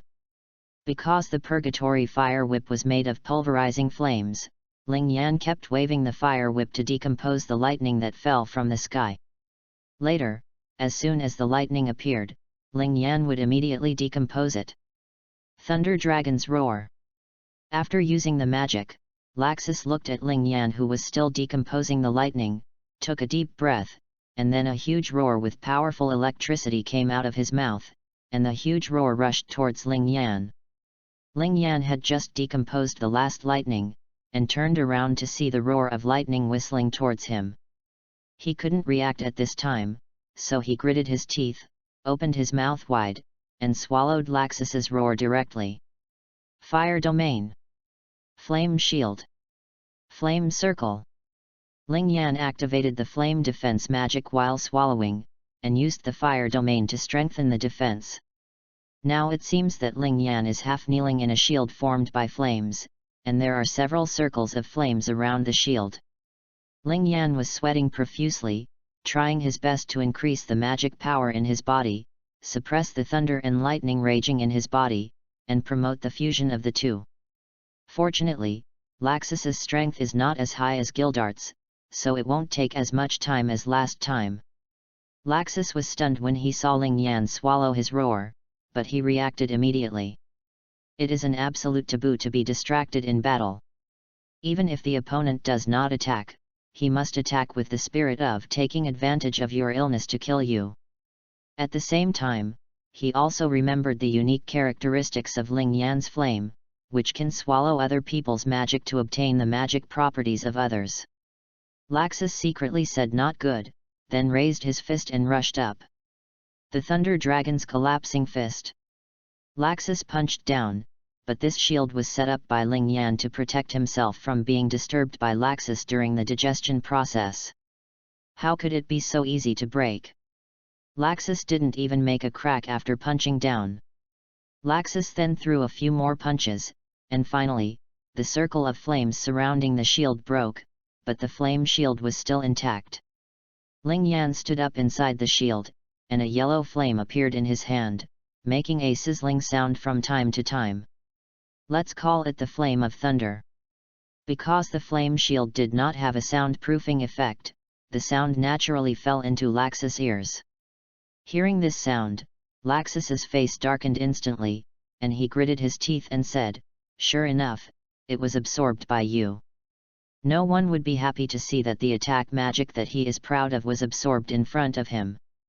Haha, you found out, but please keep it a secret like everyone else in the guild, because Laxus was resting with his eyes closed when Ling Yan said it, so he didn't hear it completely. Everyone wants this ability to devour other people's magic. Ling Yan scratched his head and smiled foolishly. Yes, but I'm curious why you can do this. Laxus also showed an interested look. This is innate, and I don't know why. But I can only devour one characteristic of your magic.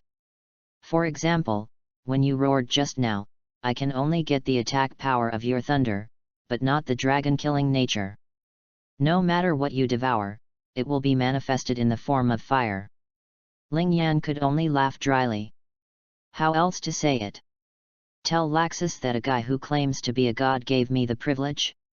If you really say that, Laxus will look at me with a pitiful look. Who would believe in gods? Even the lies are so rubbish. P.S. If I can't update one day, I will explain in the QQ group of this book. I can't upload due to account problems. I will re-register and then upload it. So. Chapter 32. Well, forget it. Only those who are strong enough can get my approval. I have already approved of the uncle and that Mr. Gang. The uncle is needless to say. Mr. Gang can hypnotize me. Although I am not prepared, it also requires a certain strength. I also approve of it. Oh? What about me? Laxus. As for you, hey, I'll tell you after the competition. Hey, Laxus, don't you think you're asking me to finish you off? Humph, if you can do it, then give it a try. The two talked like true friends, but only they knew the bitterness in it. Natsu and Gray, who were watching from the side, had no idea. The situation of those involved are confused, while those who are on the sidelines can see clearly is only a minority. In most cases, those involved know their own situation clearly. So, keep fighting. That's right, but I don't plan to remove this shield. Purgatory Fire Whip. I won't use Thunder Flame, after all, it contains thunder elements, and it is ineffective against the magician of the killing system. I know this. Humph. Let's get started. Ling Yan smiled. He began to swing the fire whip in his hand, attacking Laxus like a fire snake. Laxus also dodged in a hurry, but just as he dodged, the whip came back, and Laxus had no choice but to dodge again. So Ling Yan attacked and Laxus dodged in a continuous cycle. At first glance, the speed of each whip was the same, but if you look closely, you can find that the speed of each whip is slowly increasing, and Laxus is also getting more and more difficult to dodge. Ah! Finally, Laxus was hit by the fire whip without paying attention and cried out, but Ling Yan took advantage of the situation and increased the speed of the fire whip a few points, continuously whipping Laxus. Finally, Laxus could not bear Ling Yan's attack, and he rushed into the sky with lightning, and then dived down. Thunder Dragon's Wing Attack. The lightning transformed Laxus revealed his upper body, waved his hands with lightning wrapped around them, and attacked Ling Yan. However, Ling Yan looked calm, obviously not believing that Laxus could break through his shield. What? However, things did not go as planned. The shield that Ling Yan thought was absolutely solid immediately became fragmented when it touched Laxus, which shocked Ling Yan. Crushing Fist. Although he was horrified, Ling Yan's movements were not slow.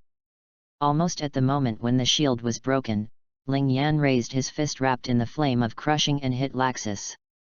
And Laxus also changed to Thunder Dragon's Collapse Fist to attack Ling Yan at the moment when the shield was broken. The collision between fists was followed by the fight of the other fists of both sides, but Ling Yan suddenly felt that his body was a beat slower than Laxus, and he could not stop Laxus's fist. He could only watch Laxus's fist hit his abdomen. Afterwards, Ling Yan was knocked out by Laxus, and he rolled on the ground several times before stopping. Laxus also adhered to the spirit of taking advantage of your illness to kill you, and raised his fist to hit Ling Yan who had just stopped.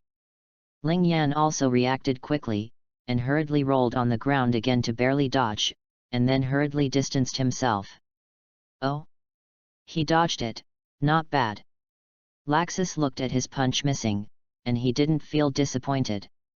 Instead, he looked at Ling Yan with more excitement. Ahem! Tisk, I forgot that lightning can also paralyze people. How careless! Ling Yan coughed a few times, then stared at Laxus.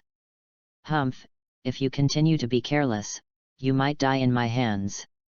Tisk, you don't need to remind me of this kind of thing. P.S. Oh, I don't want to say anything more. If you want to add it, just add it. It's really not easy for junior high school students to write. I will no longer post the book group number in the future. The update rhythm and sudden situations will also be explained in the group. That's it. Chapter 33. Ling Yan raised his hand, and a cluster of healing flames appeared in his hand. Whoosh! When the healing flames appeared, Laxus secretly thought that something was wrong. Laxus, who had been treated by the healing flames before, also knew how powerful the healing flames were. He rushed out in a hurry, trying to interrupt Ling Yan. However, the truth was cruel. Ling Yan had no intention of healing himself from the beginning. This was just a trick to lure the enemy. The moment Laxus rushed towards him, he gave up the healing flames in his hand and dodged to the side. He grabbed Laxus' arm, and used the inertia of Laxus's body that had not yet stopped. He threw Laxus over his shoulder and he watched Ling Yan throw him to the ground. Puff! Laxus felt a sweetness in his throat and spat out a mouthful of blood. Then he gritted his teeth and turned into a flash of lightning and disappeared on the spot. Whoosh! Whoosh! Whoosh! After Laxus was at a sufficient distance, he showed his original form, breathing heavily, which showed that the previous blow had caused him a lot of damage. Now let's turn the scene to Najgra, who we have forgotten. Hey, exhibitionist, I want to go back. I'll come too. I didn't expect there were such powerful monsters around us. Well, it's all your fault for asking me to watch their duel.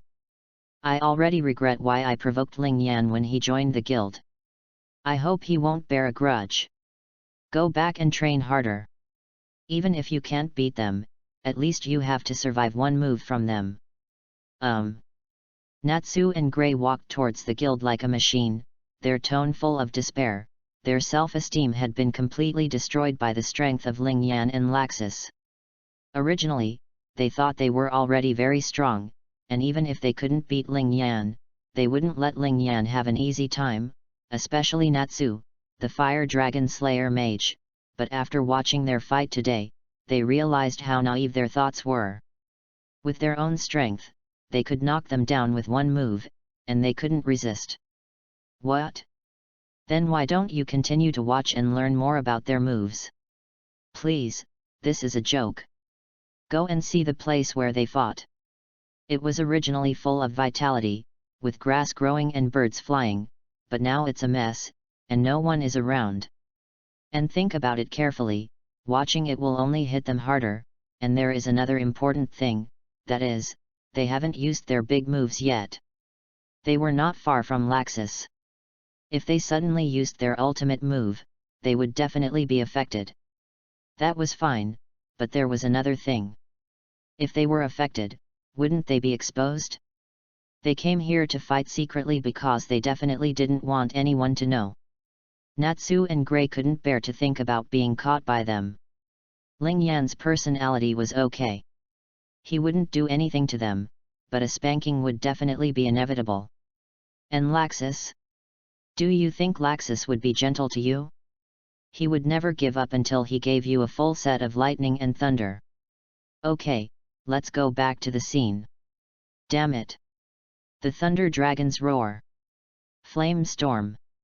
Laxus roared with thunder and attacked Ling Yan, while Ling Yan surrounded himself with flames, forming a vortex with him as the center to protect himself. Boom!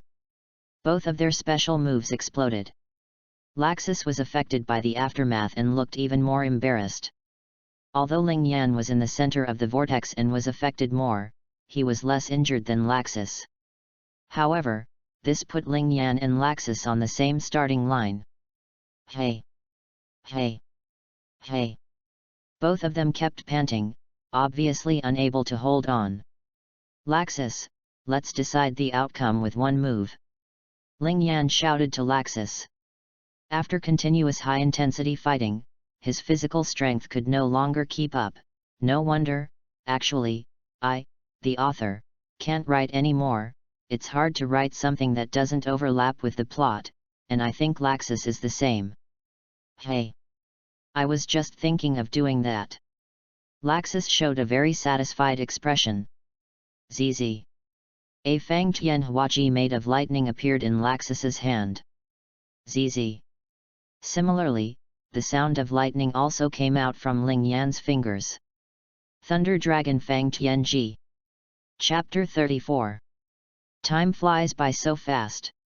Yes, 2 years have passed in the blink of an eye, and Urza and Myra have become S-class magicians who can handle everything on their own.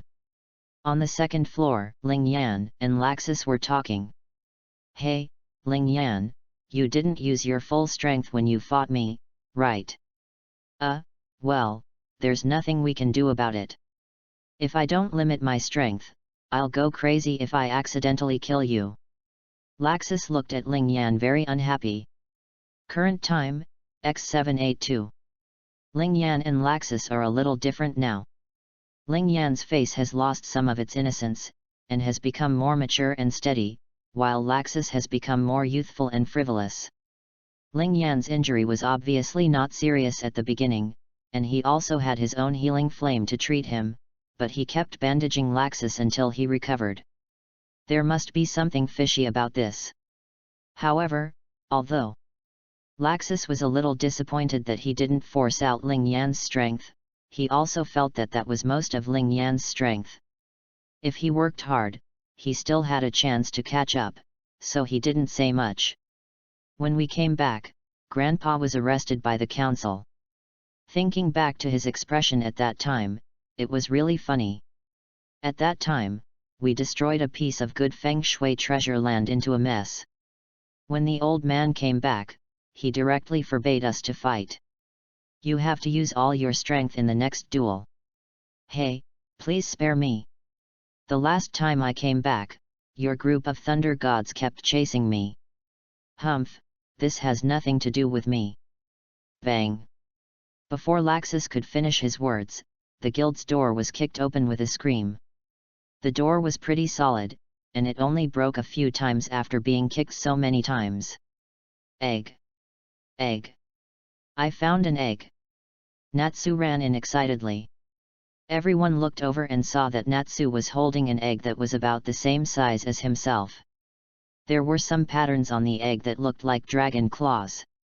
Hey, Natsu, you found an egg, are you planning to make something delicious out of it?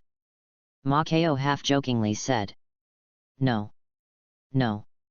This is a dragon's egg, you have to give it back. As soon as Natsu heard the word made, he immediately covered the egg tightly, fearing that someone would take it away and make it into something delicious. Gray took off his clothes and walked over to Natsu, holding out his hand. When did you learn to cook? Dark cuisine? Be careful that everyone will kill you.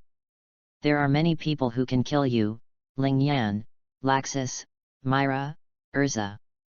Any one of them can kill you in seconds. Exhibitionist, get out of here. I want to ask Grandpa. Natsu ignored Gray magnificently, then came to the bar and asked Makarov, Grandpa, what kind of egg is this? Makarov, who was dozing off, opened his eyes, stared at the egg, and said seriously, based on my years of experience. Gulp. Everyone swallowed nervously. Then Makarov gave an answer that surprised everyone, this is an unknown egg. Bang. Everyone fell to the ground, then stood up and roared, I didn't know you were still so serious. Well, logically speaking, this should be a dragon egg, but dragons are so few in number and have such low reproductive capacity, it is impossible for them to abandon their children. Grandpa, is there any magic that can tell what's inside the egg? Natsu asked with a little hope. But he was completely rejected by Makarov. There is no magic that can desecrate life in this world. All life is the result of love. The fruit of love? What is that? Natsu covered the place where he was hit and asked his doubts.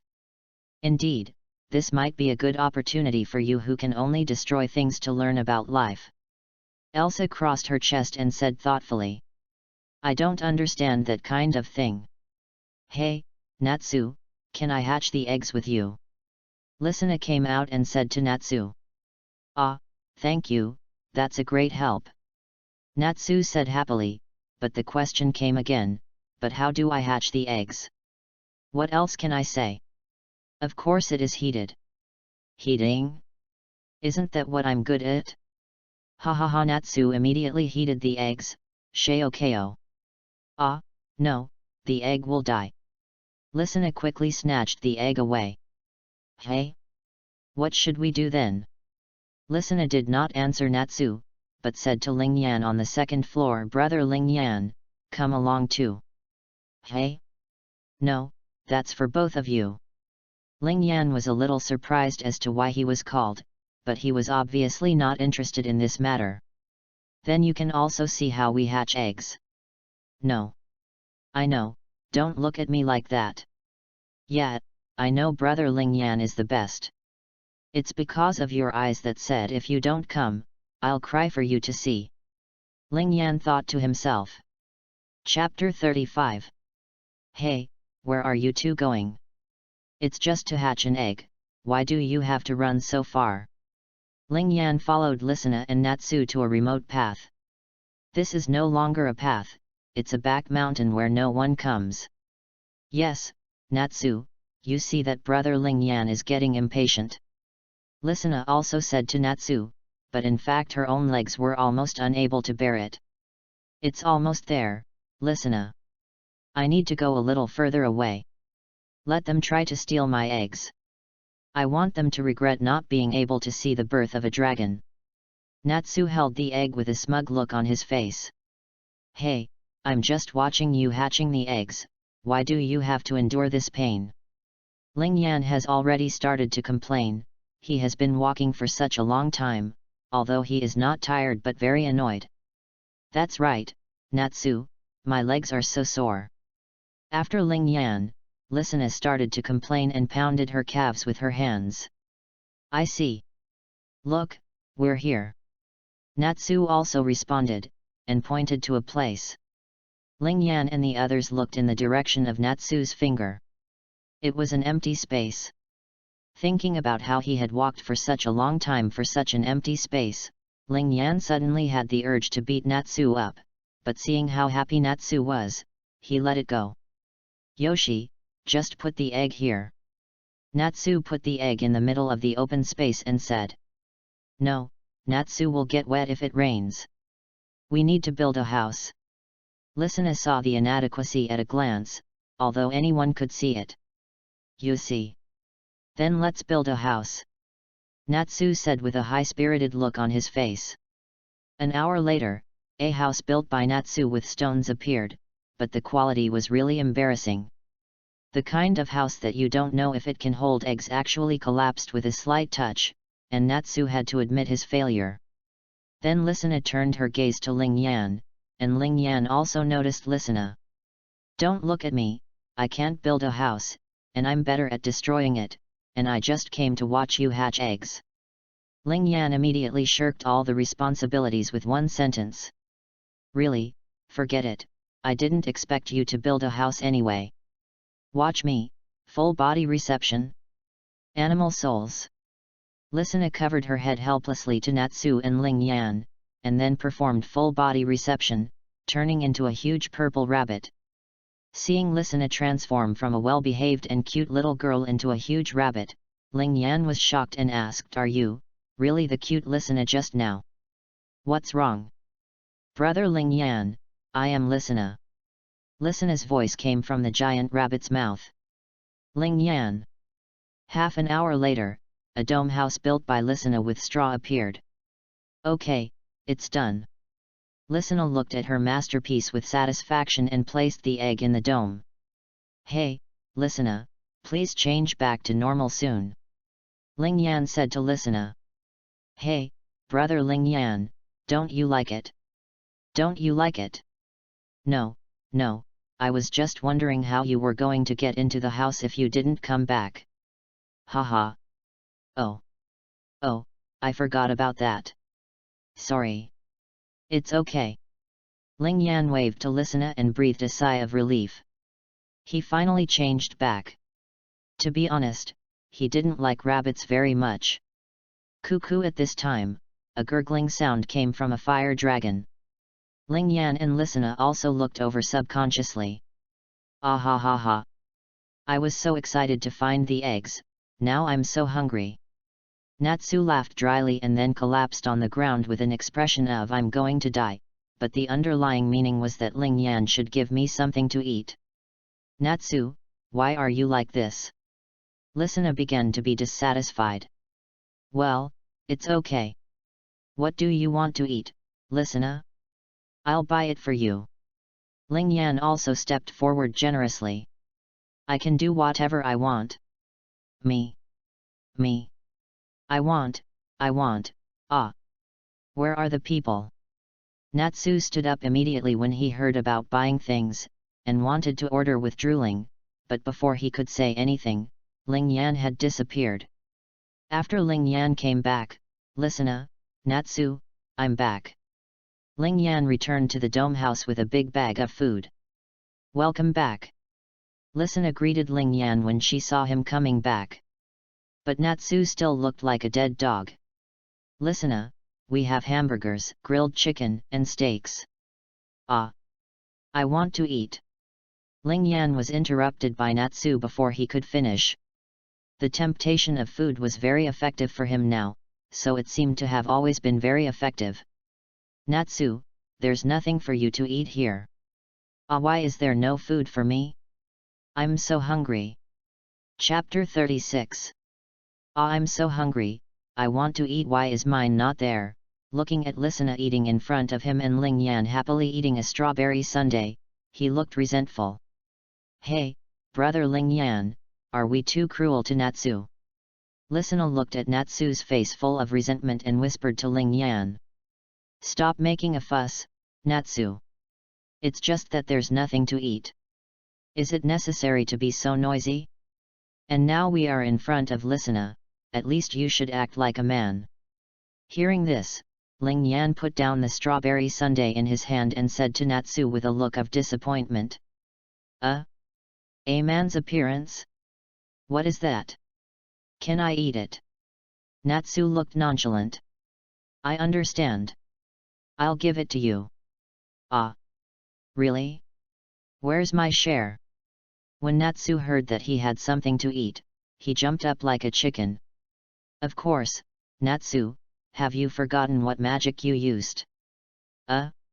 Fire Dragon Slayer magic. So what magic did I use? Isn't that fire magic? Yeah, so did you think of anything? What did you think of? Nothing at all. Natsu, you are really stupid. Brother Ling Yan wants you to eat his anger. Listener watched their conversation and couldn't help but feel sad for Natsu's IQ. Ah? Really, Ling Yan, give me your fire. To be honest, I've wanted to eat it for a long time. When Natsu heard about eating Ling Yan's fire, his eyes immediately lit up and he kept drooling. After all, Ling Yan is so strong, so the taste of fire must be good. It's really hard to discuss this thing. Well, of course, there are conditions. Ling Yan shook his finger in front of Natsu. I'll agree to any condition. Come on, give it to me. Well, come outside and use your full power to attack me with the roar of the fire dragon. At X2. Listener and Natsu were a little surprised. Listener was a little surprised by what Ling Yan said. It was like asking someone to punch you before you treat them to a meal. It was really asking for abuse. And Natsu was crying because he was about to roar like a fire dragon. I have no strength left, and you still ask me to work. But, Listener was a little worried, which was natural. In the past 2 years, Ling Yan's devouring ability had never been used and had basically been forgotten. Don't worry, Listener, Natsu can't hurt me. Ling Yan's answer was quite confident, but it was undoubtedly a blow to Natsu. However, he was still hungry, which meant that this matter was not important at all. "Ah, I'm so hungry I have no strength left." "If you can't do that, just keep starving." "Ah. How could this happen? So, are you going to fight or not?" "Ah. I get it. For food." The roar of the fire dragon. It turns out that if Natsu is pushed into a corner, he is still very scary, not to mention that he still has the aura of a protagonist. Natsu took a deep breath, put his hands in front of his mouth in a tube shape, leaned back slightly, and a roar of fire whizzed out. The flame was even twice as strong as usual. Call Ling Yan was not panicked when he saw this. He opened his mouth wide and waited for the roar to come. Whoosh! The roar of the fire dragon came to Ling Yan with great momentum, but was swallowed by Ling Yan without any resistance. Whoosh! Maybe because it was the same fire or because Natsu was too weak, Ling Yan did not feel any discomfort after swallowing Natsu's flame, but just exhaled a breath of foul air. He was not worried that this would weaken his flame, because swallowing only gained the magical properties of others, and the power of the flame was still determined by himself. Alicina was stunned when she saw this scene, but soon she remembered that her brother Ling Yan could devour other people's magic. "Ah! I'm starving, give me some fire, I've already done it." Natsu still looked half dead, whether he was pretending or not, no one knew. "I know, Nyo, eat quickly." After swallowing the flame, Ling Yan wiped his mouth with the back of his hand as if he had finished a meal, and then casually threw a flame onto the straw pile left by Alicina for the dome house. Natsu saw the flame on the straw pile, hurriedly crawled to the side of the straw pile, picked up a flame and stuffed it directly into his mouth. "Ah! It's so hot! So hot! Ling Yan, what kind of flame is this? It's too hot to eat."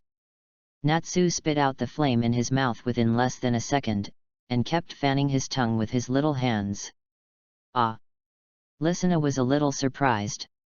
"Natsu, aren't you the fire dragon slayer mage? Aren't you the nemesis of all fire mages? You can't eat fire."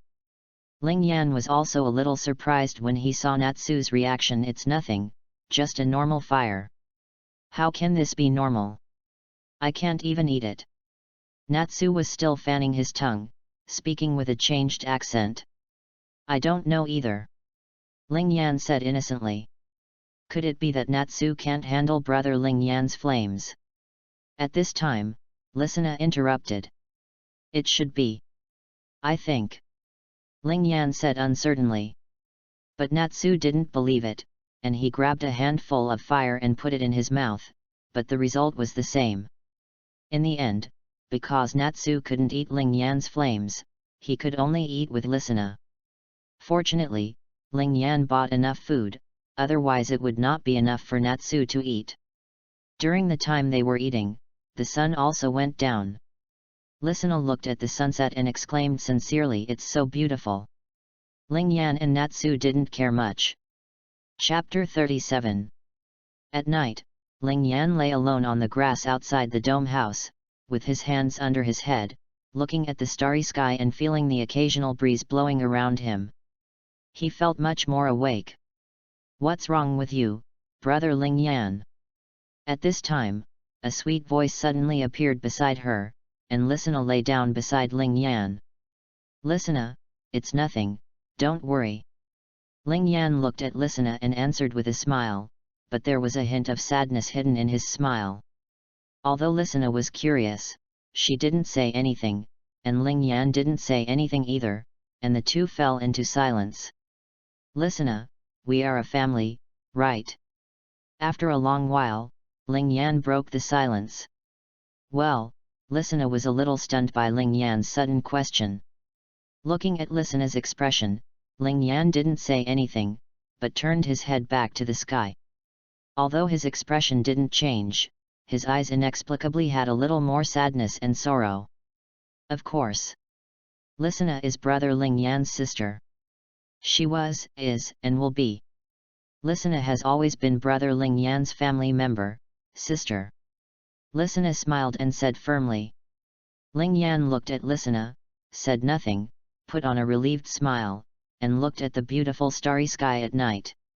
By the way, listener, why aren't you asleep yet? Natsu should be asleep by now. It's all because of Natsu. He snores when he sleeps, and it keeps me awake. It's okay if listener doesn't think about it, but she can't calm down when she thinks about it. It's said that women love beauty, and staying up late is a woman's natural enemy. It seems that listener has a lot of regrets about these things. Hee. Ling Yan also laughed dryly, paused for a moment, and then said, "Hey, listener, you know what? Home is a very luxurious word for me, family is a distant word, a dream-like existence for me. Now, I have both of these things at the same time. Can you understand this feeling? Since I was born, Sister Myra and Brother Elf have been by my side. Home and family are just a matter of course to me. So, I can't understand the feeling you're talking about, Brother Ling Yan. But I always feel that although you are very good with everyone in the guild, you seem to have a certain bottom line, as if, Brother Ling Yan, you're afraid of something."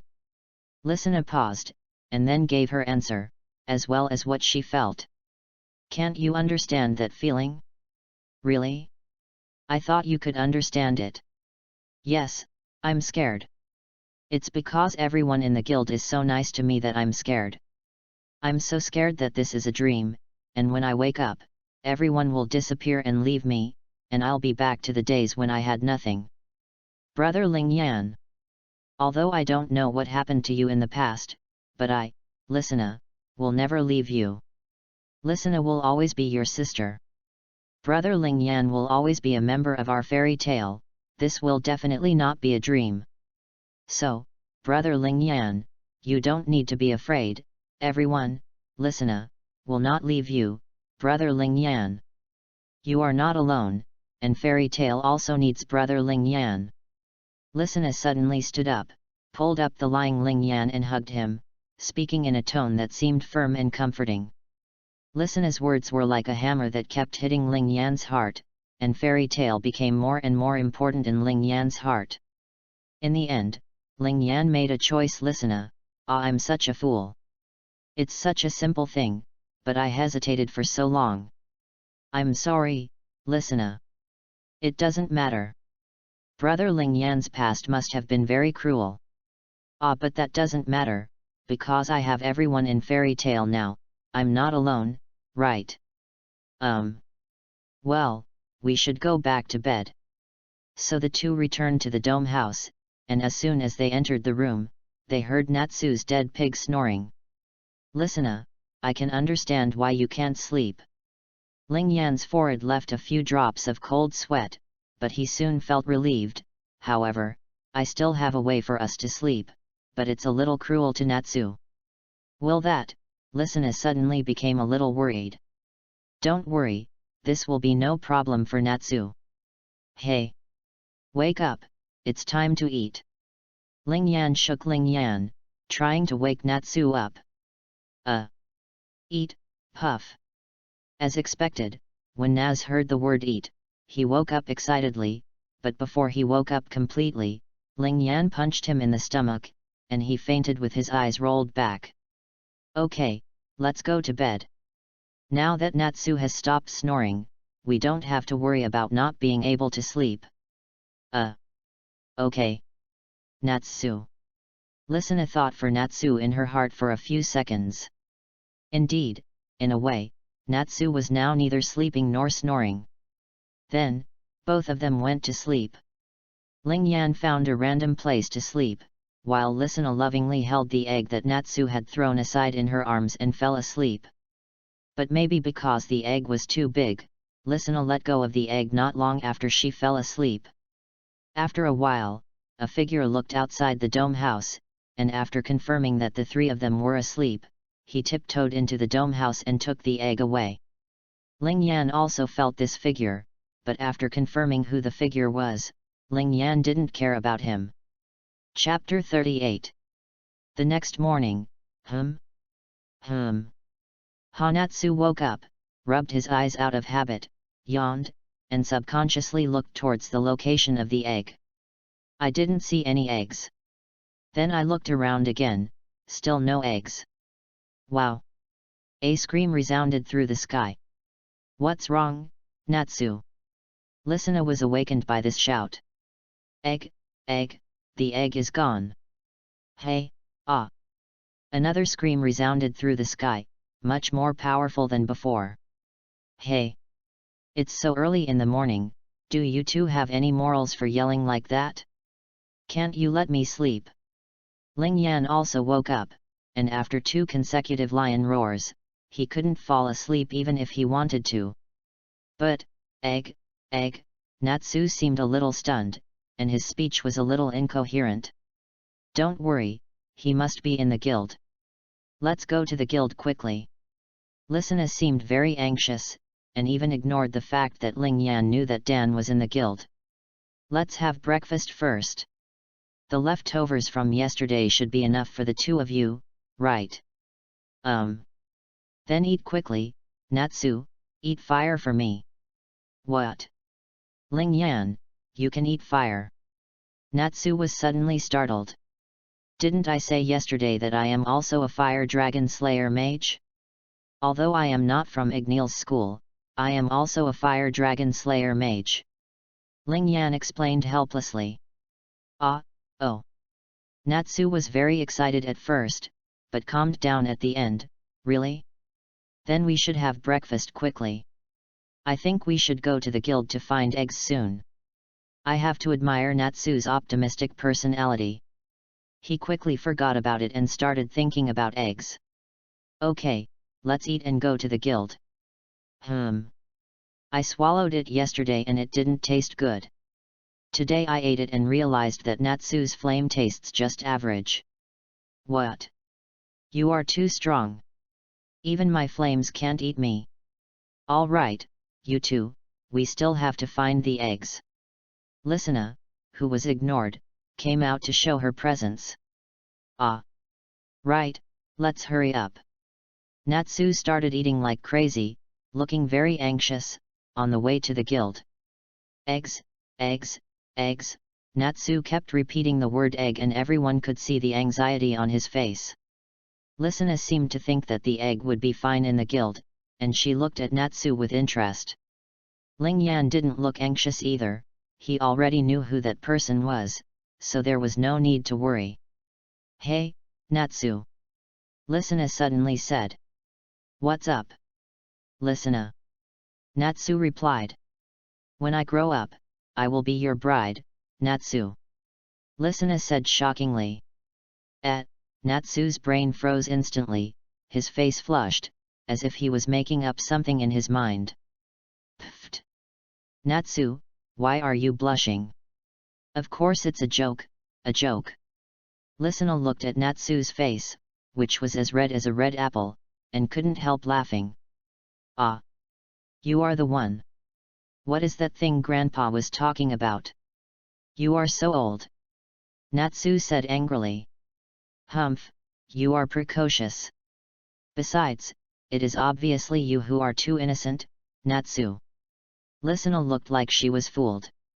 Damn it. I can't win a verbal fight against this guy. Natsu grabbed his head frantically. Humph, there is no comparison between Natsu and brother Ling Yan. That's right. Listener, why did you ask me to call him by his name instead of brother Ling Yan? Natsu seemed to have discovered something very big. Because brother Ling Yan is older than us, and he has always treated us as his brothers and sisters. Brother Ling Yan has always been very gentle. Tisk. What? If he really treated me as his brother, he wouldn't have spanked me so hard. That's because you and Gray always go too far in fighting, Natsu. If I don't teach you a lesson, you'll keep doing it. Yes, Ling Yan has always been the older brother of the new generation of Natsu in fairy tale. Yes, Natsu, if you don't want to be spanked by me, children are spanked when they make mistakes, then don't always go to fight with Gray. By the way, listener, why did you suddenly say that you want to be Natsu's bride? Ling Yan suddenly interrupted the conversation between the two. Although his emotional intelligence is not high, he is not as pitiful as Natsu. Because Natsu looks very gentle. He was so anxious when his egg disappeared. Isn't this very much like a father? After Listener said this, Ling Yan also discovered this side of Natsu. Chapter 39. Fairy Tale Guild. Who stole the egg? Natsu kicked the door open frantically and shouted loudly. The egg is missing. Gray was the first to react and asked in confusion. I don't know, speaking of Gray, clothes. Shock. When? Kana immediately distanced herself from the matter, with an expression of it's none of my business, and reminded Gray at the same time. Laxus, it's you. Natsu started to question the guild members one by one, starting with Laxus. How could it be Laxus? Not interested. Laxus, who was leaning against a pillar and listening to music, turned his head away coldly. Elsa, spit it out. Elsa is now looking for tasks in front of the task bar. Hey, are you off topic? Urza was embarrassed by what Natsu asked, and even thought about being eaten by her. On the other hand, Listener was also looking for. Sister Myra, do you know where the eggs are? I don't know. By the way, maybe Ling Yan ate it. Myra said in a boring tone, pointing the finger at Ling Yan coldly. Ever since Ling Yan yelled at her last time, the relationship between the two has become a little cold. Myra refused to apologize because of her personality. After all, she had said such harsh words at the time, and it would be embarrassing to apologize, and Ling Yan, he knew that he had gone too far and was unwilling to apologize. There was nothing anyone could do about it. Ling Yan had a very stubborn temper. There were some things he was unwilling to do, and he would not bow his head even if you wanted to kill him. That's impossible. Brother Ling Yan was with us the whole time yesterday. Even if the egg was missing, Brother Ling Yan was the last one to know. Then I know, it must be Natsu who secretly ate the egg. Myra looked at Natsu teasingly, and her expression at this time has well expressed her inner thoughts. Natsu actually slept with Listener last night. If I don't tease him, I will feel sorry for myself. Hey! Elsa saw that things were not going well and wanted to come out to be a peacemaker, but she was still a step too late. What did you say? Damn it! I'll hit you. Natsu raised his fist and punched Myra. Want to fight? Myra caught Natsu's fist directly, looking very comfortable. You too, why don't you stop it? Elsa came out again to stop the incident. My balls, where did they go? Natsu's body began to tremble unconsciously, tears and snot flowed down. Natsu was crying anxiously. Seriously, stop crying, Natsu. You're so cute. I didn't cry. Please stop crying, Myra. Hey, Natsu, stop crying too. I didn't cry at all. Natsu was still trying to argue, but the tears on his face had already betrayed him. It's about time to give him back the egg. Elsa looked at Myra, her eyes were very clear. I told you I didn't take it, so you ate it. What did you say? Skinny girl. The two of them ended up fighting each other. Egg. At this time, Listener started crying because she couldn't find the egg. Speaking of which, where are the elfmen? I originally thought that they would only come from the guild, but seeing that the real master had not shown up, Ling Yan could only start looking for him. Oh, right. Speaking of which, Elfman said yesterday that he also wanted that egg. Kana remembered what Elfman said yesterday after Ling Yan said this. Was it eaten by him? How could it be? Unbelievable. Natsu and Listener each have their own ideas, but do you really think that he was eaten by Elfman? Sorry, Natsu, Listener. At the same time, a simple and honest voice sounded from behind them. Did you do this? Elfman. Egg. Both of them saw the egg in Elfman's hand. I didn't steal it because it would be very cold at night, and Natsu, you didn't sleep well and threw the egg aside. Elfman answered innocently. That is. Could it be that? Well, I can't use magic skillfully, so I just kept the eggs warm quietly by myself. So that's how it is. Thank you, Elfman, you are a real man. Seeing Natsu take the egg and thank Elfman, Myra was relieved, but... So, were you really doubting me just now? We should consider this mutual. The two of them were getting more and more tense. Crack. At this moment, the egg cracked, which made listeners so excited. The baby is about to be born. As the words fell, the egg broke completely. Love. A blue cat with wings flew out of the egg, flew in the air, and then landed on Natsu's head. Makeo and others were all surprised. No way, a cat. Others were also discussing. It has wings. Is it a bird? Isn't it a cat? It's a blue cat. People like Listener were so happy to see this cat that they kept saying things like so cute. Elfman was very pleased to see everyone was so happy. Suddenly, a blue parrot flew onto his shoulder. When Elfman saw it, he excitedly held the parrot and spun around. Ah! It's a parrot. My parrot is back. Great. It should be a red parrot. Myra reminded him, but she didn't care much. As long as her brothers and sisters were happy, nothing else mattered. Look, Natsu, everyone was so stiff until just now, but now they are so happy, just like a blue bird that brings happiness. Happiness. This guy's name is Harpy, Dragon Harpy. The blue cat sleeping on Natsu's head seemed to hear it, moved its ears, and said love, in a very cute way, as if to express that he liked the name very much. Everyone in Fairy Tale complained it's not a dragon. Litas, who was not far away, watched this scene, smiled happily, and picked up his paintbrush. Okay, then paint it into a dragon. In this way, a painting composed of the younger generation appeared in the world. Chapter 40.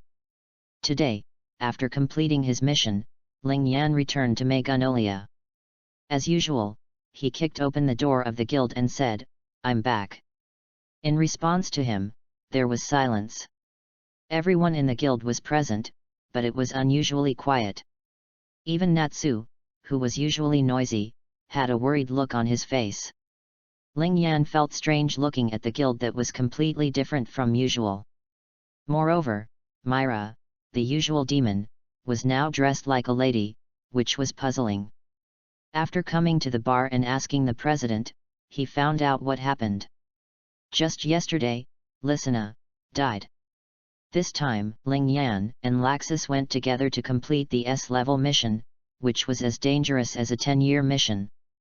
After they set off, the mission to defeat the Beast King was also posted in the guild. Myra, who wanted Elfman to improve his strength, took the mission without thinking and took Elfman and Listener to the mission location. As a result, because of Myra's carelessness and underestimated the enemy, Elfman forcibly received the soul of the Beast King, causing it to go berserk and become another Beast King. He slapped Listener, who was not prepared at all, and finally Listener died without even leaving a corpse. In the end, it also led to Myra and Elfman's deep self-blame. Myra lost all her magic power, and Elfman was better, but he could only partially accept it. Ling Yan was also deeply saddened by Listener's death and blamed himself very much. Damn it! Why? Why did Listener die? Why wasn't I there at the time? Power, what's the use of all my power? I can't even protect my family and my sister, it's useless at all. However, although Ling Yan was also very sad, he didn't show it, because he knew that there was someone who was sadder than him and needed to vent more than him, that is Myra. No one present was sadder than her, because Myra watched her sister die in front of her, but she did nothing. She couldn't even help her sister get revenge. Because the murderer who killed her beloved sister was also her beloved brother, Elfman.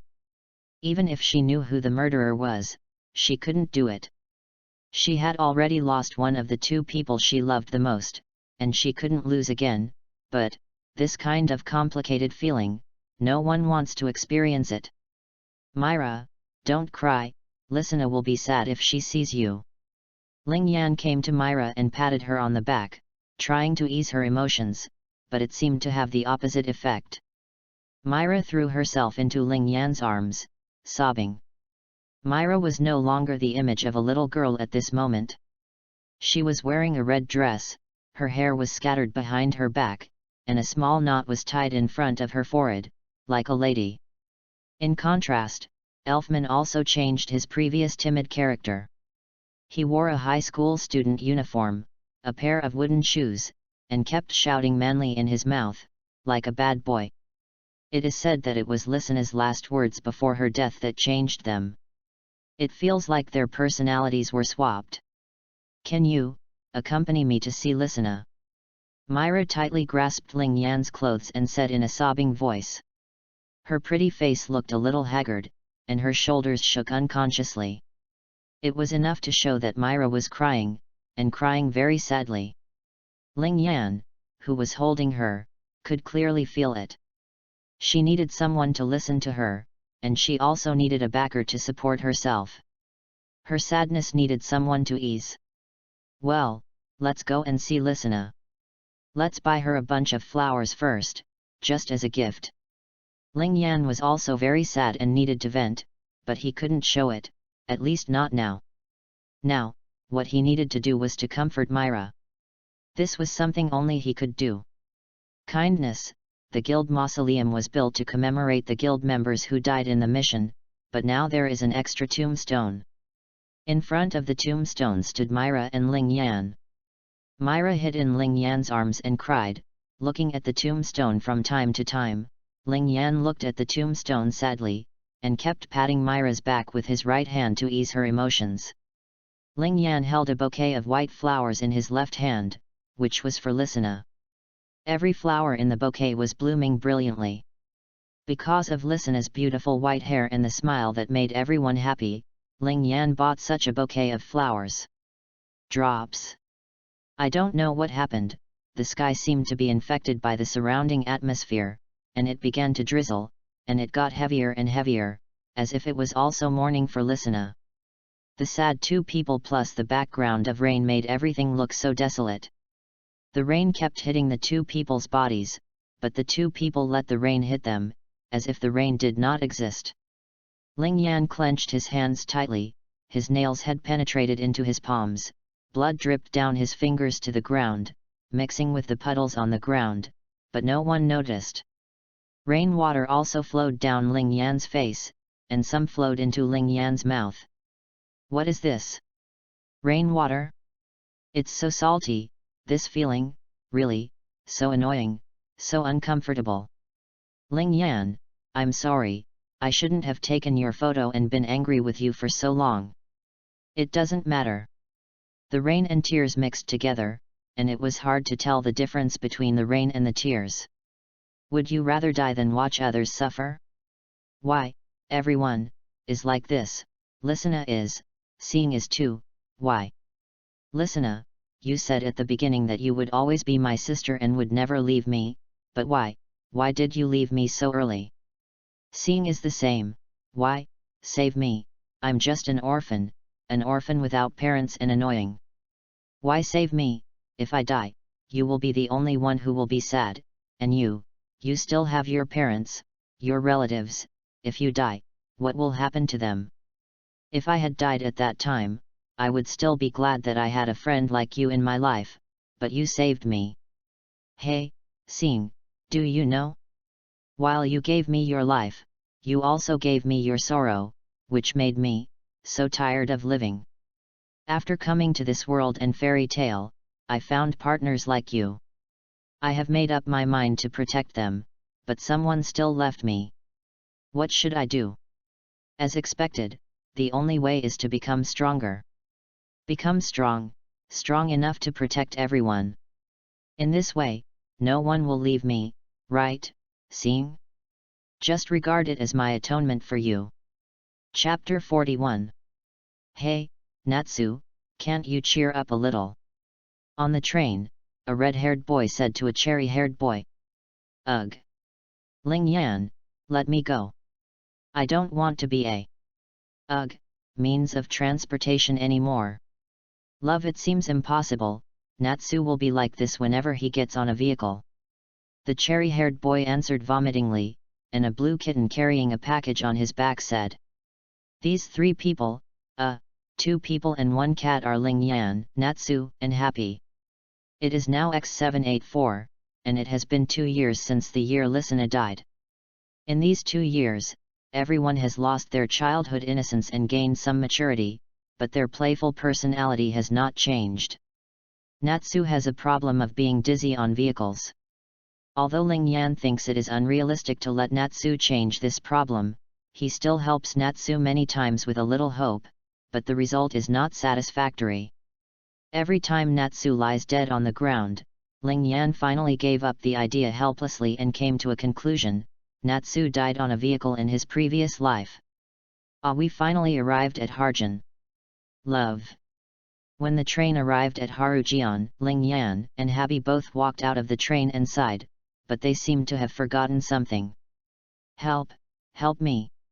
A dying voice came out on the train. I forgot about Natsu. The train has departed. A man and a cat stared blankly at the direction the train was heading. Really, in the end they only gave me a discount of 1000 J, is my beauty only worth 1000 J?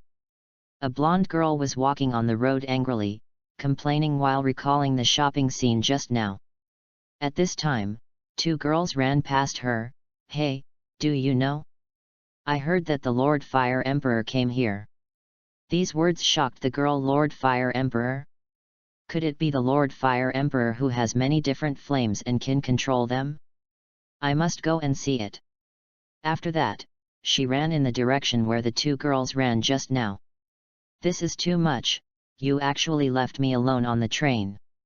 After a lot of twists and turns, Naz was finally rescued by Ling Yan and got off the train, but as soon as he got off the train, he immediately started complaining.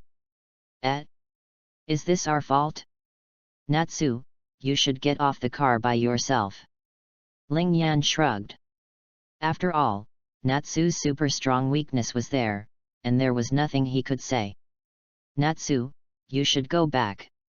Igneel, fire dragons, etc., will never appear in the town. No. I won't let go of any clues about Igneel. Natsu's answer was surprisingly firm. Love. The Fire Emperor could also be Igneer's new title. Wow, Lord Fire Dragon, so handsome, a voice was heard not far away. Natsu and Happy ran over immediately after hearing it. Hey, Natsu, Happy, slow down. He reluctantly followed Natsu and Happy and squeezed into the crowd, but he saw Natsu lying on the ground. Natsu, who was lying on the ground, looked at the purple-haired man in front of him and asked, "Who are you?" The man was stunned, then posed in a way he thought was very handsome and said, "You should know that I'm the Fire Emperor." Then he opened his eyes to see Natsu's reaction, but saw that Natsu had walked out of the crowd disappointedly, and next to him was a blue cat that was very inconspicuous just now, so fast. Wait a minute, you just said that you are the Fire Emperor, right? Then, which Fire Emperor are you from? Ling Yan came out and asked the purple-haired man who called himself the Fire Emperor, his eyes gradually becoming cold. Of course it's the Fire Emperor of Fairy Tale. The purple-haired man felt a little numb when he was stared at, but he still pretended to be strong and posed. If he wanted to pretend, he had to pretend thoroughly and absolutely could not expose himself because of such a thing, otherwise he would not have to eat. Chapter 42. The Fire Emperor of Fairy Tale? Why don't I see a character like you in Fairy Tale? The purple-haired man felt a little guilty when asked by Ling Yan and did not dare to answer. Oh? Really? Really? I see. So you are pretending to be a member of Fairy Tale. But, if you pretend to be a member of Fairy Tale, you must be prepared to be destroyed by us, right? Ling Yan threw off the robe he was wearing, revealing the Fairy Tale seal on his right elbow. What? He's actually a real member of Fairy Tale. Damn it, in that case, go to hell. The purple-haired man cursed as soon as he saw the seal on Ling Yan's elbow, and then used his magic power to create magic to hit Ling Yan. Boon! Ling Yan was hit without a doubt, and a cloud of dust suddenly rose around him. When everyone thought that Ling Yan was dead, Ling Yan walked out of the smoke and dust, wiping his mouth with the back of his hand. Disgusting. Your flame is really special, it's as disgusting as shit, and it made me vomit when I touched it. Impossible! The purple-haired man screamed, because Ling Yan didn't have a single wound on his body, even his clothes were intact. His magic couldn't be harmed by the other party at all, which made the purple-haired man's confidence begin to waver, and he sent out many flames to attack Ling Yan. Humph! Do you think I'm a garbage dump? Don't throw your flames that are no different from shit at me. Ling Yan showed disgust on his face. A faint blue flame appeared in his hand, which was the ice flame. He waved it at the flames, and the flames were directly frozen and fell to the ground without any resistance. The flame froze the flame, which made everyone around him stare with wide eyes. The purple-haired man looked at Ling Yan in horror. Only Natsu and Happy looked at Ling Yan confidently.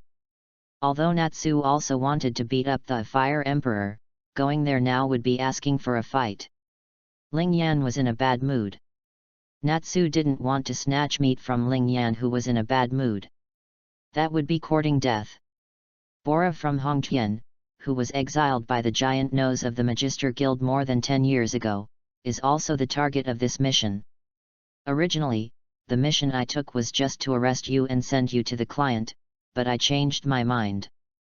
You actually dared to pretend to be Fairy Tale, so I will definitely beat you up. ZZ. Ling Yan exuded a terrifying aura, and the golden flame kept surging in Ling Yan's hands, as if as long as Ling Yan gave an order, it would immediately rush over to kill the opponent.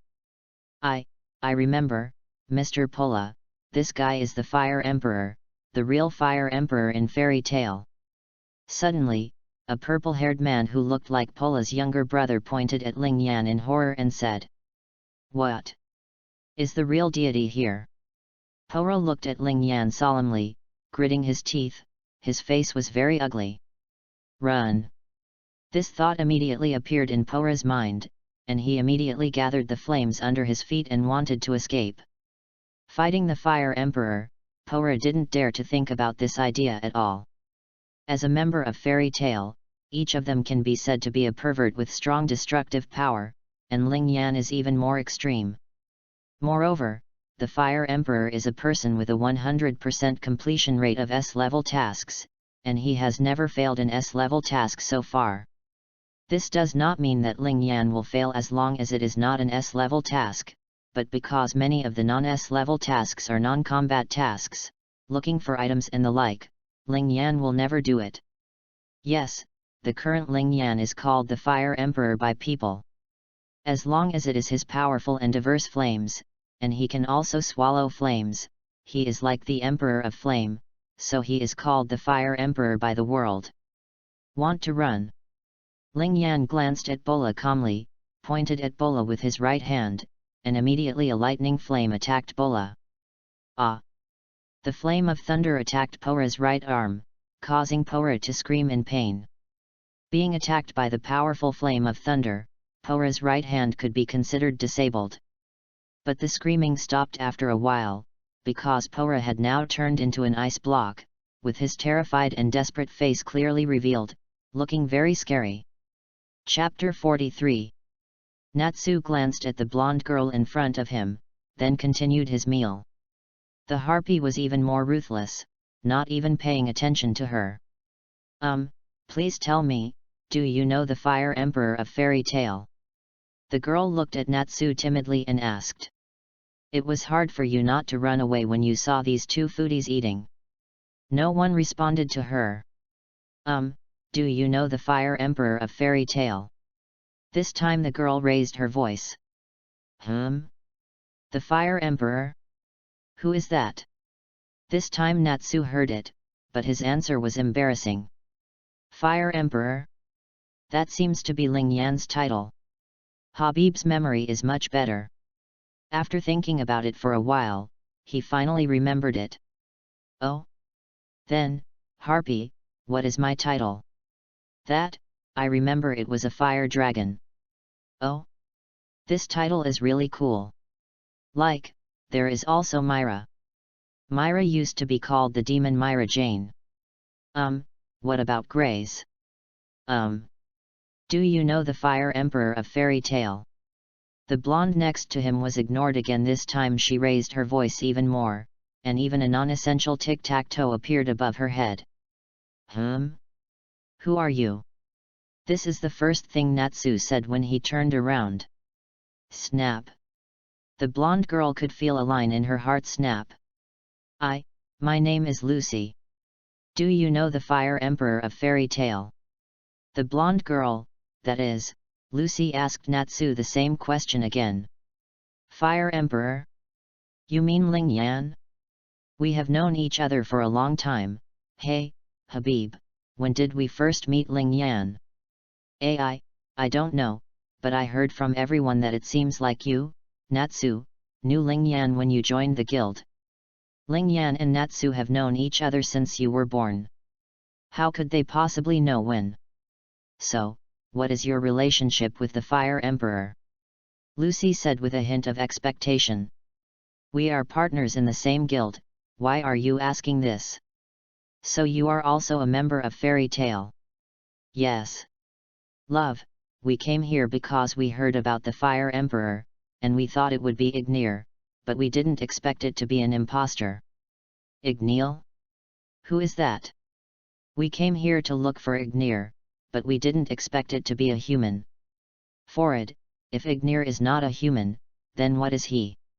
Love, Ignir is a fire dragon, a very big one. It should be called Fire Dragon. Why is it called Fire Emperor? We thought the Fire Emperor was Ignir's new title. Even if that's the case, there's no way a dragon that big would appear in the city. Happy and Natsu were struck by lightning. Things like this should have been discovered at the beginning. Unconsciously, Lucy, who was a little timid at the beginning, can now complain boldly. Soon Lucy noticed her recent misconduct and hurriedly adjusted her sitting posture, not daring to look at Natsu and Happy. By the way, why did you come to us? At this time, Natsu finally realized what he should have discovered from the beginning. Yes. Actually, I am a celestial mage. Fairy Tale is the guild I most want to join. Lucy began to speak hesitantly and was very nervous, as if it was an interview. It seemed that as long as Natsu and Happy agreed, she could join Fairy Tale. Are you joining Fairy Tale? Yes. Really? Then let's go. I'm full anyway. Well, may I? Why not? If you want to go, hurry up. If you keep moving so slowly, Natsu will leave you behind. Yes. Thank you. That's great. I didn't expect to join Fairy Tale, my dream guild. Chapter 44. I'm back. Bang. Natsu kicked the door open roughly, and the door made a mournful sound. Welcome back. When the people in the guild saw Natsu, they greeted him warmly. One of them, a buck-toothed man, said, Hey, Natsu, have you found? Boom. The buck-toothed man was kicked away by Natsu before he could finish his words.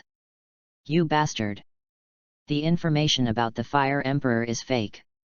Natsu yelled angrily at the buck-toothed man lying on the ground. How would I know about this? I just told you the gossip I heard. What did you say? You wanna fight, you bastard? Natsu rushed directly to the buck-toothed man, and the guild was in chaos. What did you say? Natsu is back.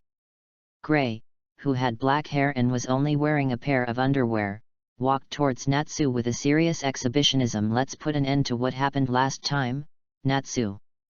Gray, clothes. Kana, who was sitting in front of the bar with a barrel in her hand, reminded Gray with a frown, Damn it. Alas, that's why I say the men here are so tasteless. except Ling Yan. Kana sighed, changed his words under Myra's dangerous gaze, then picked up the wine barrel that was bigger than his body and began to drink violently. You're still whining in the broad daylight, you're not a child. Elfman, with white hair standing up, wearing a high school uniform with the word first class written on the back, came over and said something that made Lucy collapse in front of her surprised eyes. If you're a man, you should speak with your fists. But in less than a second, he was punched away by Natsu and Gray. You're in the way. Really, it's so noisy. Loki, who looked like a playboy, hugged a girl with one hand and showed a troubled expression, then covered his face. In less than a second, he was hit hard in the face by an unknown object, then stood up with veins on his head and said to the two girls behind him, I'm going to join, for you. Come on. Isn't there a normal person? Lucy, who witnessed the whole process from the beginning to now, has determined that the image of fairy tale in her mind has been completely destroyed. Oh? New here. A gentle voice came into Lucy's ears. Lucy turned her head and saw Myra, who was wearing a pink dress, holding a plate and smiling gently. She immediately said admiringly, Ah! It's Myra Jane herself. Oh, by the way, my name is Lucy.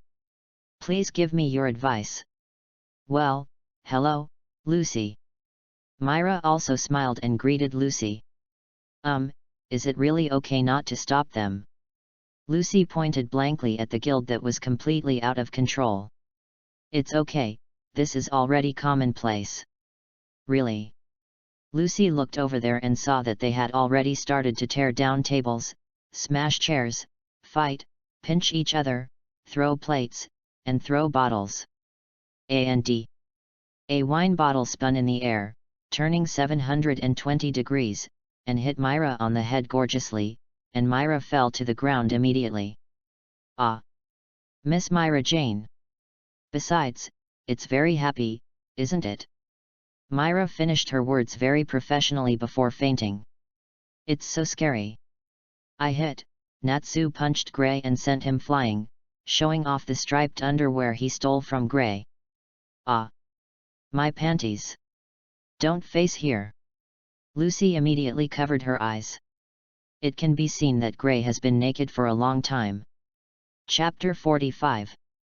Miss, if you can, lend me your underwear.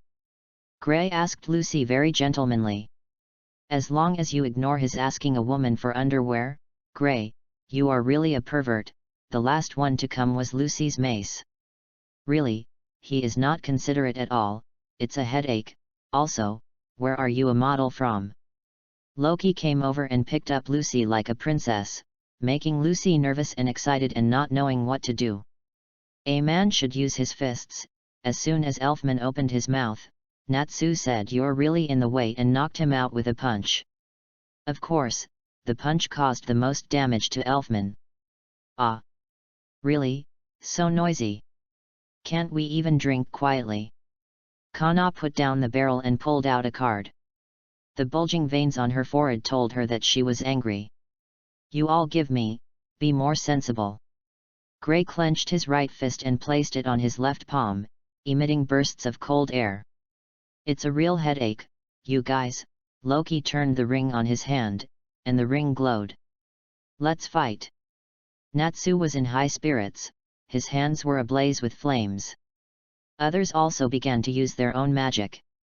Lucy was shocked using magic to fight. Myra had resurrected at some point, and she pointed her finger at her chin beside Lucy. It's a bit troublesome, now that Ling Yan is not here. That's it.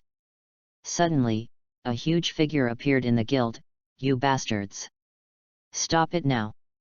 After this roar, the guild became completely silent, which made Lucy, who had been in a state of shock, not know how to deal with it. At this time, Myra said to the huge figure with a smile on her face, oh, come on, have you always been here, President? President? Seeing the fighting spirit of everyone around him disappear, Natsu grinned. Ah ha ha ha ha ha ha ha, are you all scared to death? Then this victory is mine. Before Natsu could finish his words, he was stepped on by the giant figure. At the same time, the giant figure also noticed Lucy. A newcomer. Yes, yes. The huge figure seemed very happy, but he didn't know that his behavior just now had completely scared the newcomer. Fairy Tale is a guild that kidnaps people. Guildarts kidnapped Kana unconsciously but indirectly, Makarov kidnapped Ling Yan and Natsu, then Ling Yan kidnapped Myra's 3 siblings, then Natsu kidnapped Lucy, and then Grey kidnapped Juvia, and then Juvia and Makarov kidnapped Iron Dragon together. What a powerful guild!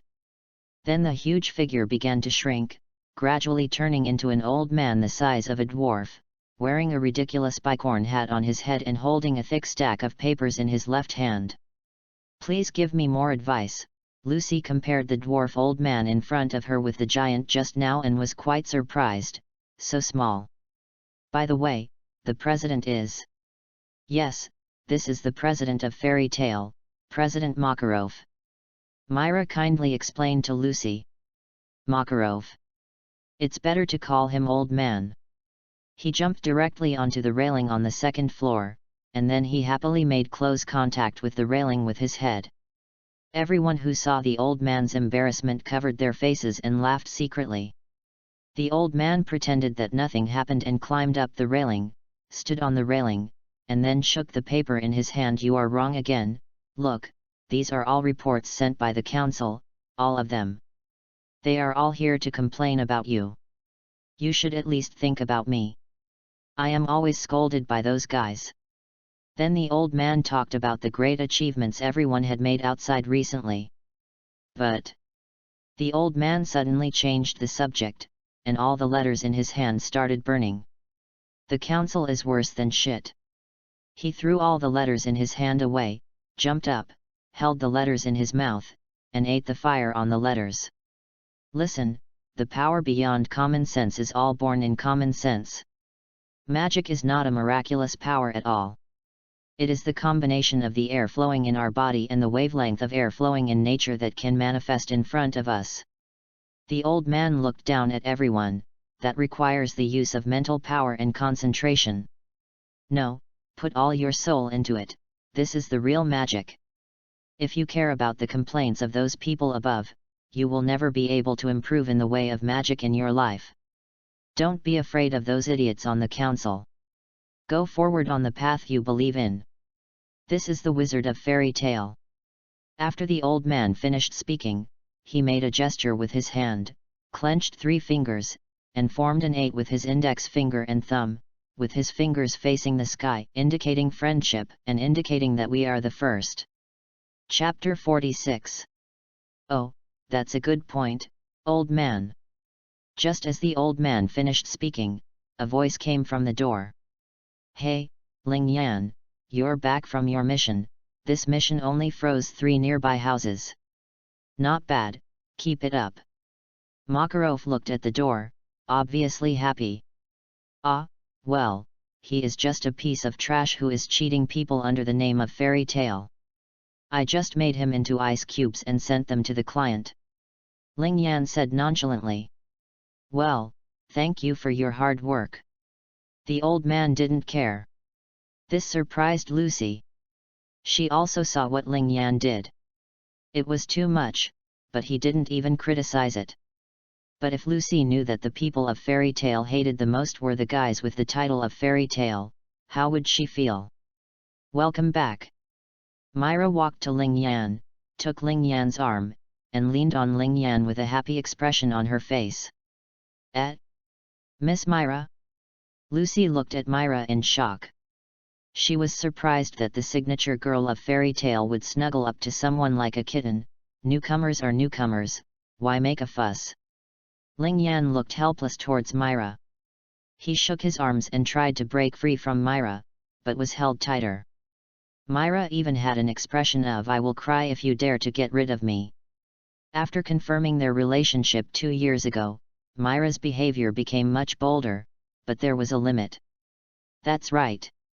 Myra seemed to remember something, loosened her arm around Ling Yan, and ran to Lucy. Lucy, you haven't printed the guild seal yet, what color do you want? I want a pink one, can I print it on the back of my left hand? Sure. Myra picked up the seal and pressed it down on Lucy. A pink guild seal appeared on the back of Lucy's hand. That's the new guy. Ling Yan sat at the bar, eating the strawberry sundae Myra gave him, and looked at Lucy in confusion. Well, it seems that Natsu brought it back. Yeah. Natsu, look, I'm also a member of Fairy Tale. Lucy excitedly ran to Natsu to show off. At this time, Natsu and Happy were selecting tasks in front of the task bar. When he heard Lucy's voice, he said without turning his head, really? Louis, that's great, like. It's Lucy. Lucy started to join in the rant. Daddy isn't back yet. A little boy said to the old man who was drinking. You are so annoying, Romeo. You are the son of the magician, right? Then just wait at home. But, he said he would be back in 3 days, and now it's been a week. Well, I remember that Makeo went to work at Hawkbee Mountain. That's not very far. Let's send someone to look for it. Hello, Romeo, there is no magician in this guild who can't even do his own job well, so just go home and drink milk and wait. Asshole, asshole. Romeo was so angry that he punched Makarov and ran away.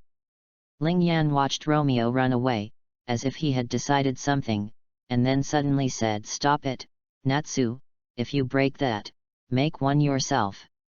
Everyone immediately looked at Natsu and saw that he was raising his fist to the taskbar, as if he was going to smash it, which made Natsu feel a little embarrassed to be seen. Okay, let's go. Ling Yan didn't care about the embarrassment and left directly, and then Natsu followed him. After Natsu left, the guild became lively again. President, will this be troublesome? They want to save Makeo. So children are.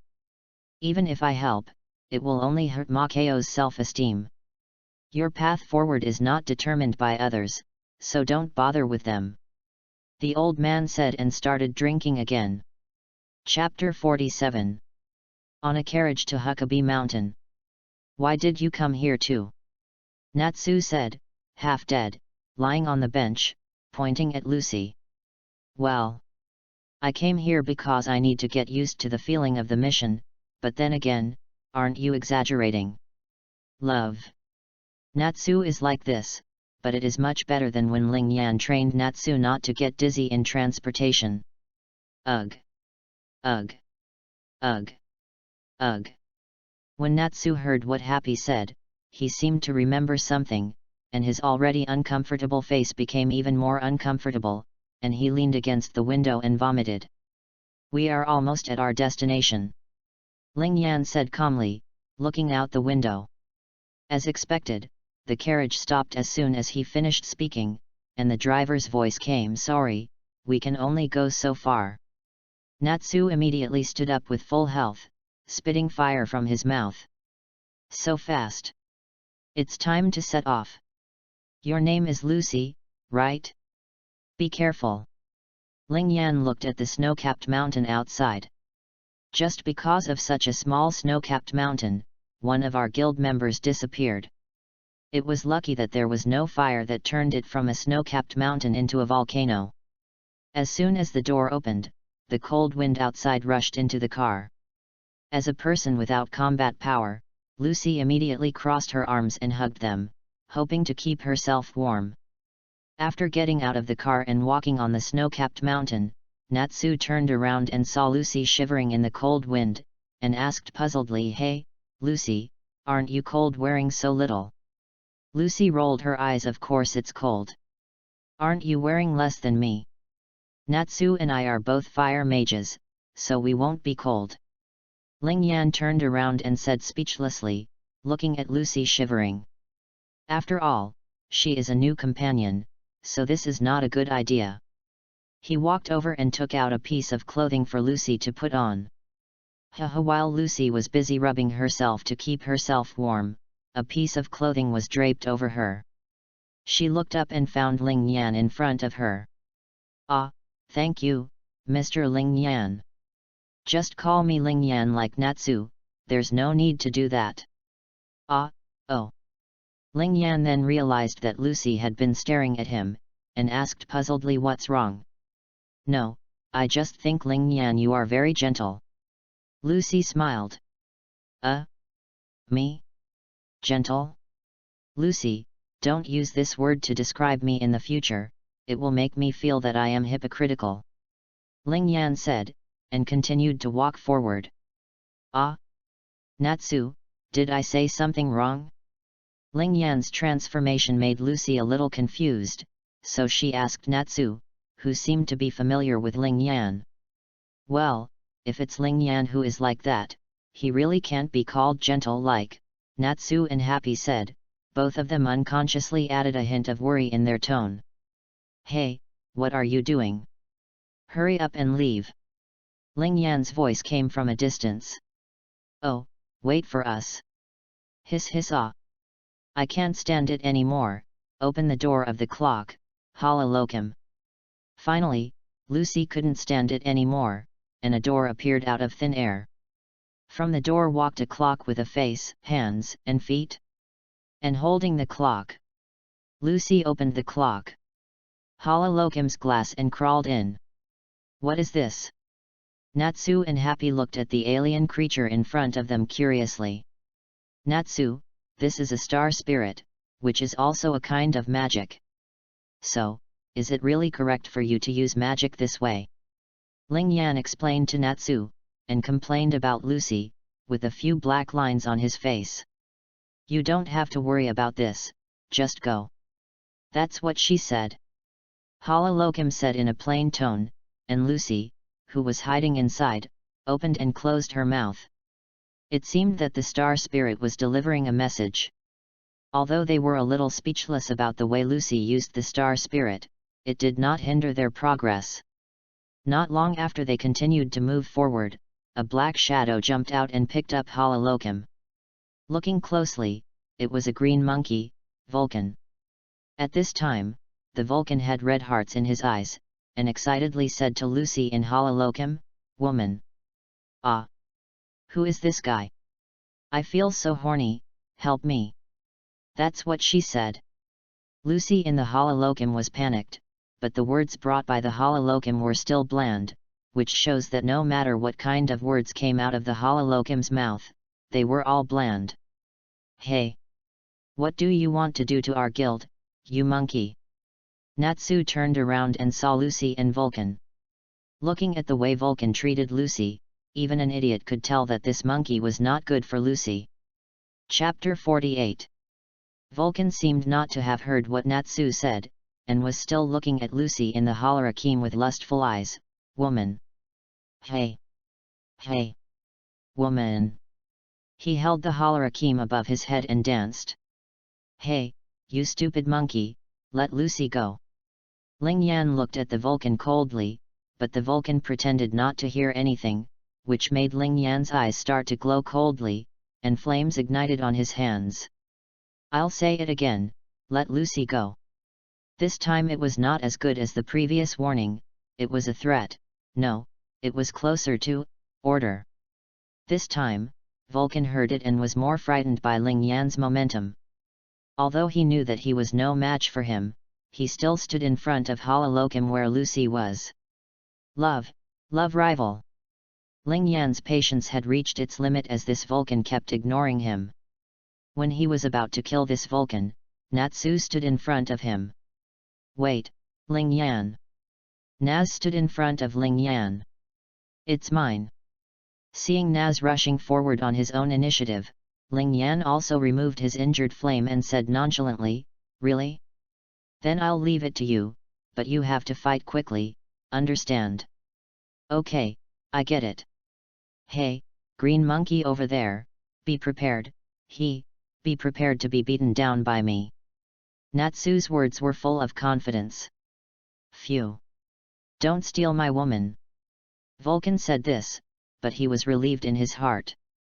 It was great that it wasn't that scary guy over there. Fire Dragon's Iron Fist. Natsu immediately used his most recent signature move, trying to catch Vulcan off guard, and attacked Vulcan with a fist of scorching flames. Vulcan looked at Natsu attacking him without panic, picked up Holarakim and jumped up, but at this moment, something amazing happened. Ding dong! The time is up. Lady Lucy, I'm going back first. Hololokim said this, and then his body turned into starlight and disappeared, leaving only Lucy falling in the air, shouting, then extend it. Extend it.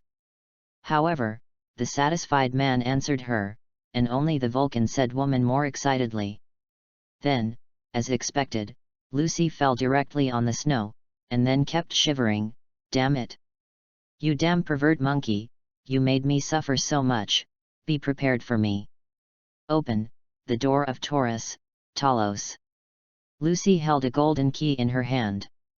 With a wave of the golden key, a door appeared in front of Lucy, and a cow wearing underwear, a golden bell around its neck, and carrying a huge double-edged axe appeared from the door. Moo! Miss Lucy's figure is still as good as ever. As soon as Talos appeared, he twisted his hips and showed his affection to Lucy with red eyes. Talos, go kill that monkey! Lucy ignored Talos's advances and pointed at Vulcan and said to Talos.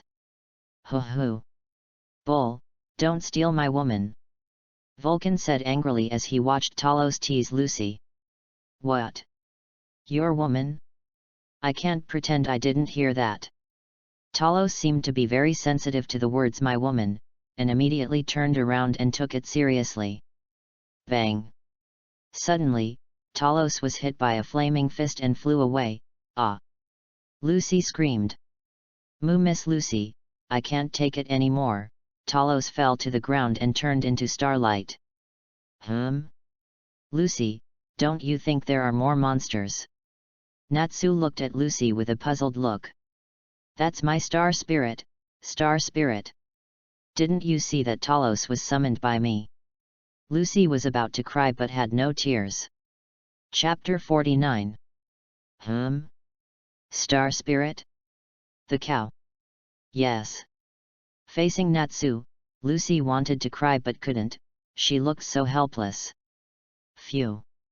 One less love rival. In contrast, Vulcan seemed much happier. Hey, Natsu, if you don't get rid of that monkey, it's my turn. Love, Natsu, hurry up, I'm tired of watching it. Ling Yan's voice raised Natsu's alarm bells, and Happy's voice attracted Lucy's complaints. Did you come here to watch the show in the first place? Dead cat. Ah. I got it, I will deal with him quickly. Hey, monkey, it seems that I can't play with you, so watch this. Fire Dragon's Iron Fist. Natsu touched his fists together and used the same trick again, hitting Vulcan. Vulcan looked at Natsu rushing towards him and was not panicked. He jumped into the air as before, Fire Dragon's Roar.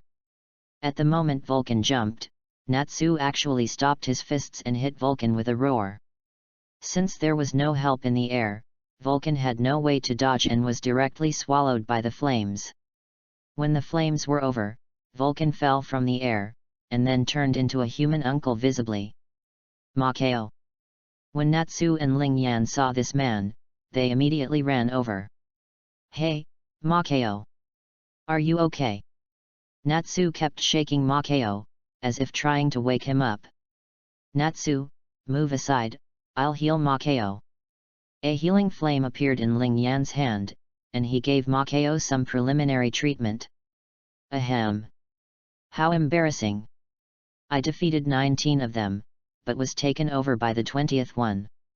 How can I face Romeo with this? After being treated by Ling Yan, Makao woke up, and after self-deprecation, he became unwilling. Makao, stop talking. 19 is already very impressive. I have to put in some effort. Hey! A monster like that actually defeated 19 of them. Are all the people in fairy tale monsters? Lucy said in surprise. Hee, a monster? Even if it is the power of a monster, we don't care. No matter what kind of power it is, we don't want it. What we want is only the power to protect our family. Ling Yan laughed. Everyone in fairy tale is a family, and no one can be left behind. The power that cannot protect the family is of no use to me and us. Well, go back, Macau, Romeo is still waiting for you. Ah, please take me back. Ling Yan pulled Macao up and started to walk back. On a staircase by the river, a boy was crying alone. Thinking back to when he had asked his father to go to work a few days ago, tears started to flow again.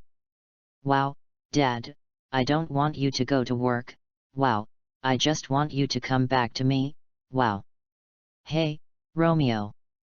Ling Yan shouted to the boy from a distance. Romeo looked up and saw the familiar figure. He immediately stood up, ran over and pounced on the figure. Dad! Sorry, Romeo, Dad failed in his mission. Macao looked at Romeo who had jumped on him and said apologetically. No, it's good to come back. Romeo was not disappointed, but burst into laughter. Next time your friends laugh at you, tell them, can your dad defeat 19 monsters? Yeah. Dad is the best.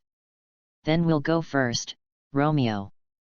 Ling Yan watched the father and son reunite, and didn't want to disturb them, so he expressed his intention to leave. Well, thank you, Brother Linjian, Brother Natsu, Sister Lucy, happy. Romeo smiled and waved goodbye to the people who left. Chapter 50. Hey, Myra-chan, go out with me next time. Wakaba used his smoke magic to create a heart to express his love to Myra. Oh, but don't you already have a wife? Hearing this, Myra smiled and turned into a fat woman.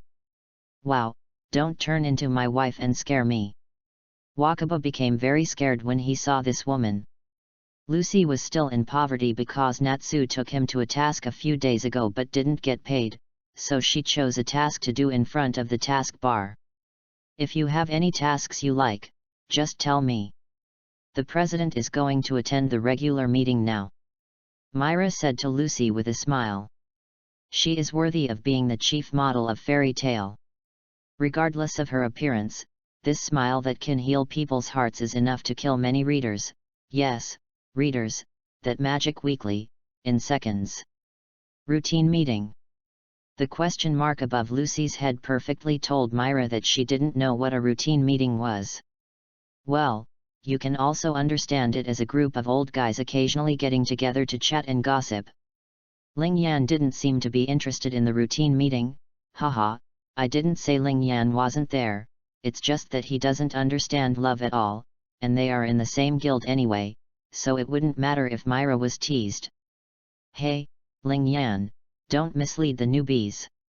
Myra said in a somewhat scolding tone, but she didn't say anything to Ling Yan. She knew that Ling Yan had been to a routine meeting before, and the experience at that time made it impossible for Ling Yan to have a good impression of routine meetings. Then Myra explained to Lucy what a routine meeting was, and because of Natsu's appearance, she explained to Lucy the Dark Guild and the Balam Alliance. Let's not talk about this for now, hurry up and choose your mission, Lucy. Natsu seemed impatient and urged Lucy to choose her mission. Why me? Love. Because Natsu and I chose the mission together last time, this time it's Lucy's turn. Happy came out with a fish in his mouth to explain. Don't you just want the blonde? Of course the team should be disbanded. Lucy was angry about not getting 2 million J last time, and made a disbanding gesture. What? I invited you because I think you are a good person, Lucy. Lucy was somewhat touched when she heard this, but her next sentence threw her feelings away, although he is a weird person. Don't worry, there will be a bunch of people looking for you to team up in a while anyway. Gray took a sip of wine and smiled, looking at Natsu's eyes, which was self-evident. Gray, clothes. Kana reminded. Ah. Annoying. Natsu pouted quietly, his voice was low but loud enough for Gray to hear. Hey, bastard. You just said annoying, right? Gray immediately rolled up his arms. You are so annoying. Popsicle bastard. Birdhead. Exhibitionist. Then there was another round of punching and kicking. Miss, how about we form a love team today? You are so beautiful that I can see you even through my sunglasses. If I see you with my naked eyes, I will be blinded. On the other hand, Loki started his plan to woo Lucy. Then go blind. Lucy complained mercilessly. The sunlight shone into the guild through the window, and the keys on Lucy's waist reflected the light. Loki saw the keys and was immediately frightened. You are a celestial mage. Love, there are cows and crabs and things like that. Harpy came out to show his presence. Ah, you are really a trick of fate. This is the end of our relationship. Goodbye. Loki looked heartbroken and ran away like he had seen a ghost. By the way, is there a beginning between us? Lucy complained again, but was soon knocked away by Natsu, who flew out of nowhere.